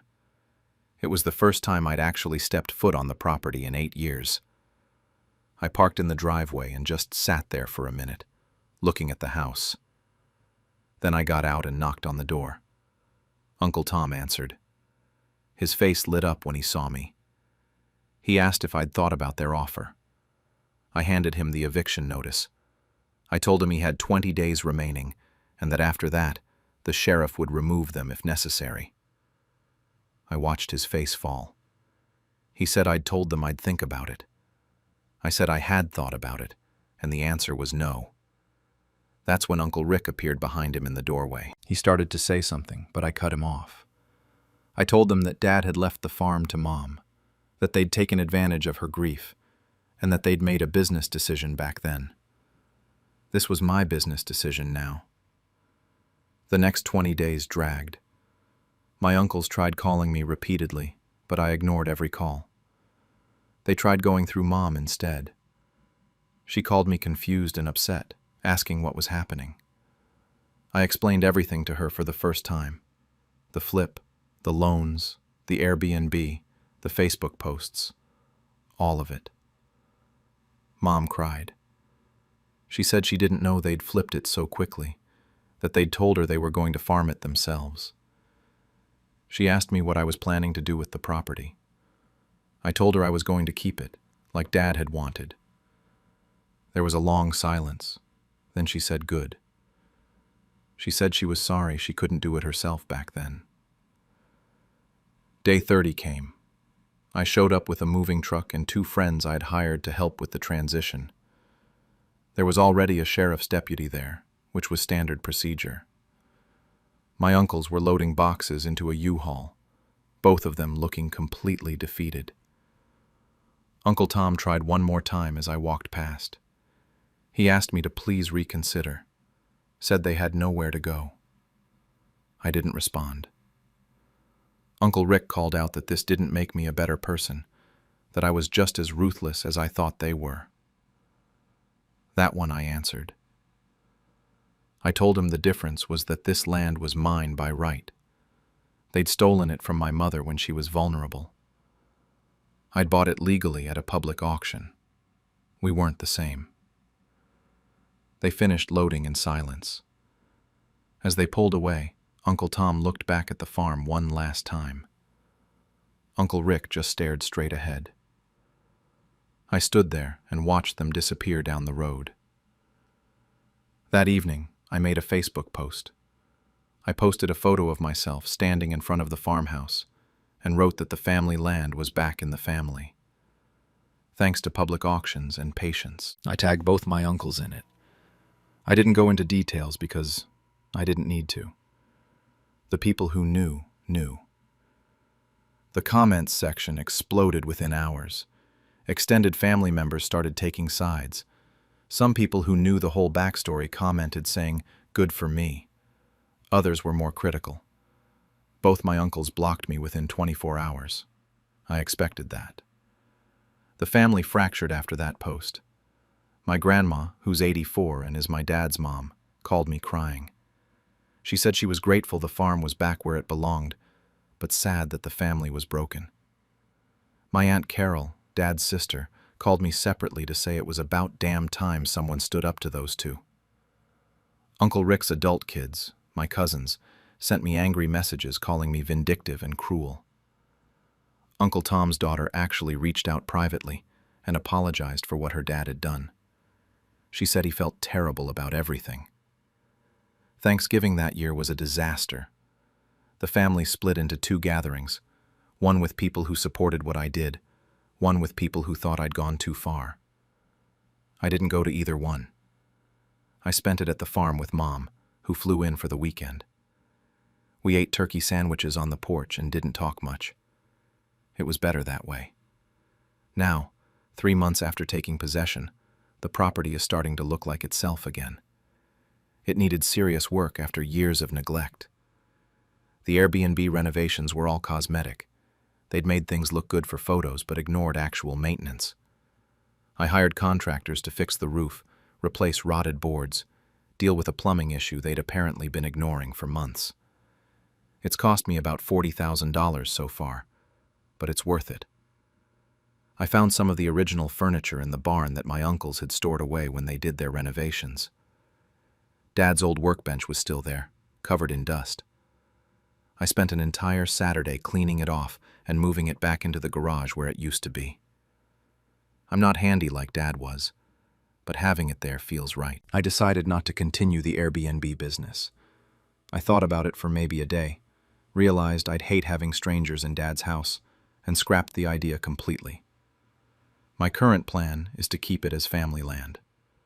Maybe I'll move out here eventually, but for now I'm leasing the acreage to a local farmer for crops and using the farmhouse on weekends. It's peaceful. No drama, no tenants, just land. While cleaning out the attic a few weeks ago, I found boxes that belonged to Dad. Old photos, some documents, family records going back generations. At the bottom of one box, I found Dad's will. He'd made one about a year before he died. I'd never seen it before. The will explicitly left everything to Mom, with a specific clause that the farm was to be held in trust for me when I turned 30. It was all right there in legal language. My uncles had to have known about this. They had to. I called Mom and asked her about it. She confirmed that they'd shown her the will right after the funeral, but told her it didn't matter, that it would be easier and cheaper to just sell the property to them directly, rather than go through probate. She'd trusted them.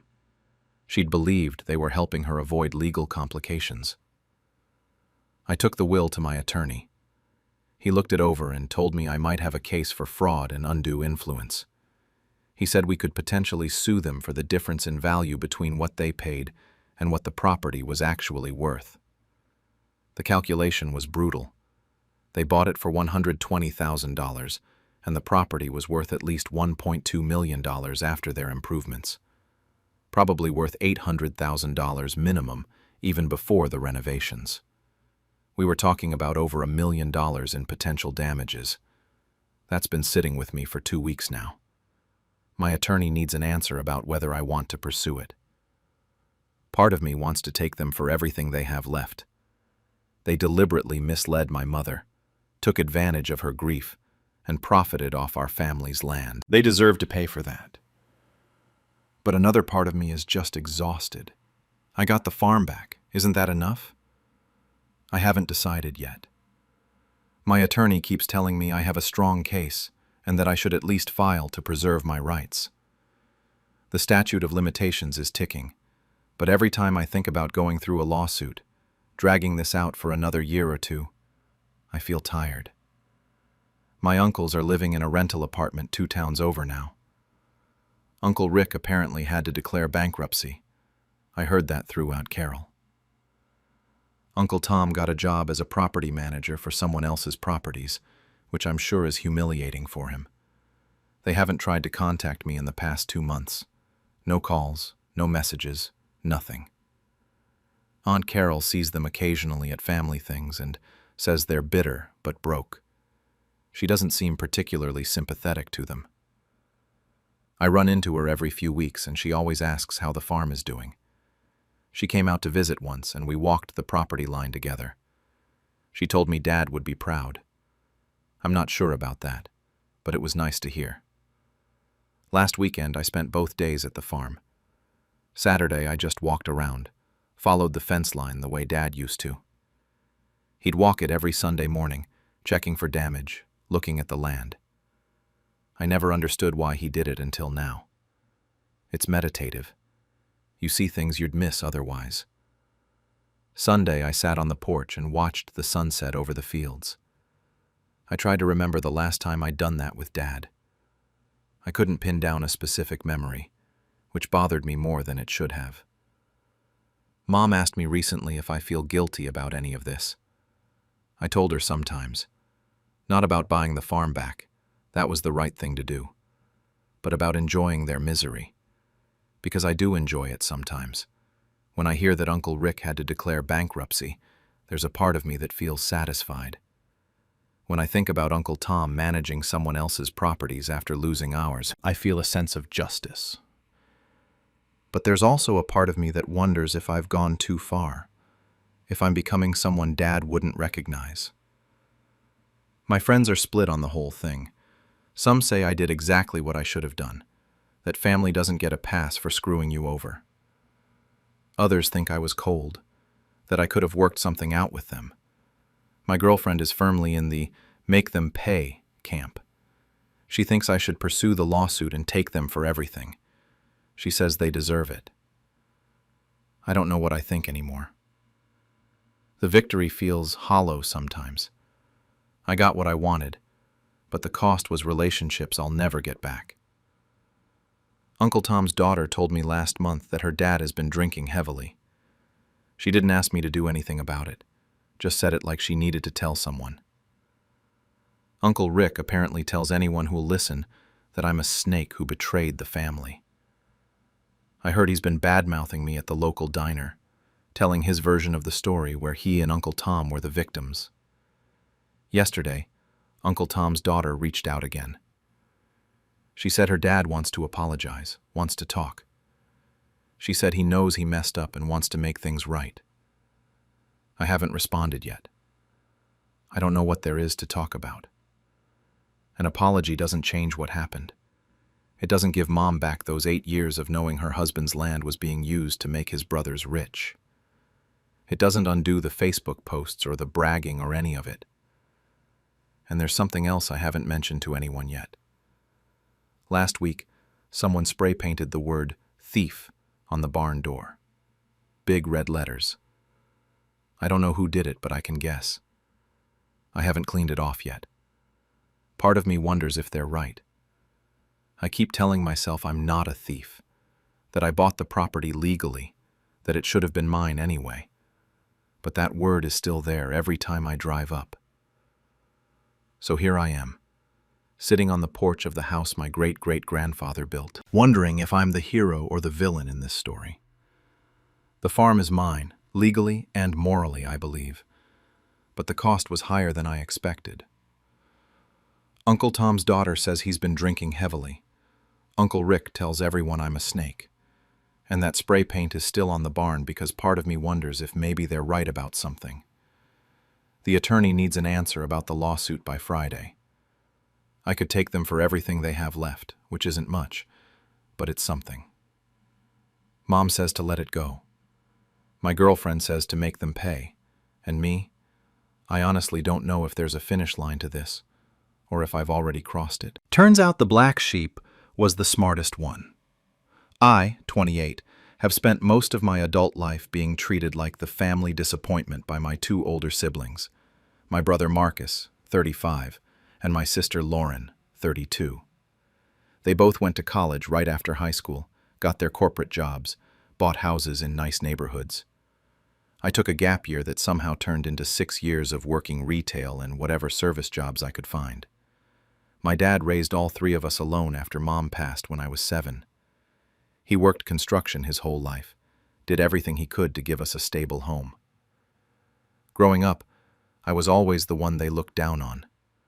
Every Thanksgiving, Marcus would tell anyone who'd listen that I was still figuring things out at 26.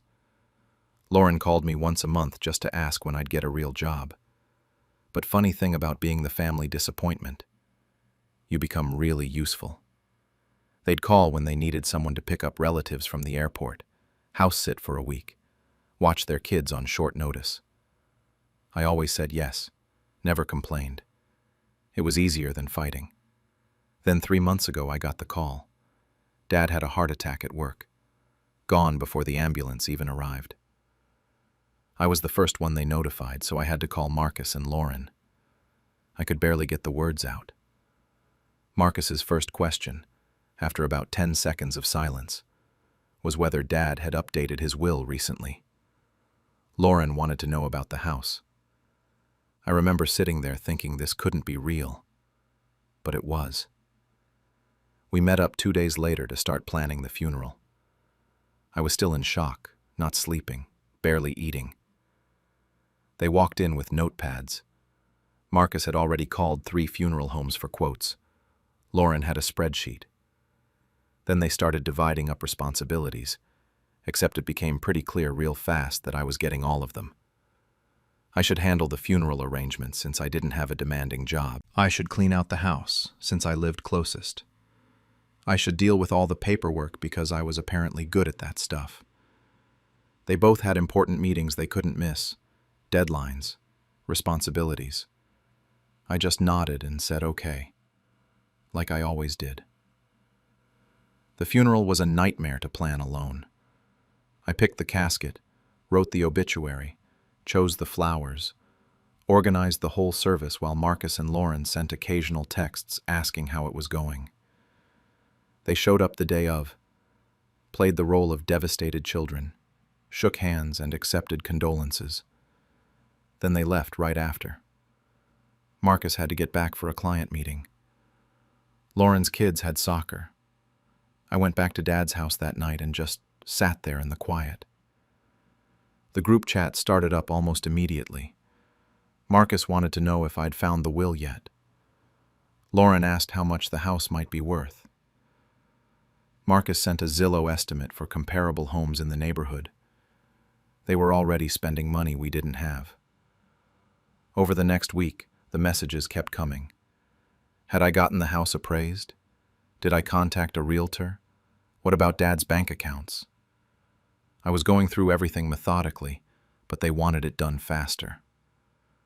Marcus finally texted that I should just get everything sorted and they'd figure out the split when I was done.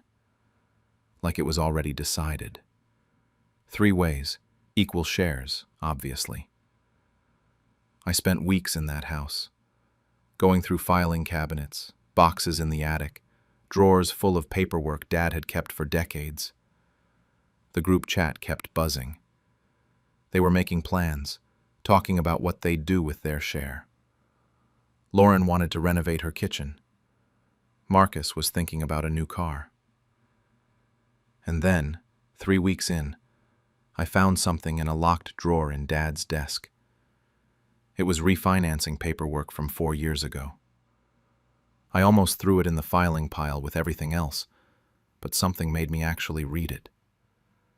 Dad had refinanced the house when I was 24, right around the time I was struggling the most. Working 2 jobs, could barely make rent, eating ramen most nights while Marcus and Lauren posted vacation photos on Facebook. The paperwork showed a beneficiary designation. Not in the will. This was separate, attached directly to the mortgage and property deed. And there was only one name listed. Mine. I read it 5 times. I thought I was misunderstanding something, that maybe it was just one document among many and didn't mean what I thought it meant. So I called the mortgage company the next morning, waited on hold for 40 minutes. The representative confirmed it. Then I called a lawyer, paid for a consultation I couldn't really afford at the time. The lawyer was very clear. The beneficiary designation superseded the will. The property would transfer directly to me upon Dad's death. It was completely legal and ironclad. I asked if Marcus and Lauren had any claim to it.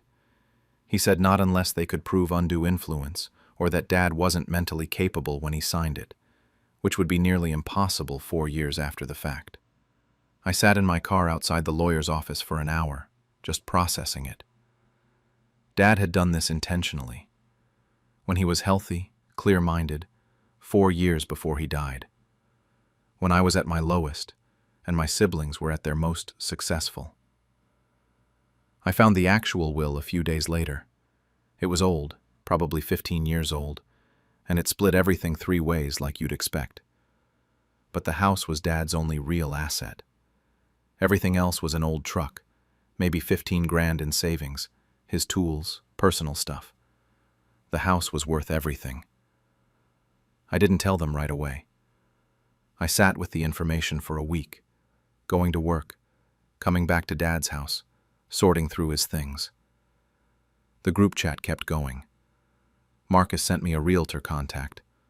Lauren made a spreadsheet about comparable market values. They'd already decided how to split the money. A third each, obviously. They were planning what to do with it like it was already in their accounts. Finally, I told them we needed to meet. Neutral location. A coffee shop downtown. Marcus brought his realtor contact's business card. Lauren had her spreadsheet printed out. They sat down and immediately started talking about listing prices and closing costs. Then Marcus said they'd figured a 3-way split was fair. And I just said it. There won't be a 3-way split. They both stopped talking. Lauren asked what I meant. Marcus assumed I wanted a bigger cut for doing all the work and said fine, we could do 40-30-30. I told them no. The house was mine. Legally, completely. Dad had refinanced 4 years ago and named me as the sole beneficiary. The silence was maybe 5 seconds, but it felt longer. Then Marcus said that was impossible. That's not how inheritance works. Lauren demanded to see the paperwork. I slid the documents across the table. I watched them read it. Confusion first, then panic, then anger. Marcus said it couldn't be legal, that they'd fight it. I told them I'd already talked to a lawyer. The house was mine. Lauren started crying, asking how Dad could do this to them. Marcus got loud, said I must have manipulated Dad, that I'd always played the victim to get sympathy. They threw out every accusation they could think of. I coerced him. I forged documents. I lied. I stayed calm. Told them Dad made this choice 4 years ago when he was completely healthy, when I was struggling and they were telling everyone I was the family failure. Marcus stood up, said their lawyer would be in touch. Lauren wouldn't even look at me. They both left, and I sat there with my coffee, looking at the spreadsheet Lauren had forgotten on the table. 2 weeks later, Marcus's lawyer contacted mine. After reviewing all the documents, he told Marcus there was no case. The beneficiary designation was clear and legal. But Marcus and Lauren didn't give up that easily. They tried claiming Dad wasn't in his right mind, that I'd somehow influenced him. Their lawyer requested Dad's medical records, talked to his doctor. Everything came back the same. Dad was healthy 4 years ago, no signs of cognitive issues, no unusual circumstances. They had nothing. That's when the guilt trip campaign started. Lauren called crying, saying Mom would be so disappointed in me, asking if this is what family does to each other. Marcus sent long texts about how Dad would have wanted us to share, that I knew that deep down. Relatives I hadn't heard from in years started calling. Apparently Marcus and Lauren had been spreading their version of events. I heard everything from concerned questions to outright accusations. I kept my response simple and consistent. Dad made his choice. I was honoring it. I listed the house 2 months after Dad died, got it appraised, cleaned it out completely, put it on the market. It sold fast. After the mortgage payoff, I cleared about $450,000. First thing I did was pay off every debt I had. Student loans from the community college classes I'd finally taken, credit cards, my car. Set up an emergency fund, invested some of it. Then I did what I'd been dreaming about for years. I started my own business. Nothing huge, just an online consulting service using skills I'd actually built working all those jobs my siblings looked down on. It was small but viable, and it was mine. This all happened over about 6 months. I kept my head down, worked hard, didn't post about it on social media. Then the calls started coming. Marcus needed money for his kids' medical bills. Lauren's husband lost his job and they were behind on their mortgage. The first call, I almost answered. My thumb was hovering over the button. Then I stopped and let it go to voicemail. The message was Marcus asking for help, ending with a reminder that family is supposed to help family. The irony wasn't lost on me. More texts came. Lauren sent paragraphs about how hard things were, how she didn't know what to do. Never an apology for how they'd treated me. Never just calling to talk or check in. Only when they needed something. I don't pick up when they call now. I don't respond to the texts asking for money. Sometimes I see their Facebook posts complaining about their situations, vague posting about unfair circumstances. Mutual relatives occasionally tell me I should help them, that they're family. I just nod and change the subject. I think about Dad's decisions sometimes, whether he saw how they treated me all those years. I found a journal entry he'd written 5 years ago, tucked in with some old photos. He wrote about being proud of my work ethic, worried that Marcus and Lauren were too focused on status and appearance. He saw it. He knew exactly what he was doing. My life now is quiet. I kept my modest apartment even though I could afford more. The business is growing steadily. I haven't spoken to Marcus or Lauren in over a year. 2 weeks ago, Marcus sent another email about family and forgiveness, then asked for $20,000 at the end. I deleted it. People ask if I feel guilty, if I lie awake thinking about them struggling. I don't. Maybe that makes me cold. Maybe it makes me just like them. Or maybe Dad understood something I'm only now figuring out. Some people only value you when you're useful. They spent years teaching me I was worthless unless I was serving them. Yesterday I found out through a cousin that Lauren's telling people I stole their inheritance. The story is spreading. Some family members believe it, some don't. I'm still deciding whether to respond or just let it go. Either way, I built something real from what Dad gave me. They're still arguing about what they think they deserved. When my mom sold my inheritance, I made sure she'd never touch another cent of mine again. I'm 21 years old, and I just found out my mom stole my entire inheritance. My dad died when I was 11. Heart attack, completely unexpected, and it destroyed our little family. But he was responsible about money, so before he passed, he'd set up a trust fund for me. Around $175,000, meant for college and getting started in life. My mom was named the executor since I was just a kid.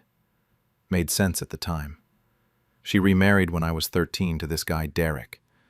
He seemed okay at first, but looking back, there were red flags everywhere. Always had some business deal that fell through. Always needed to borrow money. Then my half-brother Tyler was born when I was 14. Suddenly everything became about him. Private school, expensive sports equipment, tutors. Meanwhile, I was wearing the same shoes with holes in them for 2 years. I turned 21 last month and decided it was time to actually look at my trust fund. I'd been thinking about grad school, maybe putting a down payment on a small place. I called the financial institution where the account was held, ready to start planning my future. The representative put me on hold for a while. When she came back, her voice had that careful tone people use when delivering bad news. She told me the account balance was $487. I actually laughed. Had to be a mistake, right? But then she started reading off the withdrawal history. 15,000 here, 20,000 there. A massive $50,000 withdrawal 3 years ago. All authorized by my mom as executor. The withdrawals started when I was 16 and just kept coming. I sat in my car outside the bank and called her immediately. My hands were shaking so hard I could barely hold the phone. She knew instantly why I was calling. Her voice went defensive before I even said anything. Started with, "I can explain," and "It's not what you think." I asked her point blank where my money was. That's when she told me. Derek had gambling debts. Serious ones, the kind where people show up at your door. She'd used $40,000 to pay those off. Then Tyler's private school needed tuition, and public school just wasn't good enough for her precious baby. Another $60,000 over 4 years. The house they bought 2 years ago? Down payment came from my trust. My money bought them a 4-bedroom house in a nice neighborhood while I was eating ramen in my apartment. Her excuse was perfect in its simplicity. "We're family. You'll understand one day." I understood perfectly right then. I understood that she'd looked at my future and decided her new husband's mistakes and her other son's comfort were more important. I understood that she'd been lying to me for 5 years. Every time I asked about the trust and she said, "It's all safe, don't worry." I understood that she never planned to tell me until I figured it out myself. That night I started Googling. Trust fund theft, executor misappropriation, breach of fiduciary duty. I downloaded every bank statement I could access. I dug through old emails and found dozens where she mentioned borrowing and promised to pay it back soon. I screenshotted text messages where she admitted using some of my money for emergencies. If she thought being my mother meant she could rob me blind and get away with it, she was about to learn what happens when you betray the wrong person. Over the next 3 months, I became obsessive about building my case. I didn't tell my mom what I was planning. She thought we were just not talking because I was angry, that I'd cool off eventually like I always did. She had no idea I was preparing for war.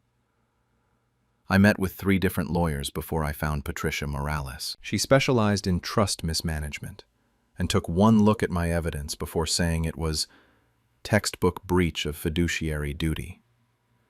The trust documents explicitly stated the money was for my education and future. Derek's gambling debts weren't my legal responsibility. Tyler's private school tuition wasn't my legal responsibility. My mom as executor had one job: protect those assets for me. She'd failed spectacularly. Patricia laid out the case. We weren't just going for the original amount. We were going for full restitution, plus interest calculated over 5 years, damages for breach of fiduciary duty, and court costs. The number kept growing. What started as $175,000 was now approaching $280,000 once everything was added up. I had my mom served with the lawsuit papers at her work. I'm not proud of that choice, but I also don't regret it. She called me screaming within an hour. How could I do this to my own mother? How could I be so cruel? Derek got on the phone threatening me, calling me ungrateful, saying I was destroying the family over money. I told them they'd had 5 years to make this right and chose not to. Then I hung up. The next few months were brutal. My mom's lawyer tried every angle. They argued it was a family loan, that there was implied consent, that my mom had provided for me growing up, so this was just evening things out. Patricia destroyed every argument with the trust documents and withdrawal records. The evidence was overwhelming. We went to mediation first. My mom offered to pay back $60,000 over 10 years, not even half, and spread out so thin I'd be 40 before seeing all of it. I rejected it immediately. All of it, plus damages, or we go to trial. The trial itself was quick. The financial advisor testified about how the trust was structured and how every withdrawal violated its terms. My mom took the stand and cried. She talked about losing her husband, about being desperate, about trying to hold her family together. She made herself the victim of circumstances. Then Patricia presented the timeline. The new car my mom bought herself. The vacation to Hawaii. The designer handbag I'd seen in her closet.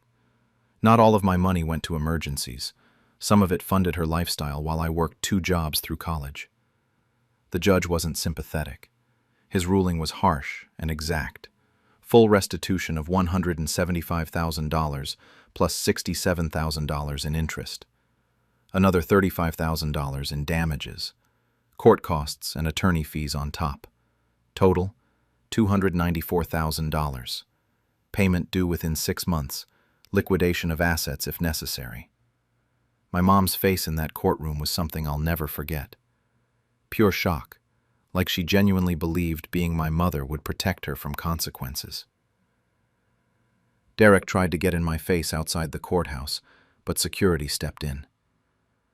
2 weeks later, I saw the for sale sign go up in their front yard. The house my inheritance bought was being sold to pay me back. I drove past it and didn't feel guilty. Not even a little bit. 6 months after the court ruling, my mom's house sold, and I received the final payment. Every single dollar, plus interest and damages. Their savings were gone, retirement accounts partially liquidated, and the comfortable life they'd built on my stolen money had completely collapsed. They moved in with Derek's brother in a cramped 2-bedroom apartment across town. Tyler got pulled from his fancy private school and enrolled in the same public school system that apparently wasn't good enough for him before. My mom picked up weekend shifts at her job. Derek's bitterness became legendary, according to the few family members still speaking to me. The extended family lost their minds over what I'd done. Aunts and uncles I barely knew suddenly had opinions about my character. I got texts and calls telling me I was cruel, that family is forever, that my dad would be ashamed of me. That last one almost broke me. But then I remembered my dad specifically set up that trust to protect me. He knew what he was doing. I blocked most of them. The ones who secretly supported me did it quietly. In private messages they'd delete afterward. Everyone else could think whatever they wanted. My mom still tries to contact me. Sometimes the messages are apologetic. Sometimes they're hostile. She'll go months without reaching out, then send a long text about how I destroyed the family over money, how she sacrificed everything for me growing up, how I'm selfish. I rarely respond anymore. I used the money exactly how my dad intended, paid off my student loans first, then put a down payment on a small house 4 hours away. New city, new job, clean start. I invested the rest properly, learning from my dad's example about actually protecting your assets. The irony isn't lost on me. My new place isn't huge, but it's mine. Actually mine, not bought with someone else's stolen money. I spent last weekend painting the living room and hanging up pictures. There's one of my dad on the bookshelf, and sometimes I talk to it like he can hear me. Tell him I'm okay, that his money is finally being used right. I don't know if I made the right choice. Some days I wonder if I should have been the bigger person, let it go, kept the peace. Therapy helps with those thoughts, helps me remember that staying silent would have meant accepting that stealing from me was okay as long as we shared DNA. Tyler will be 18 in 10 years. Maybe he'll reach out then, wanting to understand what happened. Maybe I'll be ready to explain my side of things. Or maybe he'll hate me forever, because all he knows is that his older siblings sued his mom and destroyed their lives. The trust fund was meant to teach me about financial responsibility and building a future. Instead, it taught me about betrayal, boundaries, and the difference between family and people who just share your blood. I sleep fine at night in my house that I actually own. Mom calls every few months and I never answer. Derek probably still tells everyone I'm the villain in this story. Let him. I know what really happened, and so does the court system. Sometimes justice comes in a court envelope, and sometimes getting what you're owed means losing people you thought you'd have forever. When my parents sold my inheritance, I made sure they lost everything they stole. I, 26, have been dealing with my parents, both 54, and my brother Mike, 23, for the past year over something that honestly still makes my blood boil when I think about it. Let me start from the beginning. Growing up, my grandparents on my mom's side were pretty well off. My grandfather owned a successful manufacturing business before he retired, and my grandmother came from old money. They weren't flashy about it, but they were comfortable. When I was around 8 years old, my grandmother pulled me aside during a family dinner and told me they were setting up something special for me.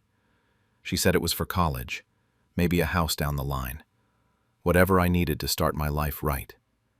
She made me promise to use it wisely. My parents always reminded me about this fund. Your grandparents really loved you, my mom would say. They made sure you'd be taken care of. My dad would chime in about how they were managing it responsibly, making sure it grew, keeping it safe. I trusted them completely. Why wouldn't I? My grandparents both passed when I was 16, within 6 months of each other. It was rough, but I held on to what they'd done for me. That fund became this beacon in my mind, proof that they believed in me, that my future was secure. Fast forward to when I'm 22. I'd been working retail for a few years after high school, saved up some money, and finally felt ready to apply for university. I wanted to study engineering, something my grandfather always encouraged. I told my parents I was ready to access the fund, maybe use part of it for tuition and living expenses. That's when things got weird. My dad got really quiet. My mom started talking about complications and paperwork issues. They kept stalling, telling me they needed to look into it and talk to the bank. This went on for 3 weeks. Then one night, they sat me down. My mom was crying before she even started talking. My dad looked at the floor the entire time. They told me the money was gone. Not lost, not stolen by some outside party. Gone because they took it. They'd borrowed it 5 years ago to remodel the kitchen and add that stupid sunroom my mom always wanted. Then they took more to buy Mike a car when he graduated high school. A brand new Honda Civic, paid in full. They said they'd meant to pay it back, but things got expensive. Life happened. You know how it is. I just sat there. I couldn't process it. My mom kept saying, "We're so sorry, honey, but you can just take out student loans like everyone else. It's really not a big deal." Not a big deal. My entire future, the last gift from my grandparents, just gone. And they acted like I was being dramatic for being upset. Mike, who'd been listening from the other room, actually came in and said, "It's just money, man. Get over it." That was the moment something inside me broke. I didn't scream. I didn't cry. I just went cold. I told them I needed some time to process this and went back to my apartment. That night I couldn't sleep. I kept thinking about my grandmother's face when she told me about the fund, how proud she looked, how she trusted my parents to do right by me. The next morning, I started digging. I remembered seeing papers in my dad's office years ago, documents with my grandparents' lawyer's name on them. I went over when they were at work and took pictures of everything I could find. Bank statements going back years, emails between my parents discussing the transfer, the original trust documents that explicitly stated the money was for my education, and could only be accessed by me after age 18, with my parents as trustees until then. They'd forged my signature, multiple times. I found an email from my mom to my dad from when I was 19. He doesn't need to know yet. We'll figure it out later. Another one. We can tell him the fund wasn't as much as we thought. I took everything to a lawyer first, just a consultation. He looked through what I had and got this look on his face. He asked me if I'd contacted my grandparents' estate attorney. I hadn't even thought of it, but he gave me a name. Robert Chen, the lawyer who'd handled everything when my grandparents died. Mr. Chen remembered me. He asked how I was doing, how university was going. When I told him I hadn't gone yet because the fund was gone, he went quiet. Then he asked me to repeat that. The trust fund is gone? Your parents told you this? I sent him everything I'd found. 3 days later, he called me back and asked me to come to his office. When I got there, he had papers spread across his entire desk. He told me what my parents did was illegal. The trust was ironclad. They were supposed to transfer it to my control at 18, but they'd kept access and systematically drained it. The remodel alone cost $85,000. Mike's car was $24,000. There were other expenses too. A vacation to Europe, new furniture, my dad's Rolex. The total? About $230,000. Everything my grandparents had left for me. Mr. Chen said we could pursue criminal charges, but at minimum, we needed to file a civil suit. He'd do it pro bono because, in his words, your grandparents were good people, and this is exactly what they were afraid of. Turns out, my grandmother had actually expressed concerns to him about my parents' spending habits. She'd made the trust extra secure because of it. Mr. Chen had checked in with my parents once when I turned 18, and they'd assured him they were waiting for the right time to transfer it to me. He trusted them. He felt guilty for not following up. The lawsuit was filed. My parents' lawyer tried to argue they'd borrowed it with intention to repay, but those emails destroyed that defense. The forged signatures sealed it. The court ordered a full forensic accounting. That's when my parents started calling me. First, it was apologies. My mom sobbing on voicemail about how sorry she was, How she'd made a mistake. Then it shifted to anger. My dad screaming that I was destroying the family over money, that I was being selfish and vindictive. Mike left me a voicemail calling me a greedy asshole who was ruining everyone's lives. I didn't respond to any of them. I just waited. The court hearing was brutal. My parents showed up in their nice clothes, trying to look respectable. The judge didn't buy it. She was furious. She asked my mother directly how she could justify stealing from her own child, from a trust set up by her deceased parents. My mom had no answer. The judge ordered the house sold. It was the only asset they had worth enough to cover what they owed me, plus interest and legal fees. Mike's car had to be surrendered too, since it was purchased with the stolen money. The judge said if they didn't comply, she'd pursue criminal charges for fraud and embezzlement. My parents tried to negotiate, begged for a payment plan. Their lawyer argued it would leave them homeless. The judge said they should have thought about that before committing fraud. The house sold 4 months later. It was actually worth more than expected because of that stupid remodel they'd done with my money. Ironic. After legal fees and the full repayment with interest, I ended up with about $247,000. More than the original amount. Mike had to sell his car back to the dealership at a loss. He moved back in with my parents, who were now renting a 2-bedroom apartment on the other side of town. I heard through extended family that my dad had to take a second job. My mom stopped going to her book club because she was too embarrassed. They tried reaching out a few times after everything was settled. My mom sent a letter saying she understood why I did what I did, but couldn't I at least talk to them? Didn't family mean anything? My dad's was shorter, just asking if I was happy now. Mike sent a text. Hope you enjoy your blood money. I didn't respond to any of them. What would I even say? I enrolled in university that fall. Engineering, like I'd always wanted. I paid tuition in full, bought a reliable used car, got a decent apartment near campus. I still have money left for grad school if I want it, or a down payment on a house. Everything my grandparents wanted for me. Sometimes I drive past their apartment complex on my way to campus. It's small, kind of run down. I feel something when I see it. Not quite guilt, not quite satisfaction. Maybe it's just acknowledgement. This is what happens when you steal from your own kid. Extended family is split. Half think I went too far, that I should have just accepted it and moved on. The other half doesn't blame me, though they usually say it quietly. My aunt, my dad's sister, told me at a family funeral recently that she'd have done the same thing. Then she asked me not to tell anyone she said that. I'm finishing my degree next semester. I'm doing well, made some good friends, even started dating someone who doesn't know any of this yet. I don't know when I'll tell her.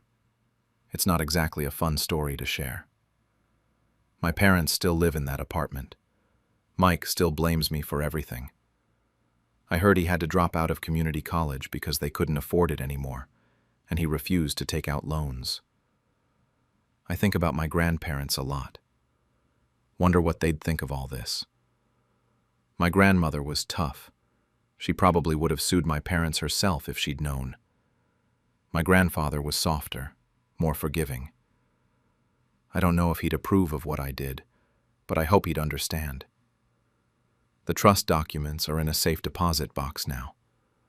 Sometimes I take them out and read my grandmother's note that was attached. For our grandson, who we know will do great things, use this wisely and make us proud. I'm trying, Grandma. I really am. So here's my question. Did I actually destroy my family? Or did they do that themselves the moment they decided their remodel was worth more than my future? Because some days I'm absolutely sure I did the right thing, and other days I wonder if there was a better way to handle it that wouldn't have left everyone so broken. When my brother stole my inheritance, I gave him exactly what he deserved. I, 32, never thought my older brother Mark, 38, would be the type to steal from family. Growing up, he was always the golden child, straight A's, corporate job, the one Dad bragged about at every holiday dinner. Me? I was the creative one who went into freelance work, which meant I was basically the disappointment. Dad never said it outright, but I could tell. Mark had the stable career, the nice house, the respect. I had my laptop and a dream that paid the bills most months. Dad passed away 6 months ago from a heart attack. No warning, no goodbye. Just gone. 1 minute he was complaining about his golf game over Sunday dinner. The next minute, Mom was calling me at 2 a.m. saying the paramedics couldn't save him. The whole thing felt unreal for weeks. When it came time to deal with the estate, Mark volunteered immediately. He worked in finance, understood all the legal stuff, had experience with this kind of thing. I was drowning in grief and barely functional, so I was grateful someone else could handle the paperwork. Mark kept saying things like, "Don't worry about it, I've got this," and "You focus on healing." He'd bring documents over to my apartment, point to the signature lines, and I'd sign whatever he put in front of me. I trusted him completely. He was my brother. The first few months after Dad died were a blur. I threw myself into work, avoided Mom's calls because every conversation ended with both of us crying, and tried not to think about the fact that I'd never hear Dad's voice again. Mark checked in occasionally, always asking how I was doing, always assuring me he was taking care of everything with the estate. 3 months after Dad's death, I finally worked up the nerve to ask Mark about the inheritance distribution. Not because I needed the money urgently, but because I figured it was time to start thinking about practical things. Maybe put it toward a down payment on a real apartment, or finally build up a decent emergency fund. Mark got weird about it immediately. His whole demeanor changed. He said it was complicated, that Dad had debts to settle first, that these things take time. I found that strange because Dad was obsessive about his finances. He had spreadsheets for everything. The man tracked his grocery spending to the penny.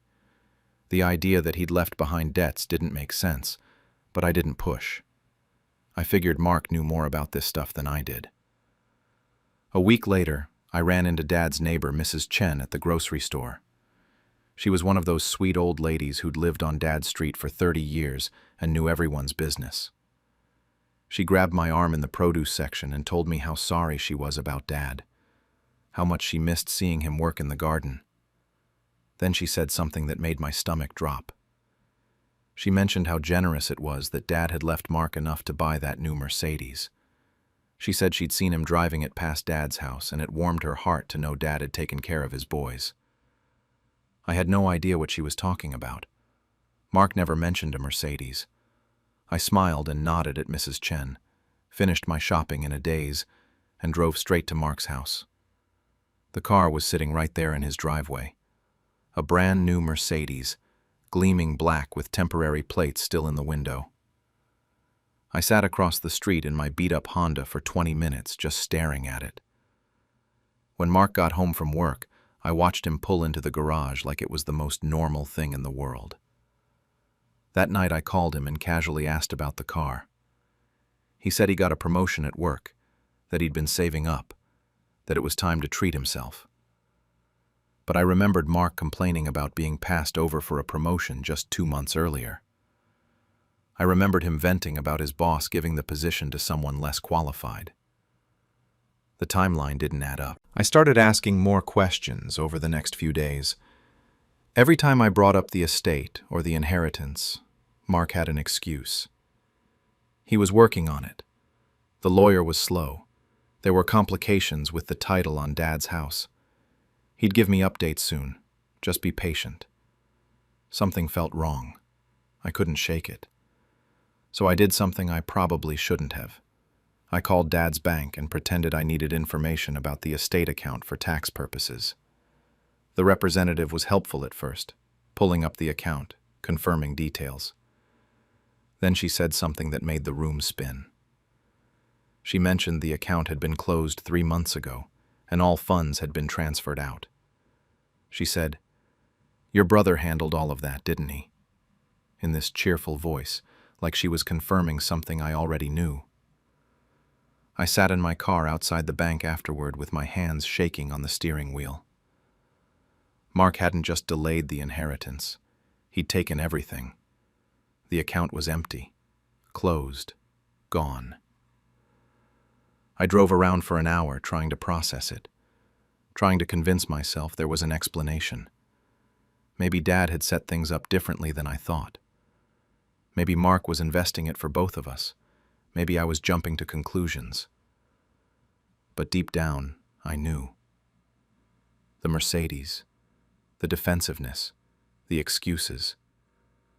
Mark had stolen my inheritance, and he thought he'd gotten away with it. That's when I realized I had to be smart about this. If I confronted him right then, he'd just deny everything and cover his tracks better. He'd had 3 months to prepare his story, to hide evidence, to make this look legitimate. I needed proof. I needed to be absolutely certain before I made a move. So I went home, opened my laptop, and started digging. For the first time in my life, I was going to be the responsible one. For the next month, I became someone I didn't recognize. Calculated, patient, methodical. Every instinct I had screamed at me to call Mark and demand answers, but I forced myself to wait. I needed evidence that would hold up, not just suspicions and hurt feelings. My first stop was Dad's lawyer, Mr. Peterson.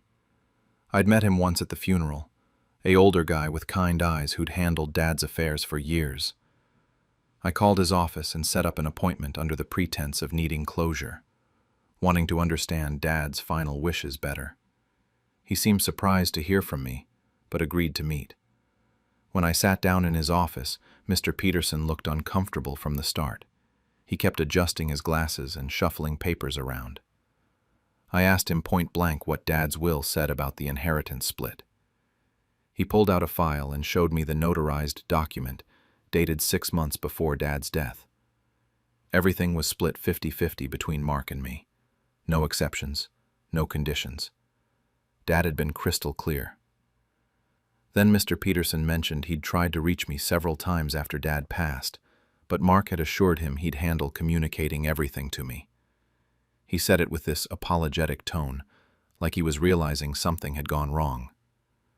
I kept my face neutral, thanked him for his time, and asked for copies of everything.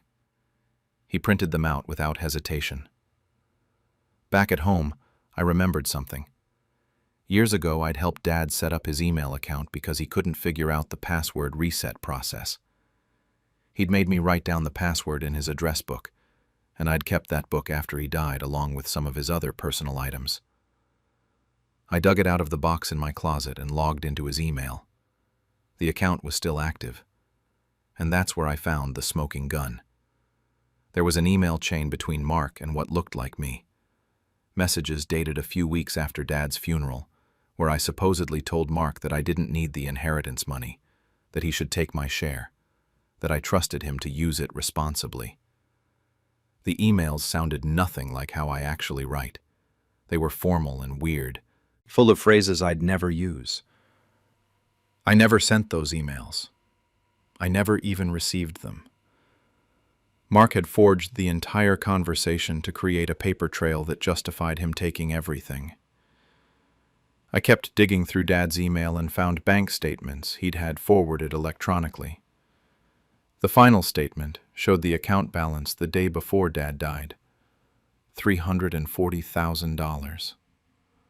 Then I found a transfer confirmation from 2 weeks after the funeral. All of it, every single cent, moved to an account in Mark's name. Mark had used Dad's death certificate and the power of attorney documents to access the account. It was all legal on paper, except for the minor detail that he'd completely fabricated my consent and stolen my half of the inheritance.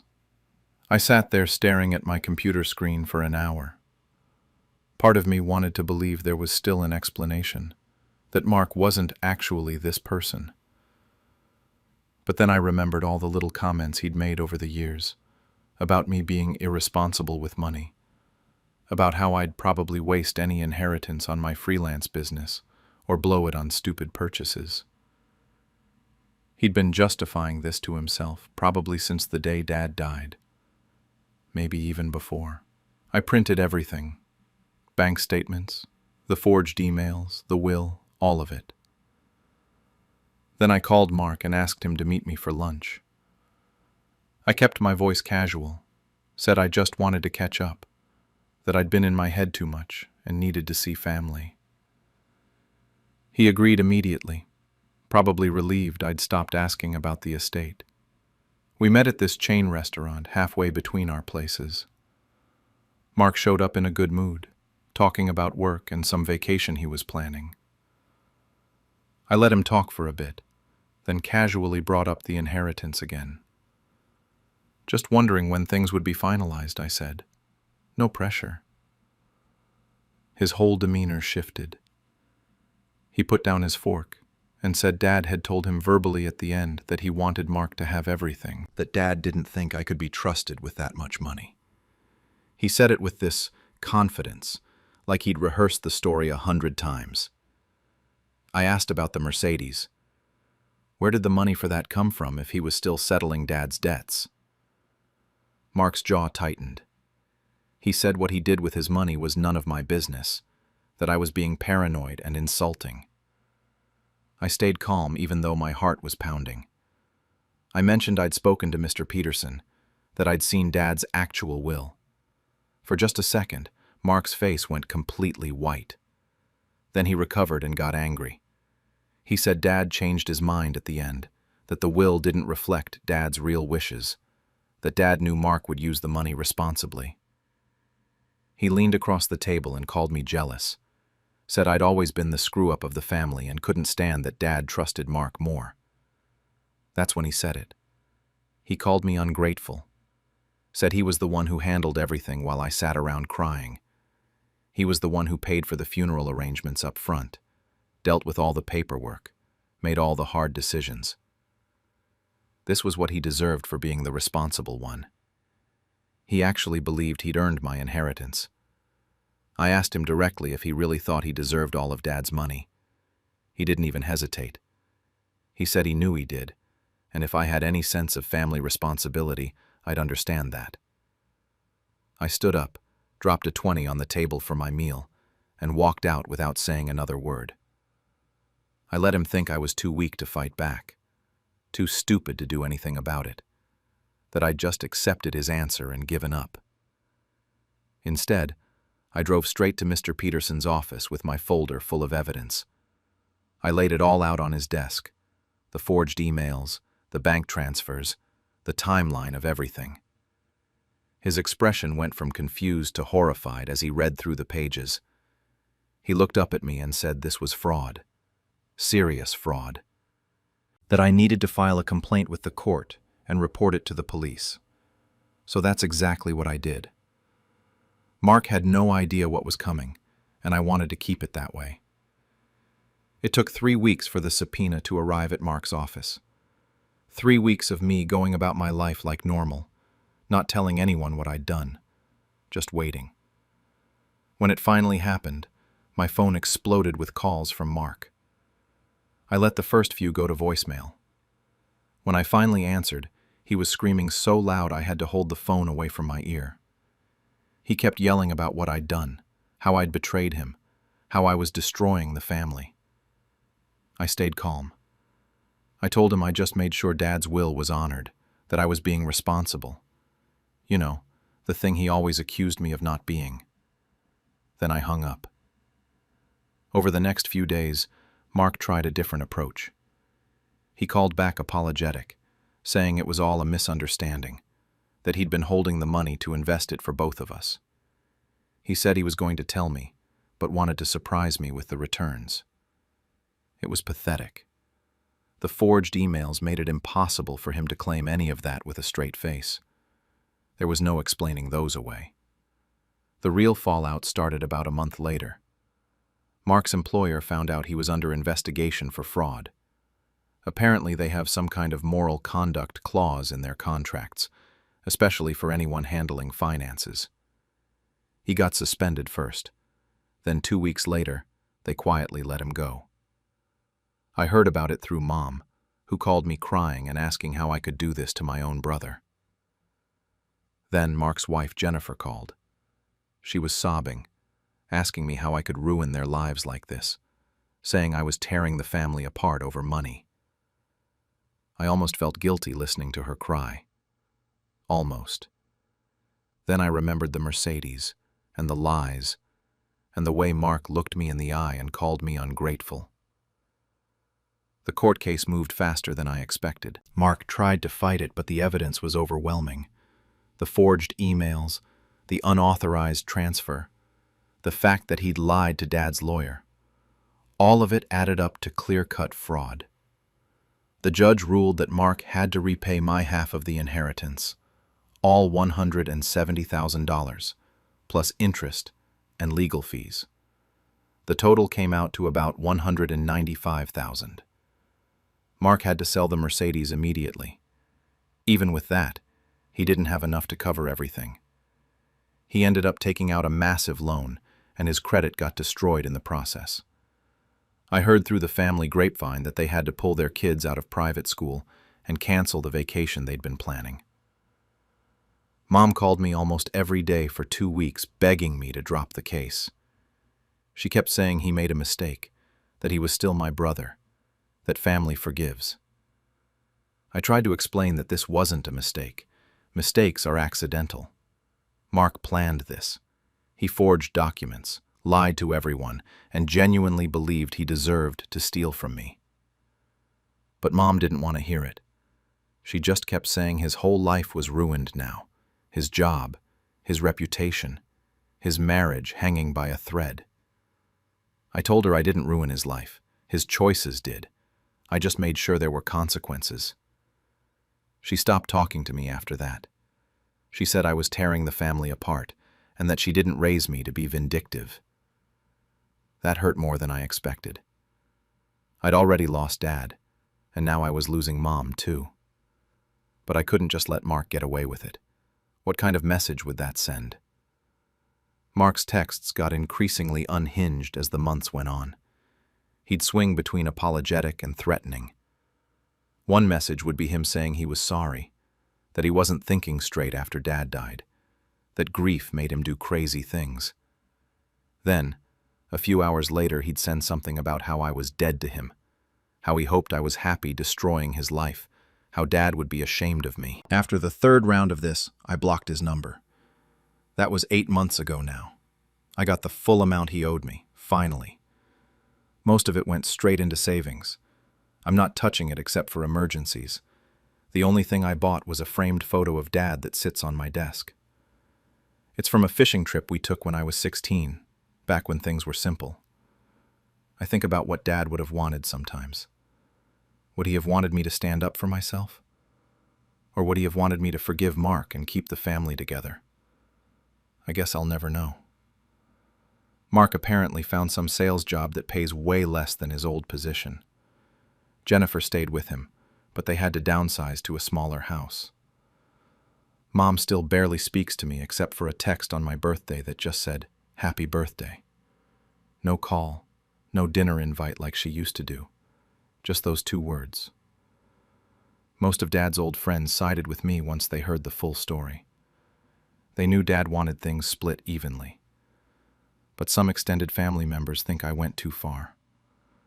My aunt told me at a cousin's wedding that I should have handled it privately, that airing family business in court was shameful. I didn't bother explaining that Mark left me no choice. Sometimes late at night I wonder if the money was worth it, if standing up for myself was worth losing my brother and my mom. Then I remember that lunch, the way Mark sat across from me and called me irresponsible, the way he truly believed he'd earned the right to take everything Dad left behind. He didn't just steal money. He stole Dad's final wishes and then tried to make me feel like I was wrong for caring. Last week I got a letter forwarded from Mr. Peterson. Mark is apparently trying to appeal the court decision. He's claiming emotional distress made him act irrationally, that he wasn't in his right mind after Dad's death. Part of me is exhausted at the thought of going through this all over again, but another part of me is ready to fight it if I have to. Because here's the thing. If I had done nothing, Mark would still have that Mercedes. He'd still be telling everyone that Dad trusted him more. He'd still be the golden child who could do no wrong. And I'd still be the screw-up who couldn't even stand up for himself when it mattered. I didn't ruin Mark. His greed did. I just made sure justice had his address.